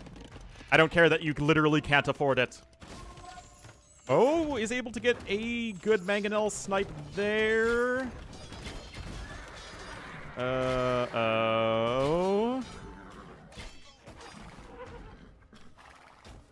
A lot of damage was dealt to those Cav Archers, even if very few went down. Anyway, here comes the castle.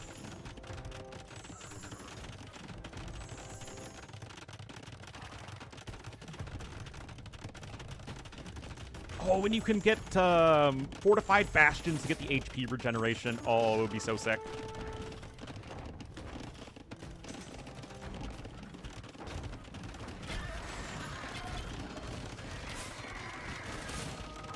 A lot of damage was dealt there. Urchins get herbal medicine, right? Yeah, everything except husbandry and redemption and faith. Not husbandry. Heresy, redemption, and faith.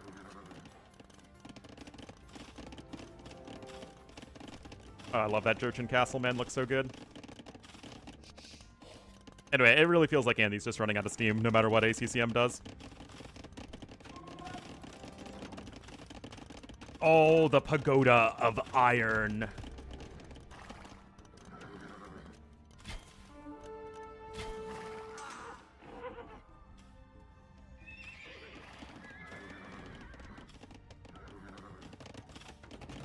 Got a couple rocket carts there. Andy does save that knight randomly. And Andy isn't horribly far away from Imp, but the eco difference is just going to, I think, become too significant too quickly.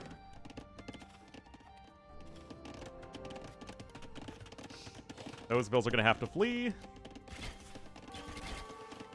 Rozkazania.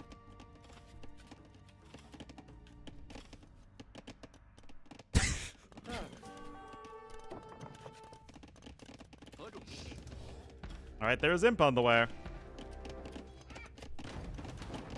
Wait. I thought Andy had enough stone for a castle. Or is like close to enough stone for a castle. Oh, geez.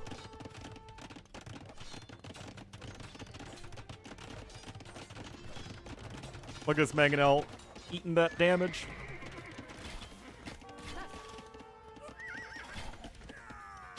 I mean, it's true that ACCM himself is far away from him. Potentially winning this? I don't see how you do so without Schlachta privileges, to be honest, guys. And actually, are Iron Pagodas even good against melee units? It feels so weird to me that they don't have much melee armor, but their whole thing is that they're supposed to be a heavily armored cavalry unit. Which is why they can absorb the melee attack.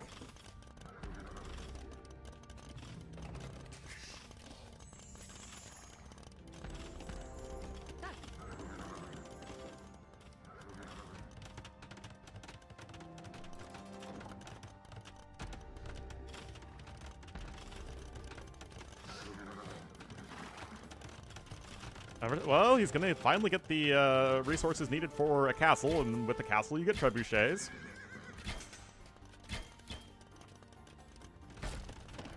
But it's okay, guys. ACCM's going to get fortified bastions, and it's going to be tough to take down his castles. You just wait.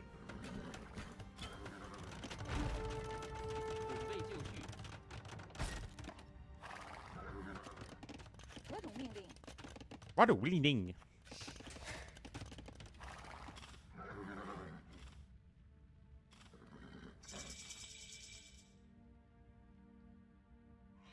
All right, Treb immediately on the way.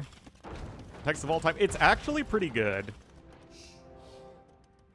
The problem is that people just play Jurchens like they're Mongols or Huns.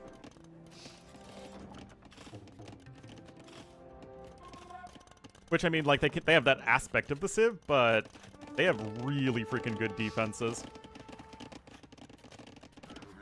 Anyway, now you're starting to get some ranged unit upgrades, but you don't really have many of them. Ranged units, that is.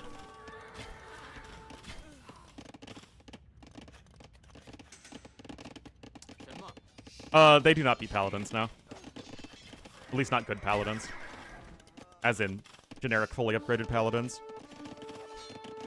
Components for stone. I see no viable argument to the contrary, and ACCM's getting it! Woo! Boy! Oh, man, guys. This is how you do it. Full map pool? Rozkazania. Malay or Portuguese?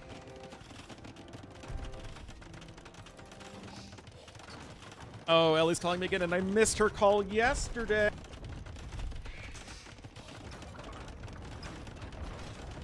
Witajcie. Tak.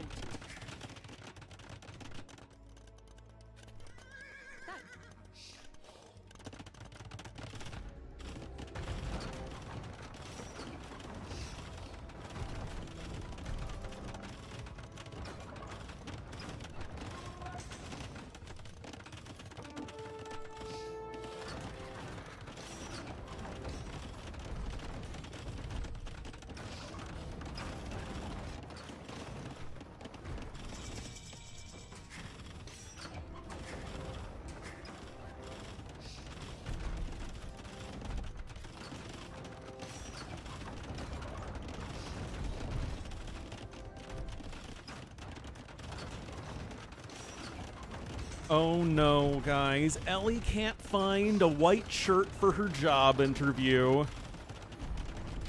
Alright, there's Schlachtic privileges coming in, but I think you're just way too far gone.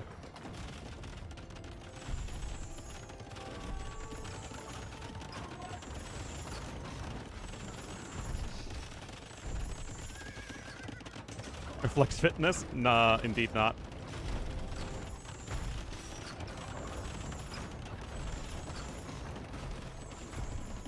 The job interview, indeed. I mean, I don't know, guys. These Treb wars are looking really good here for Andy. The CA aren't really able to do a whole lot right now.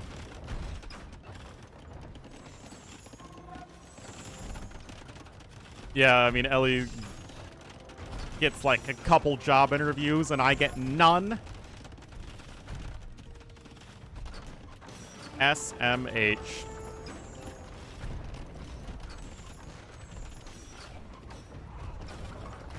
But yeah, guys, I mean, ACCM has a huge pop lead, but the eco of Andy is not very exposed at all. He's got these guard towers everywhere. And Andy's out of stone. Now, of course, you do get bombard cannons as the Jurchens.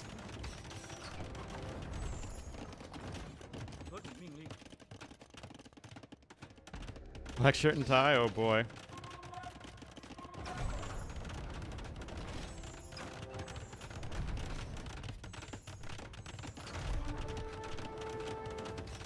I want to see it. Oh my.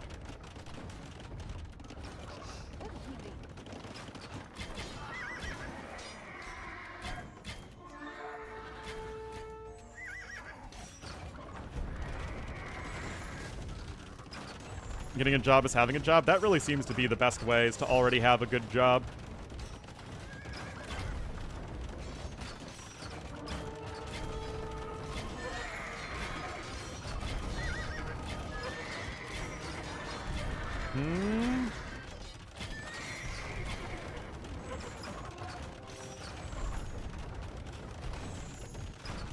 Castle's taking 18,000 HP worth of damage, but... Oh, he actually does snipe a Treb, but the castle goes down anyway.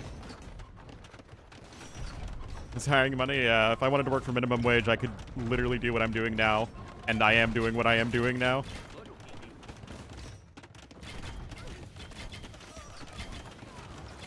Anyway, oh, it should be getting over here.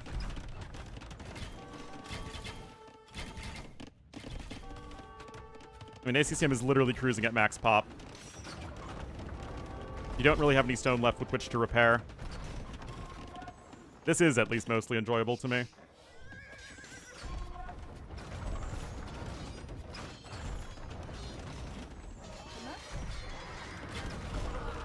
Yeah, it's worth taking some damage there to snipe the bombard cannons. Now you're even going to go after the vills just to ensure the castle's not going to get repaired. Even getting a few conversions. I mean, you are really dead right now as FreakinAndy. And ACCM ties us right back up. 75 Cav Archers. Really, I think the biggest issue this game for Andy was just that his eco efficiency in Feudal Age was really, really bad. He had like too many bills on wood and on stone. He was making scouts, but not really getting anything done with them. And early to mid game, a much, much clearer plan here for ACCM. So well done for him. And we are at 1-1 in our best of 5. That is the last pick actually for both players.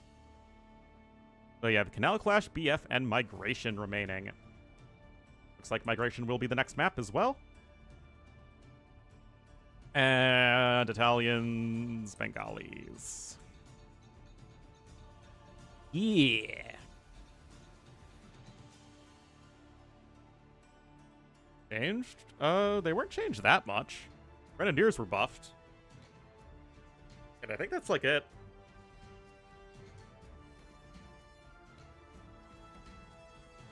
Fairly often. I mean, they're just a pretty good all-around civ on almost any land map. They just don't have that great of an eco past early game.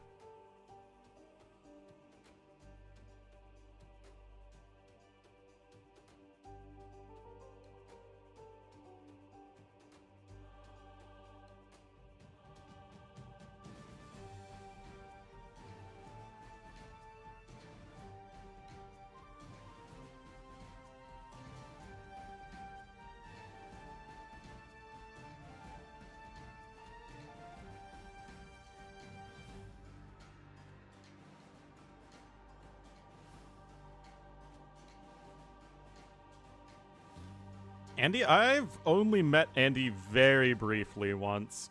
But yeah, he's a chill dude. Wow, I'm so smart with my civ prediction. Are Pagodas any good? They're basically like a side grade to knights that you make from a castle that are slightly faster. And cheaper on the gold cost and more expensive on the food cost.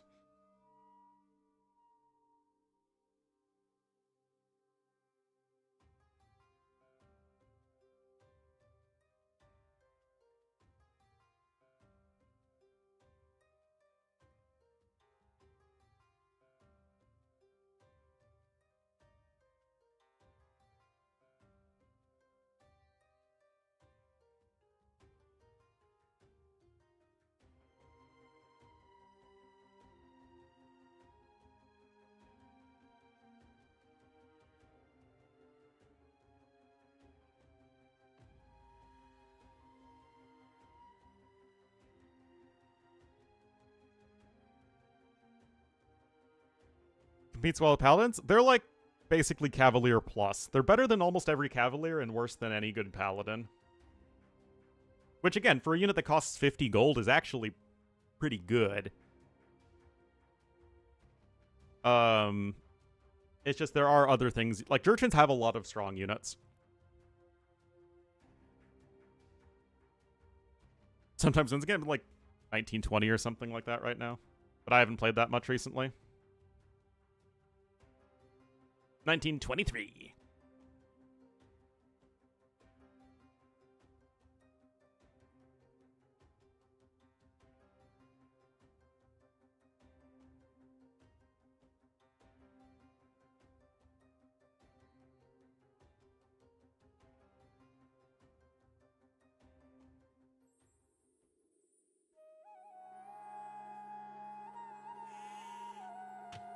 Alrighty, game number 3.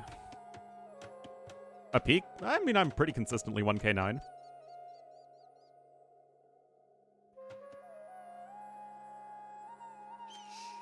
I'm usually low 1k9, but yeah, I'm usually up there. High 1800s, low 1900s, usually. Alrighty. Campaigns tied with T West. I've played way more campaigns than T West has.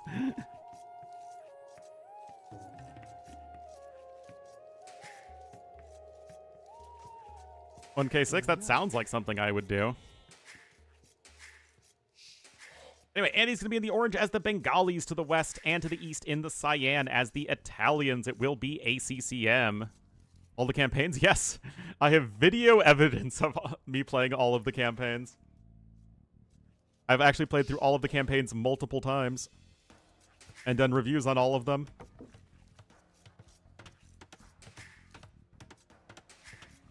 Hey. Allegedly. There's no proof.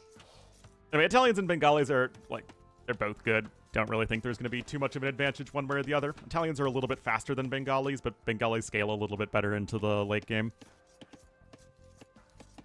Hey. I mean, TWS probably knows the AOC campaigns just as well as I do. Almost certainly.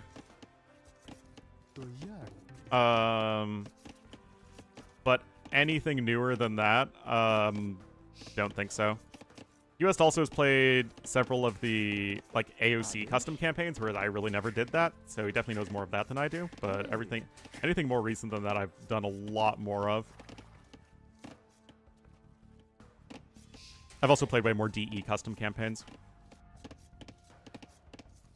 But yeah, playing through, like, the Age of Kings campaigns, I've done it at least a dozen times over the course of my life. Ateş.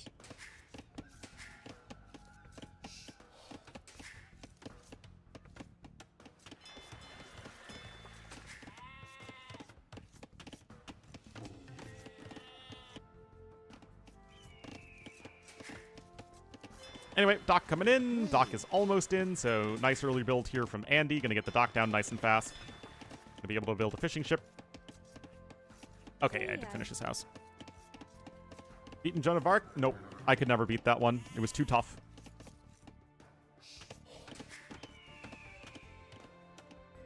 Lots of fish here in this river is nice for ACCM.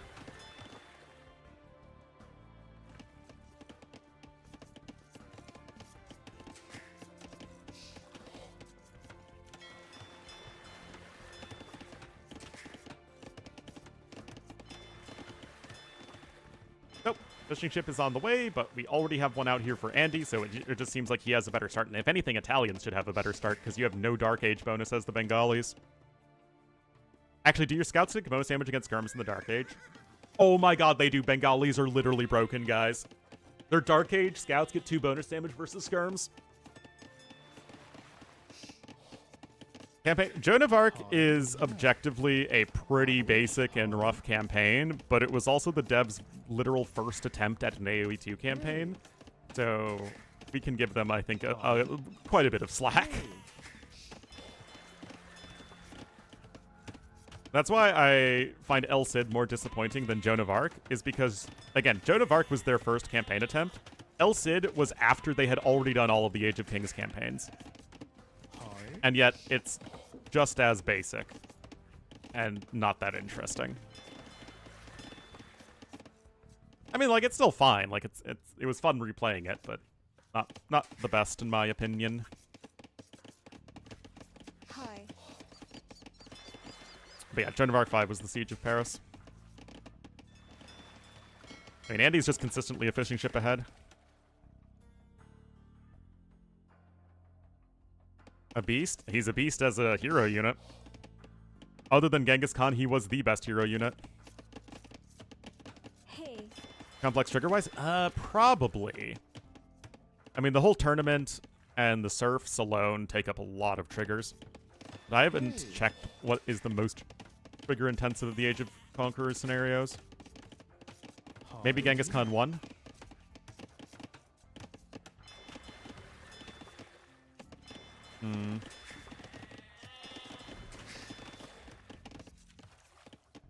Oh, absolutely. Tariq ibn Ziyad, best campaign ever.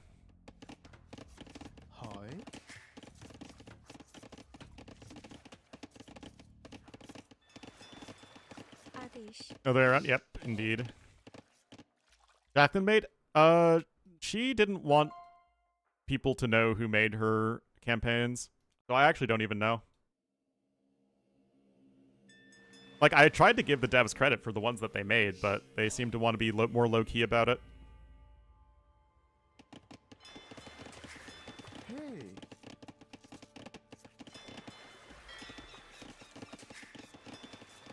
Anyway, uptime coming in here from ACCM. Yeah, I mean, I think it's interesting, but obviously we have to respect their wishes.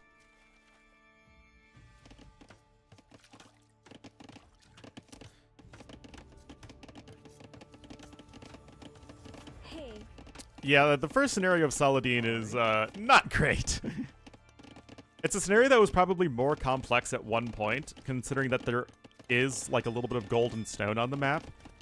And you start with like 1,000 of every resource, but it just isn't. It just isn't.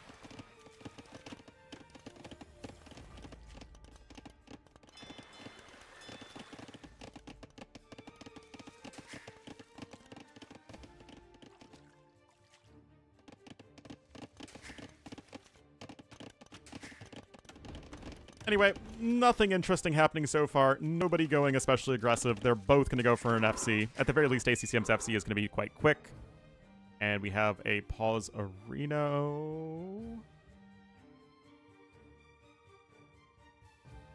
Uh-oh. Uh-oh. Danger!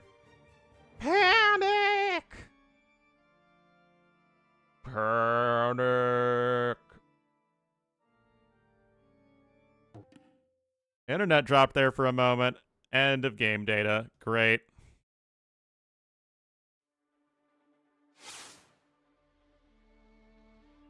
Phew. Almost lost my cool there.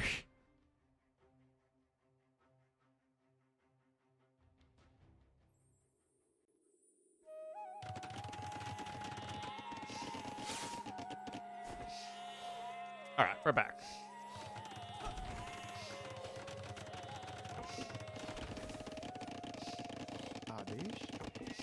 Nope. Andy going to be in the orange as the Bengalis to the west of the map, and to the east in the cyan as the Italians will be ACCM again.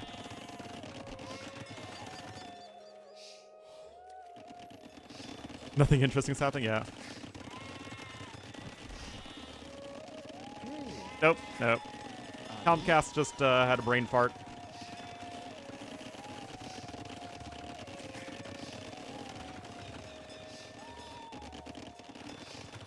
So, feudal age on the way for both. They're going to both go FC. Didn't really see any major problems there. Third dock coming in. Still just 2 for ACCM. He's only up a little bit faster, transporting over, and it is going to be for the galleys. Third dock actually coming in over on the mainland.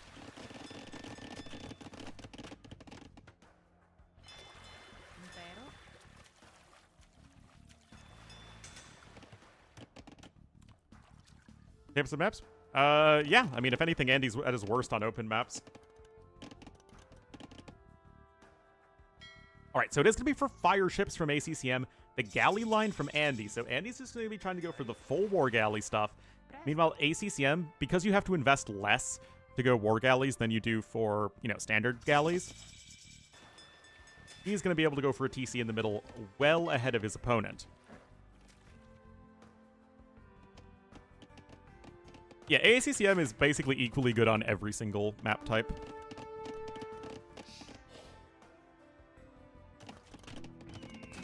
Oh, that's a fast university. Oh, he's really trying to play for the galley war.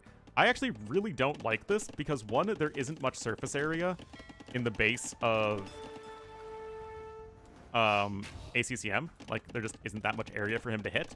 You can see, like, these resources are all in the back.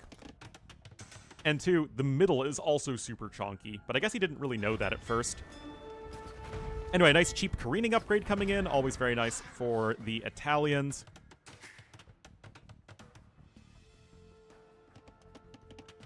But, I mean, just going to have so much good middle access right now.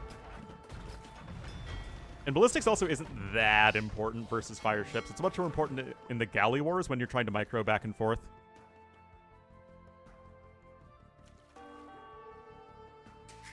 That said, Andy is still coming into the middle.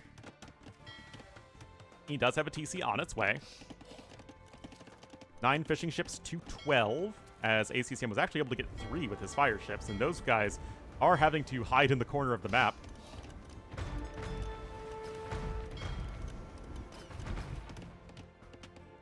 Of course, a monk is going to be on the way. And, oh, ACCM's a-looking. He's a-looking, but he's not a-findin'. Insert the Solid Snake discovery sound, but ACCM might have not been paying attention there. Even Wheelbarrow and Horsecollar coming in now for ACCM. Not a single farm yet for either player. But yeah, after the initial galleys, now switching over into fire ships. And I'm honestly not the biggest fan of this whole approach here from Andy. It's a lot of investment. I'm not too sure how much it's going to pay off as we have a third TC coming in. The scout is going to discover the forward, though. And that's certainly something. And this is 12 fire ships, so it's not like ACCM has given up on water by any stretch. And he is 400 resources ahead. Osaw just now coming in here for Andy. And there's the Siege Workshop and Monastery combo coming in, but outposts abound here for ACCM. And he will immediately see that Monastery and Siege Workshop even before the outpost is done. See the TC as well, so there is a lot to see here for ACCM. He's going to just go for the relic right underneath the TC. Oh my goodness.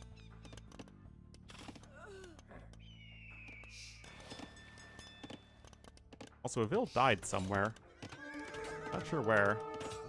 Wait, just gonna easily get the kill right there. Oh, Fireship still trying to get some value.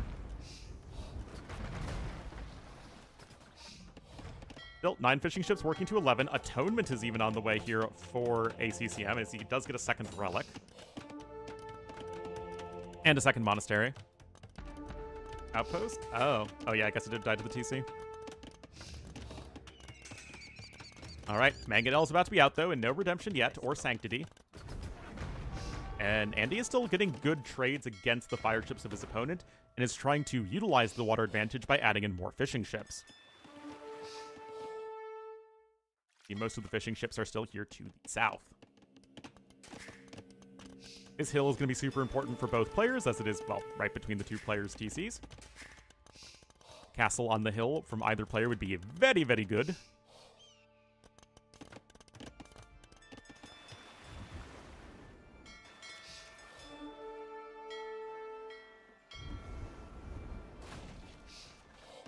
And now, ships are sailing around here to the south, but the eco of ACCM is looking good. Just like me. Oh, fire ship's coming over here to the north. Oh, demo doesn't do anything particularly exciting.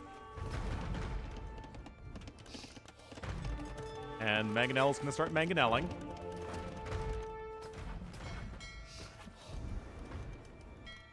Oh, fishing ship's going to be taking some losses, but not too bad, all things considered. Still good trades, by and large, here for FreakinAndy. Oh, but you don't want that. Oh. Humble as always? Yeah, you know me. Egomaniac.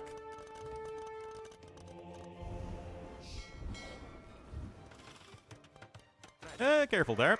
Does lose the Scout Cavalry, which is actually kind of important because the Scout can snipe stray monks and also give you a good idea of what your opponent is doing. So the Scout is valuable. That said, remember what I said about the castle on the hill here? He's going to get the castle on the hill here. Oh, no Tim Castle. No Tim Castle. Okay, no Tim Castle. And he close to his own castle, though. He can build it on that hill. In the Republican Party. Really should. I'm not technically a member of either party. Illinois has open primaries, so you don't need to be a registered Democrat or Republican to engage in their primaries.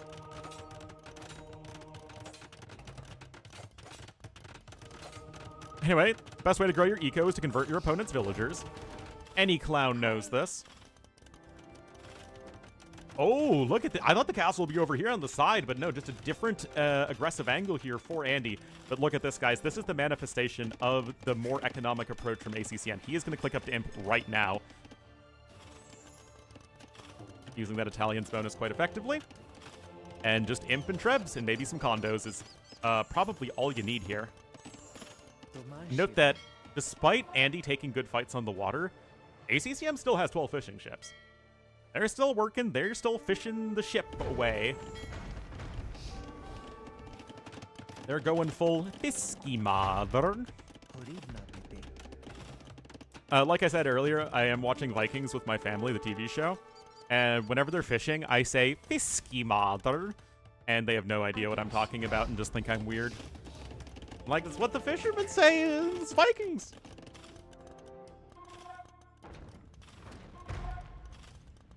And that's by design? Yeah, probably. Tequila slammers? They definitely do plenty of tequila slammers. The ranges, I think, are kind of interesting. I thought it would be just for some condos. Anyway, Andy's also on his way up, and is basically caught up in Bills, and he's even going to try and get another TC to the side, so really trying to flex some map control here, which I do like. I guess he's just gonna try and go Arbs? Guess that's fine.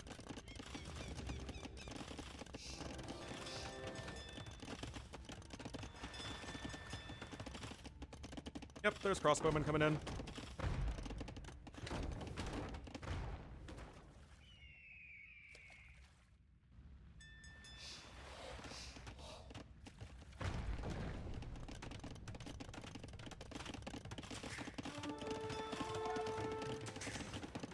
ACCM himself going to try and add a TC to the south.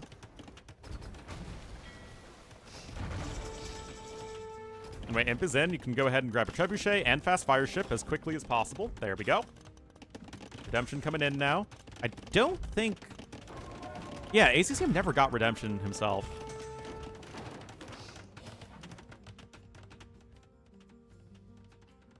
They run for office. It's part of being a representative republic, right? So, well, one, technically the political parties are not ingrained in the U.S. Constitution or anything like that. In fact, the Founding Fathers were pretty strongly against political parties. Not that I see how there's a world where they don't exist.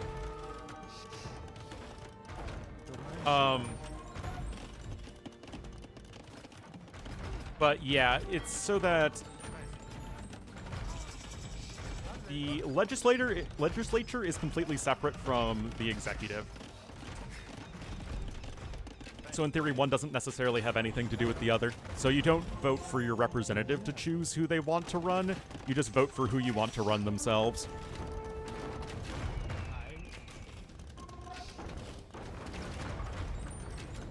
But also, having voters vote in primaries is a relatively recent concept. It's what happened when there used to just be, the phrase was smoke-filled rooms, where the party elites would choose who they were going to run for president, but then people got upset because they felt that the party elites were not choosing the person who would best represent them.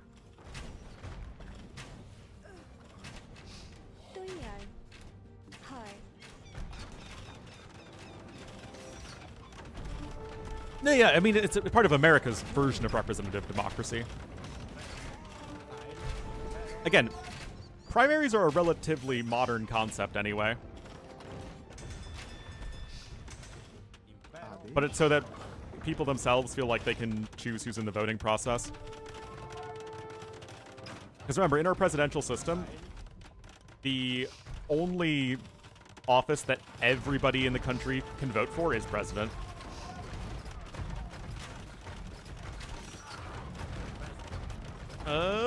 War Galleys honestly have gotten a lot of nice kills on villagers and Arbs both. Oh, that's a nice splat though. Freya.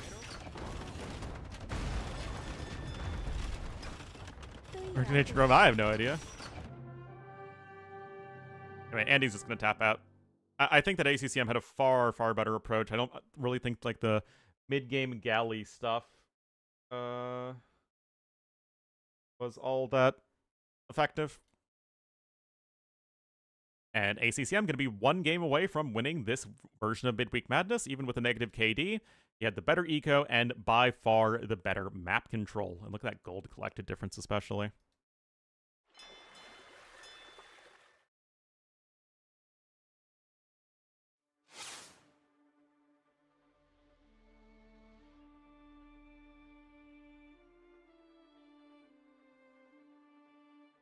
Alright, I mean, those were ACCM's home maps, so technically all Andy needs to do is win his own home maps at this point, but still. Black Forest and Canal Clash are going to be next, and BF is already going to be underway.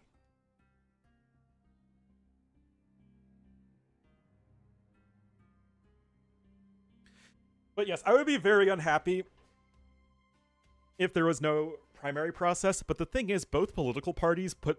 Like, the party elites put a very, very heavy thumb on the scale of who they want in terms of who receives money for campaigning, who they even allow to run in certain situations. And a lot of this is to, you know, insulate political power from grassroots people or populists or both. Maps in a row? Because he picked his opponent's home map.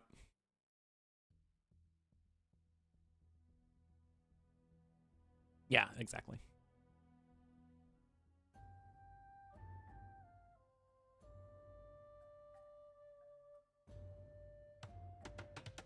GOP? Yeah, the GOP completely screwed up because Trump was already way too popular with the average person.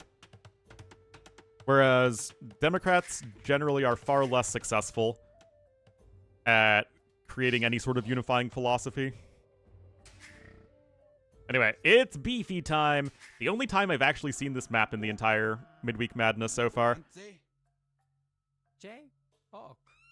It's not even about communists, it's just about keeping people who are not considered political elites. Right? The people who are most well connected. On my conscience, exactly. And there's a reason that again, the party elites of the Democrats are extremely unhappy with Zamdami in New York. Anyway, Andy at this point does have Loom. Turks, yeah, so he chose Aztecs anyway. Oh, unleash the Komodo dragon! Oh, guys, it's like Montezuma 4 where you have the jaguars in the pen. You unleash it upon the monk.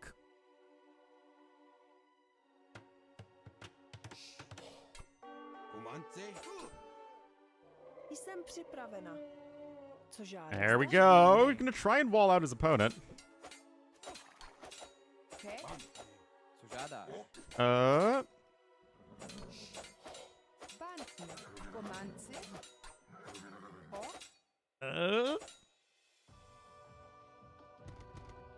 Aztecs are way clownier. I mean, clearly Andy wants to clown his way to victory.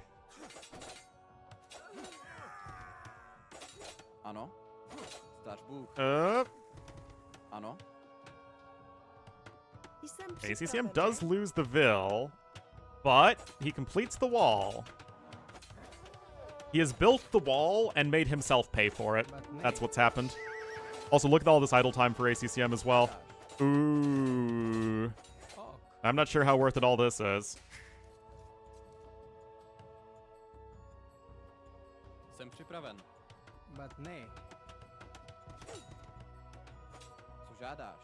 Look away. That's the unfortunate thing is America's still the most influential country in the world.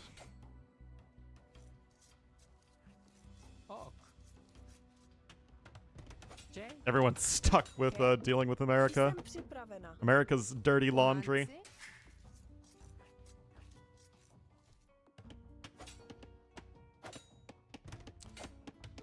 Well... Ano.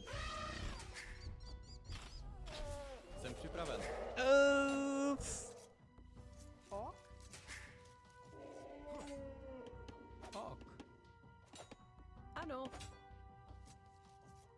žádáš? I mean, you can chase the Andy Vills with your own Vills here as ACCM. The issue is that the eco advantage is already But nay. so significant in favor of Andy, right? He's, what, 2+ villagers ahead? And these Vills aren't going to go down anytime soon. Jsem připraven.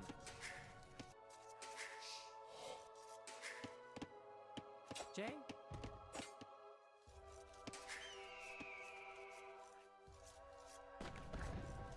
The problem solves itself. Oh boy. Co žádáš? Zdaš Bůh. But nay. My parents are still very much from the generation of, how could this happen in America? We're supposed to be America. We're supposed to be the shining example of democracy to the world. We're supposed to be above all this. Jsem připraven. Our institutions are too powerful to let this happen. Zdaš Bůh. Co žádáš? Jsem připraven. Anyway, more quick walling happening. Jay? Ok. But nay. Komanci. Ooh. Žádáš? Ano. Yeah, the American exceptionalism propaganda was extremely effective for my parents' generation. Co žádáš? Ok. Oh, hey, look, the Ville was walled in. Ano. Isn't it fun, guys? Isn't it fun to watch Vills wall each other in constantly? Zdaš Bůh. Jsem připraven. Andy still comfortably ahead in the villager count overall. But nay. Bantny. Ano. Zdaš Bůh. Ok. I don't know. Some people really like the Alcatrazing stuff. I'm not a fan of it. Jsem připraven. Zdaš Bůh. They are.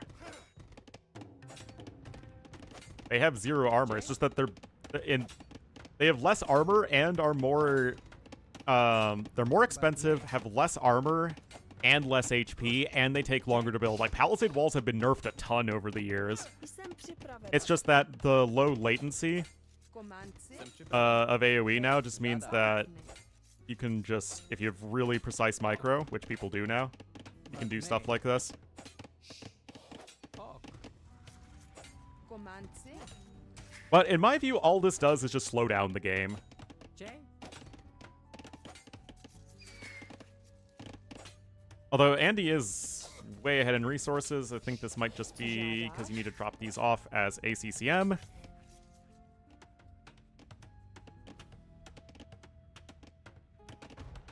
Being built. Even if you do, the thing is, it's still gonna mess up the unit pathing. Ano. And as long as it takes more than 1 villager hit to destroy an unbuilt palisade, Připraven. which you kind of need it to. Otherwise, all that does is encourage mass Vil fighting.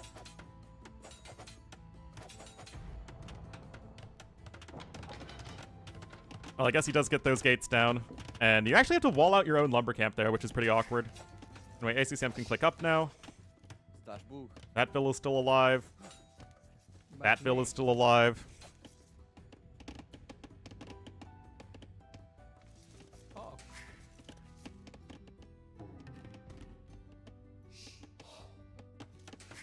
It's so weird because, like, Rage Forest, as they call it these days, is all about Vil fighting, quick walling, and fish booming. None of which were actually core tenets of the original Black Forest, which was just mass walls. Jsem připravena. Sometimes forwards and sneaks, yeah, but not like because you snuck them, not because you're just quick walling out your opponent and then they literally can't stop you building anything. Ok. And of course, both of these guys are very accomplished Black Forest players.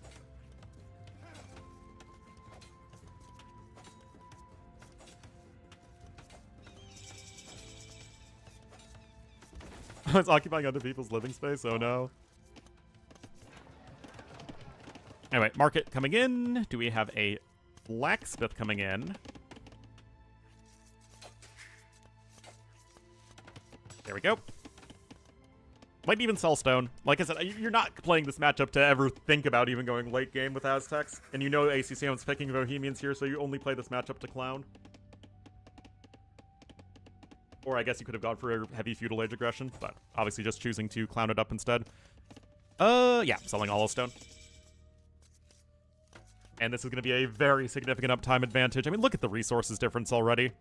And this just comes from the early idle time of ACCM plus losing one Vil.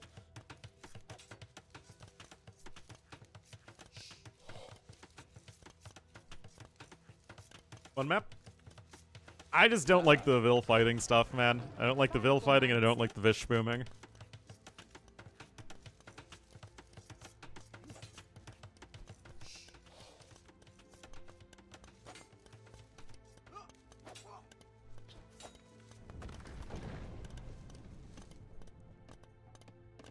Why not? I just don't find it very exciting. Vil fighting I don't like because there really isn't any strategy involved. It's just about who can quick wall the best. Zdáš Bůh. And I don't like fish booming because Ano. it's way too good. And it makes the actual balance between players within a game completely lopsided. Jay?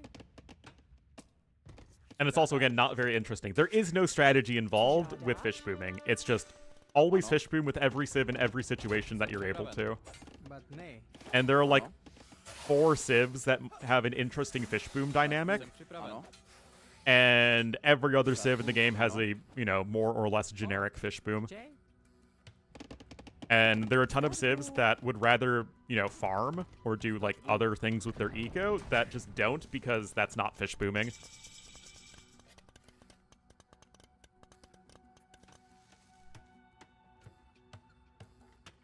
Anyway, here we go. Founding time. You rarely see skirms? I mean, is it even AoE if it's not skirms?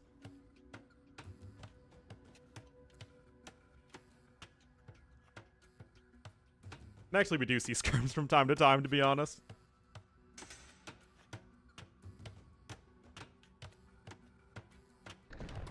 Yep. Gotta try and wall it in.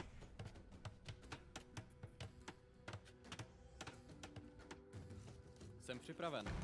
I mean, look at this. Look at this. All this litter. Jsem připraven. Play the circus music. I can't anymore. 'Cause especially with me streaming on YouTube now, I'm just going to get all the copyright strikes. And I haven't found a copyright-free version of the song that actually is done with the appropriate instrument, aka the hand organ. Jay? It's very sad, guys. All right, I'll do it just for you guys.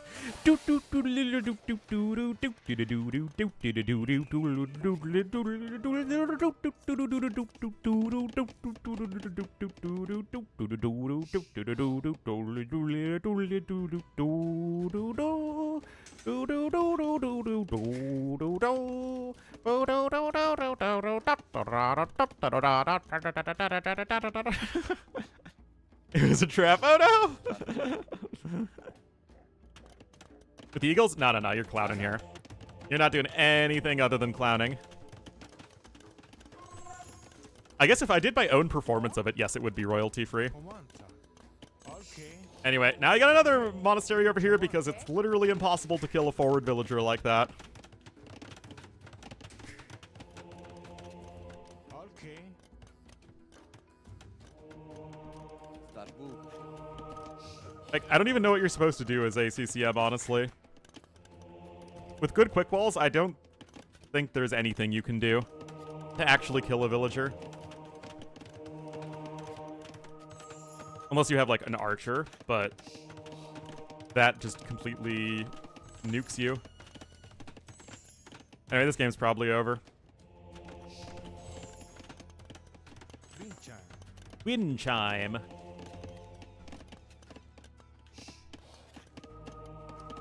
A few scouts. Well, one, that puts you really far behind.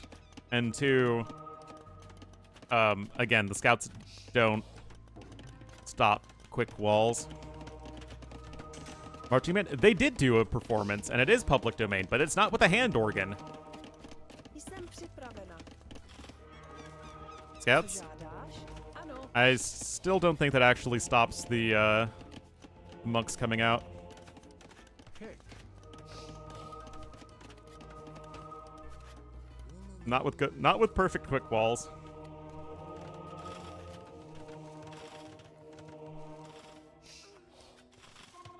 Oh boy. I think you need archers. Žádáš? OK. Jsem připraven. Co po mně žádáš? But the issue is that if you're already behind like this as ACCM and you go for archers, what happens is Andy just goes Castle Age and then just adds a gajillion TCs and you're super far behind. Do I like the monks? I mean, I think this is exactly why you pick Aztecs as Andy, and he's executing it well. In 10 hours? No. I've already been live for almost 5 hours.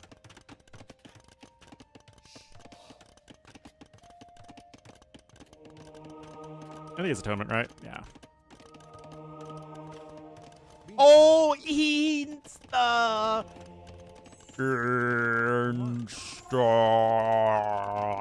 He had Devotion, and ACCM did not have Devotion. Mangonel is on its way.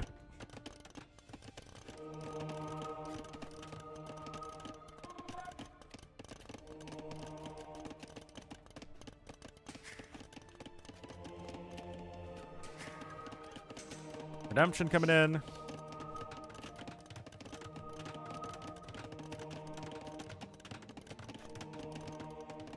Ano.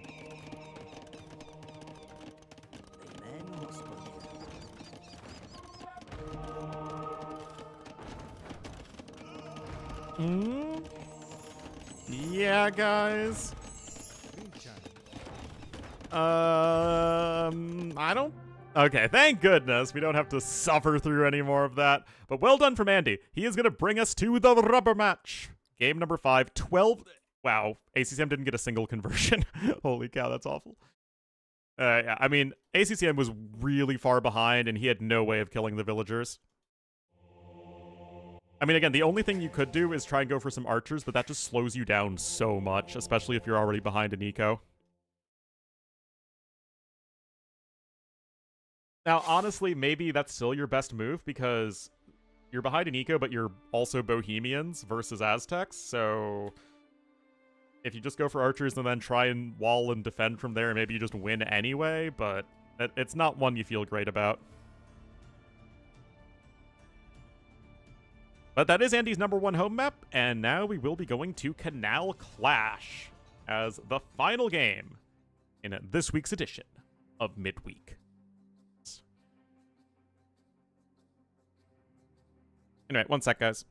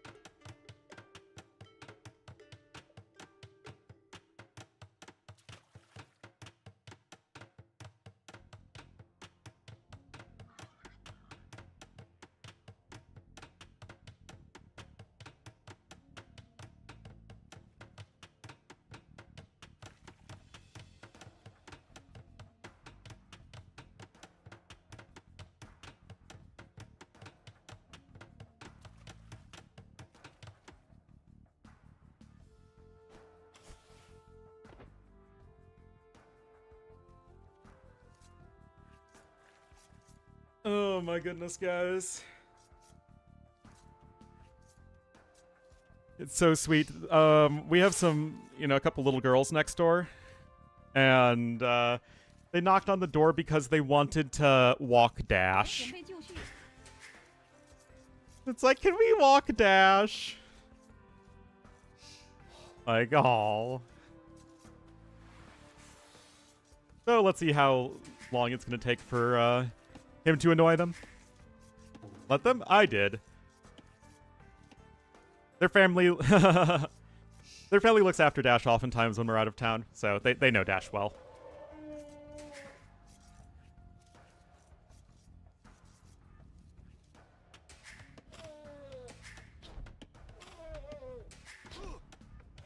They know what they're getting into.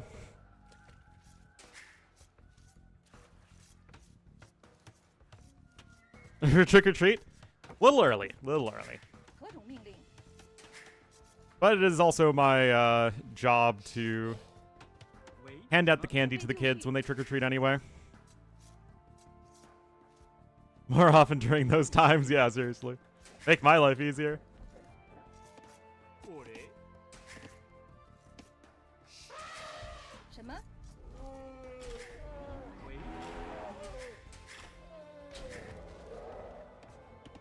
A chick magnet?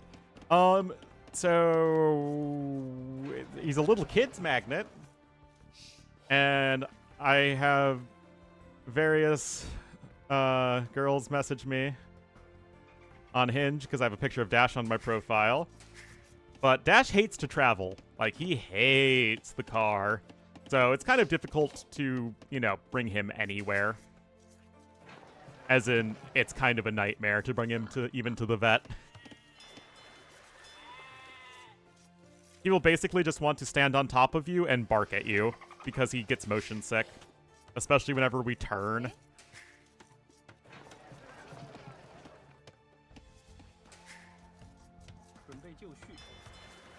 Anyway, Andy, fishing ship coming out nice and quick. Have we seen Chinese and Japanese every single game this series? Or every single series today? Is a liability? He's something, all right.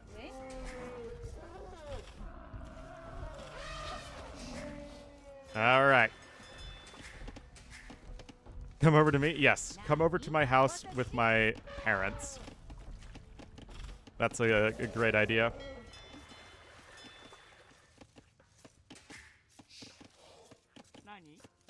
Yeah.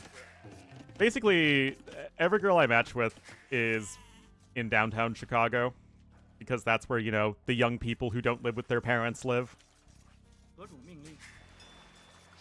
The dine and dash? He just likes to dine. He just likes food.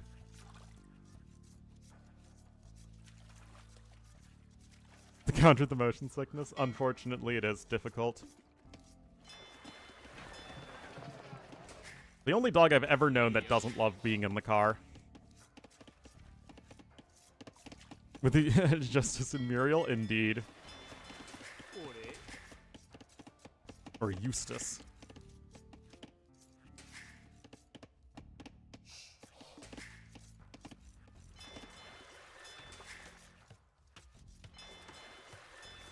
Well, bill counts are even, but ACCM has that early strong start with the Chinese. Yeah, I mean, my first dog absolutely loved being in the car.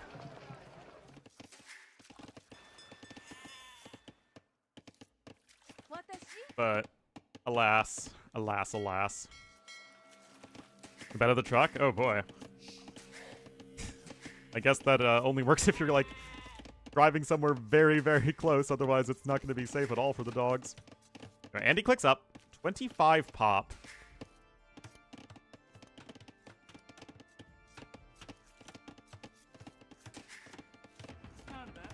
And remember, this is the cider game that Andy beat Barles on earlier. And I think also as Japanese, now that I think about it. Eustace. Ah, okay. Jeez. Kid, oh my god.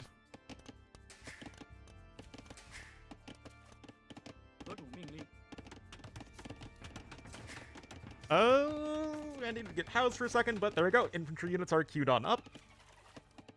And unlike Barles, we really need to see ACCM try to play water. Otherwise, it feels like he will have nothing but a very bad time. Extra gold? Yes. Taking the market over here and over here for gold once you get your own market built is exactly what you want to do.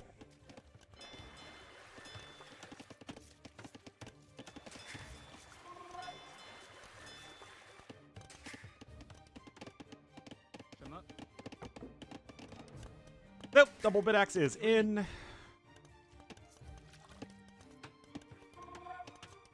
And Japanese men-at-arms are incoming. Dock number 2 coming in for Andy. 2 docks are already out for ACCM, though. And fire galleys are going to be out, and there's even the 3rd dock, so ACCM is going to play the full water approach. These vills are walled in, but you still might need a defensive tower. And do we have the archery range follow-up here from Andy, right? The issue for Andy right now is that you just don't have all the wood you want right now. You want 2 docks, double fireship production, and also the archery range follow-up to the men-at-arms. Okay, so he's going to go with the tower, which is basically like the next best thing here.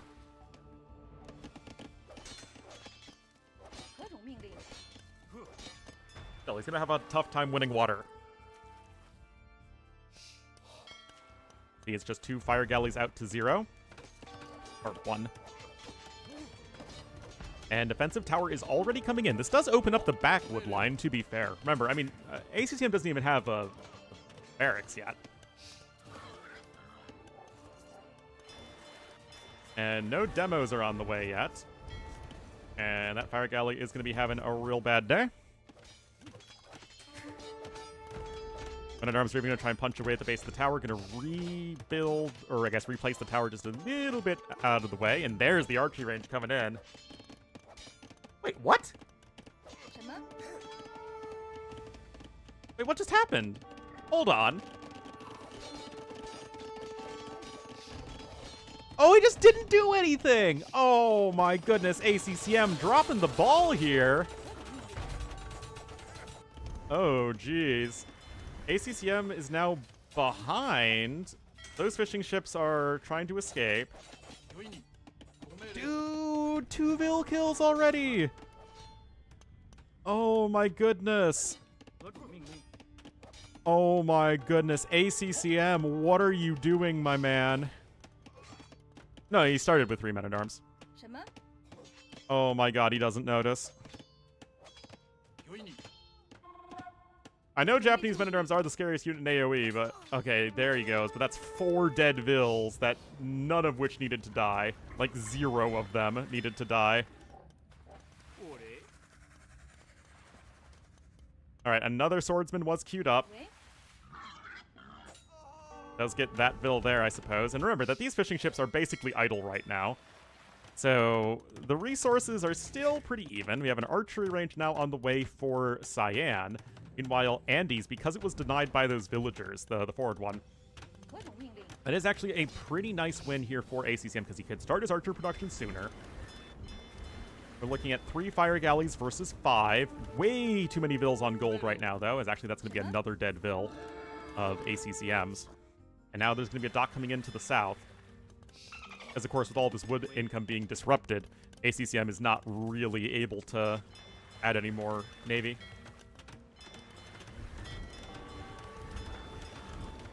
Oh, why? Wait, what the heck? What the heck is happening? Dude! What is happening? Oh my goodness, now the demo raft is coming in too. And these fishing ships are going to be right back to work in here in just a second. I mean, look at this gold for ACCM. It's a really, really not good eco balance at the moment. He's housed. He can't even make the demo raft like he wants to. Oh, jeez. And it's already the skirms out to help deal with the archers.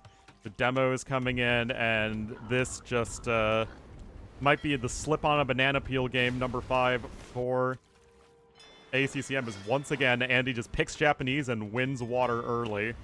Well, I guess he won land first, but is then going to subsequently win water shortly afterwards.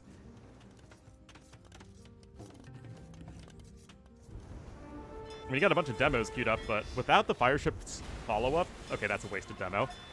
Without the fire ship follow-up, the demos just don't really do that much. And gets another Vil there. Again, the Japanese fishing ships are right back to work. These fishing ships are being idled just a little bit, to be fair. That's another underwhelming demo hit. Again, demo ships are a great equalizer on the water, but you still need to have something in the way of your own fire ships. Otherwise, this exact situation happens. And the demos will find very little value for themselves.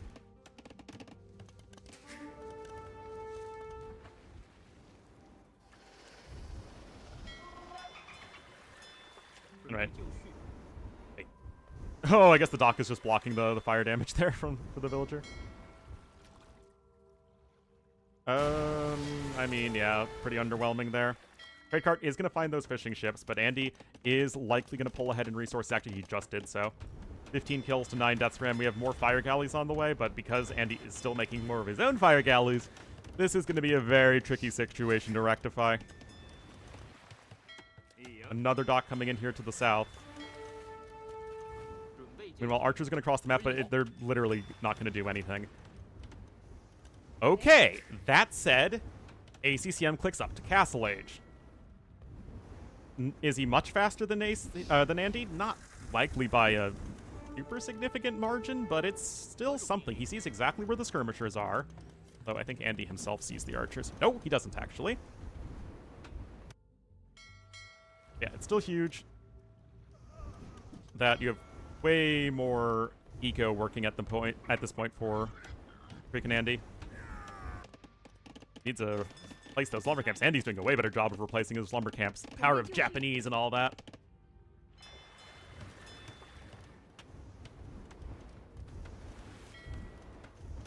Can you get a downhill hit there, maybe? And yes, downhill does apply to ships.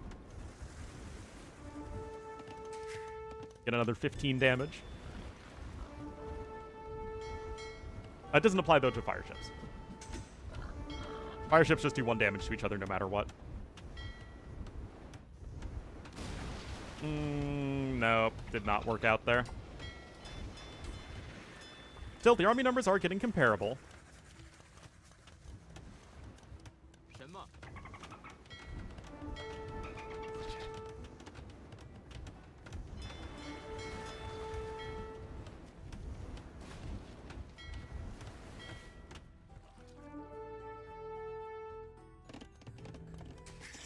All right, Castle Age is in. Let's see what you can get done with it here. It's ACCM actually showing up at the perfect location.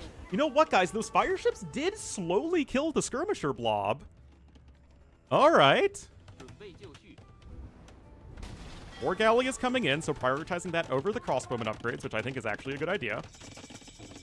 Uh-oh, this could be getting a little bit messy. And I'm not talking about Lionel. More good fights here from ACCM. Now we're going to see Andy try and rush up his town center. The trade cart is going to see this, though. Now again, these are still just feudal age archers, and this is going to be some guaranteed value. Just 2 dead vills, so it could be worse. E-skirm upgrades coming in as well. But fire ships beat fire galleys pretty easily. But for the love of doubt, ACCM, please replace the slumber camp. And yeah, now it's just all skirms at the moment for Andy. First recognizing that they are the best unit in AoE 2. And what is the next step in your master plan as ACCM? He knows his opponent is on 2 TCs. He's still just fighting here on the water, but he hasn't killed any of his opponent's fish yet, although the fire ships are coming in. And remember, they are a little bit faster as Chinese. Who else on the water? I think it looks like the AOC Windows Vista visual bug. Top 1 Civ, because they just get banned every time. What are you going to do when the Byzantines come for you, man? Oh, yeah, no, we actually did not have an F other than the one moment earlier. Vietnamese also a top-tier Civ for the same reason.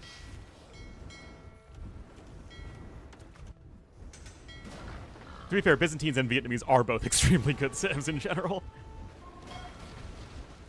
Anyway, ACCM now taking it on the water, though remember, he still only is on the 1 TC at home, and these Fire Lancers are going to be extremely underwhelming versus skirmishers. Although, maybe with the faster movement speed, you can pick up Squires as well. You will be at least a decent bit faster than skirmishers. Got a Knight coming out as well. And there's TC number 2 for ACCM. Pair's coming in, and yeah, Andy has lost all of his fishing ships.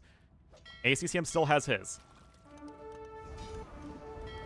And honestly, guys, the fire ship skirmisher matchup is the most important one in this game so far. As ACCM takes in a very nice KD advantage. Got some more Knights, and no more Fire Lancers actually coming in. Trade cart? What about them? That one's just kind of hanging around. Looks like ACCM lost his 1 trade cart. Feels bad, man. And meanwhile, Andy's going to go Cav Archers, because that is what you do with Japanese. Yeah, I have no idea what the color was. It just looked like a mess to me. Okay, that's a successful conversion on 1 Fire Lancer, but that's it so far. No Bodkin in, notably. But yeah, it's CA time. Yeah, you start with a trade cart on this map, and all trade carts will path through anything. They're ghost trade carts, so you can use them to trade, and you can see that's exactly what Andy's doing. And how much gold is he getting? That's a cross-map trade cart. I'm looking in-game right now. 90 gold on that trade cart. Siege Workshop is denied for now. Oh, that monk is getting immolated.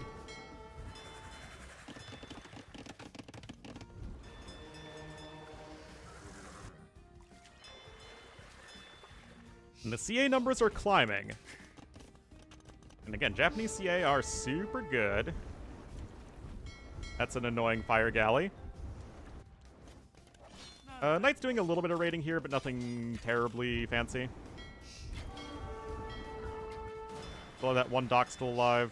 Actually, it's back up to full HP. 3rd TC coming in for ACCM. Remember, he has a big Vil lead as it stands. And that's even without the fishing ships. Even if you destroy all of those, which honestly Andy's doing a pretty good job of. But yeah, it's a ghost trade cart. That's always been the case for this map. It's and this is an old danger duck map.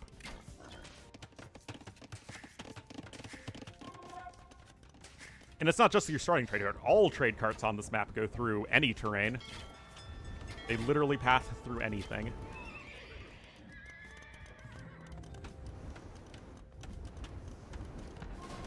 All right, hold on. I think the little girls are back with Dash.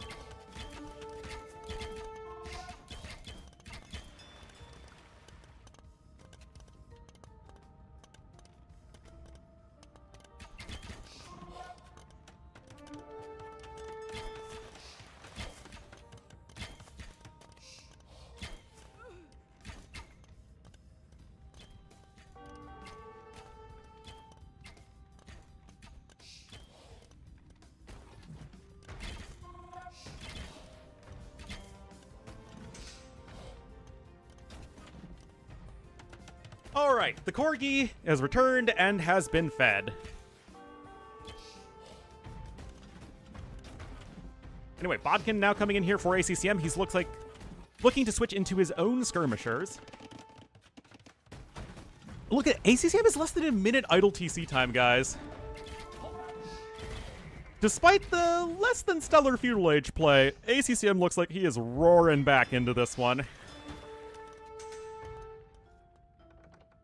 No ballistics yet, though. I don't even think there is a university. Never mind, there it is.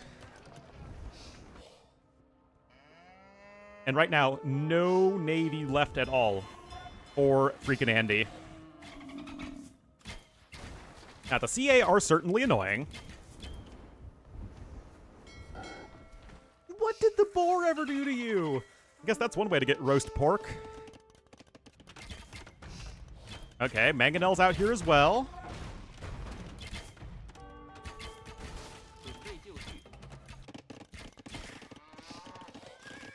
Yeah, ACCM literally just throws away 4 vills in early Feudal Age and is like, oh, that's right, I'm ACCM.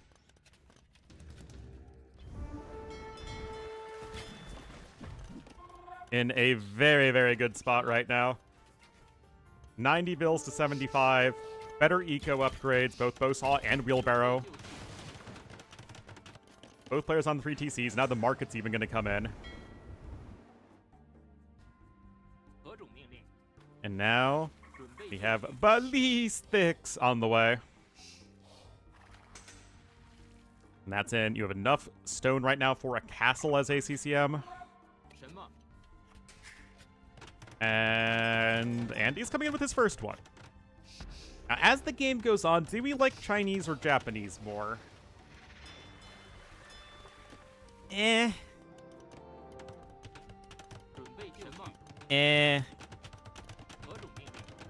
It feels kind of workable either way. Chuko-Nu and rocket carts are both very good as Chinese. Japanese, though, have the very good monks and cav archers. Both civs have fully upgraded skirms. Chinese also have light cav with plate barding armor.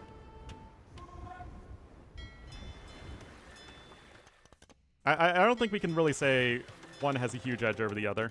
Both even have good towers, although Japanese have the Yasuma towers. Chinese have the Bombard towers with like a gajillion HP.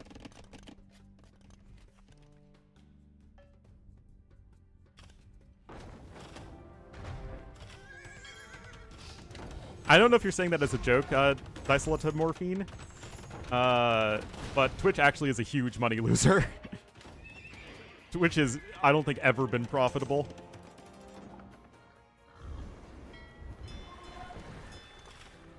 All right, Leather Archer armor is in. ACCM, though, is about ready to click up to him. And another very early Treadmill Crane coming in. Dash. Which is funny because Twitch is extremely profitable for, like, the top few streamers who have super low, costs, right? The biggest streamers still don't have huge operating costs. Whereas it's still a super expensive on Twitch's side for anybody. Yeah, that's with all the bot fraud. Dash, come here. Oh my goodness, he wants to play. Content? Yeah, it's like no effort for lots of financial gain. Anyway, guys, the skirm numbers are climbing. Chuko-Nu are coming out.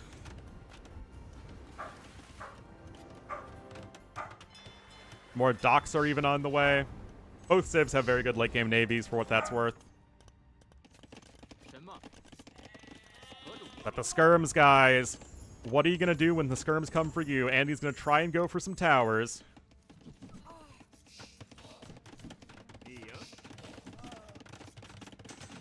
ACC, I'm kind of teching in several different directions, to be fair.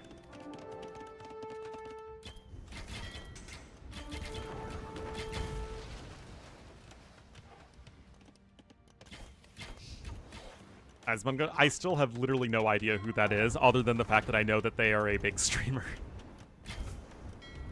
But I am shockingly clueless when it comes to literally anything about Twitch.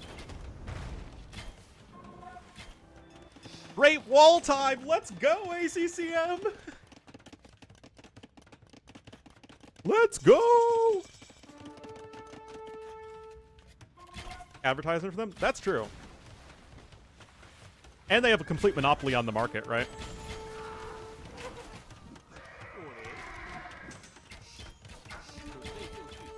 All right.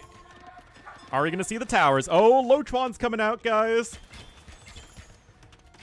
It's Lochuan in time. Trade cogs? Is he trade cogging? No, no trade cogs yet. Wait, you literally can't trade cog. And Andy will pay for it? Indeed. All right, another TC here to the south. I'd love to see one of these games go late where one person doesn't have a monumental advantage. But right now, ACCM seems to have exactly that. Where is this freaking Lochuan, man? They do take a long time to train. Yeah, 230 anti-building damage, guys. That is almost as much as a trebuchet. And also, they attack, I think, half. Yeah, they have almost as much attack bonus versus buildings as a trebuchet. And attack at around half the speed. Or half the time. So the DPS for a trebuchet versus Lochuan is actually very similar.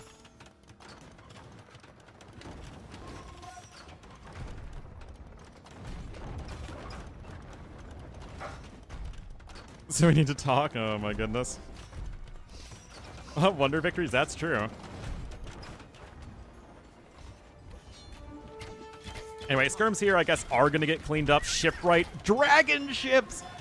Is this the first time we're seeing dragon ships in a tournament game, guys? I think it is.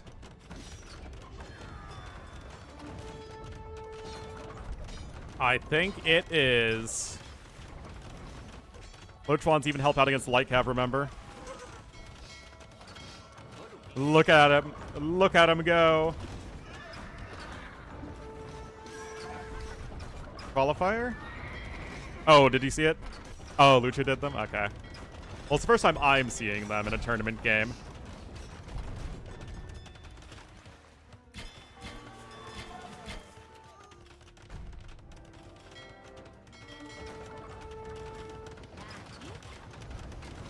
Well, Lochuans and Trebs doing work keep coming in now here for ACCM. Again, the Japanese towers have a ton of damage, but the ones for Chinese have a lot of HP. I mean, Japanese towers are still better overall, but Chinese ones are also very good, is my point. Especially with those Lochuans here keep coming in. I mean, this is just fun, guys. But, those CI are not going to have a very good time. And unfortunately for Andy, it's like, where is he even going in this game? And indeed, the GG is called. ACCM has been anointed the winner of another smaller tournament. But that was a very fun end to it, at the very least. Yeah, it was overall a very back and forth set. The Midweek Beast, ACCM.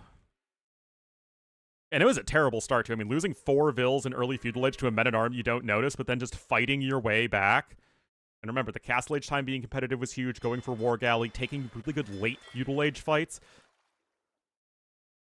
And able to already do a lot of damage to the skirmishers, so that the early archers in Castle Age got a lot done.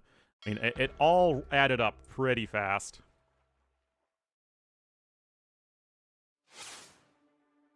Fun stuff, fun stuff.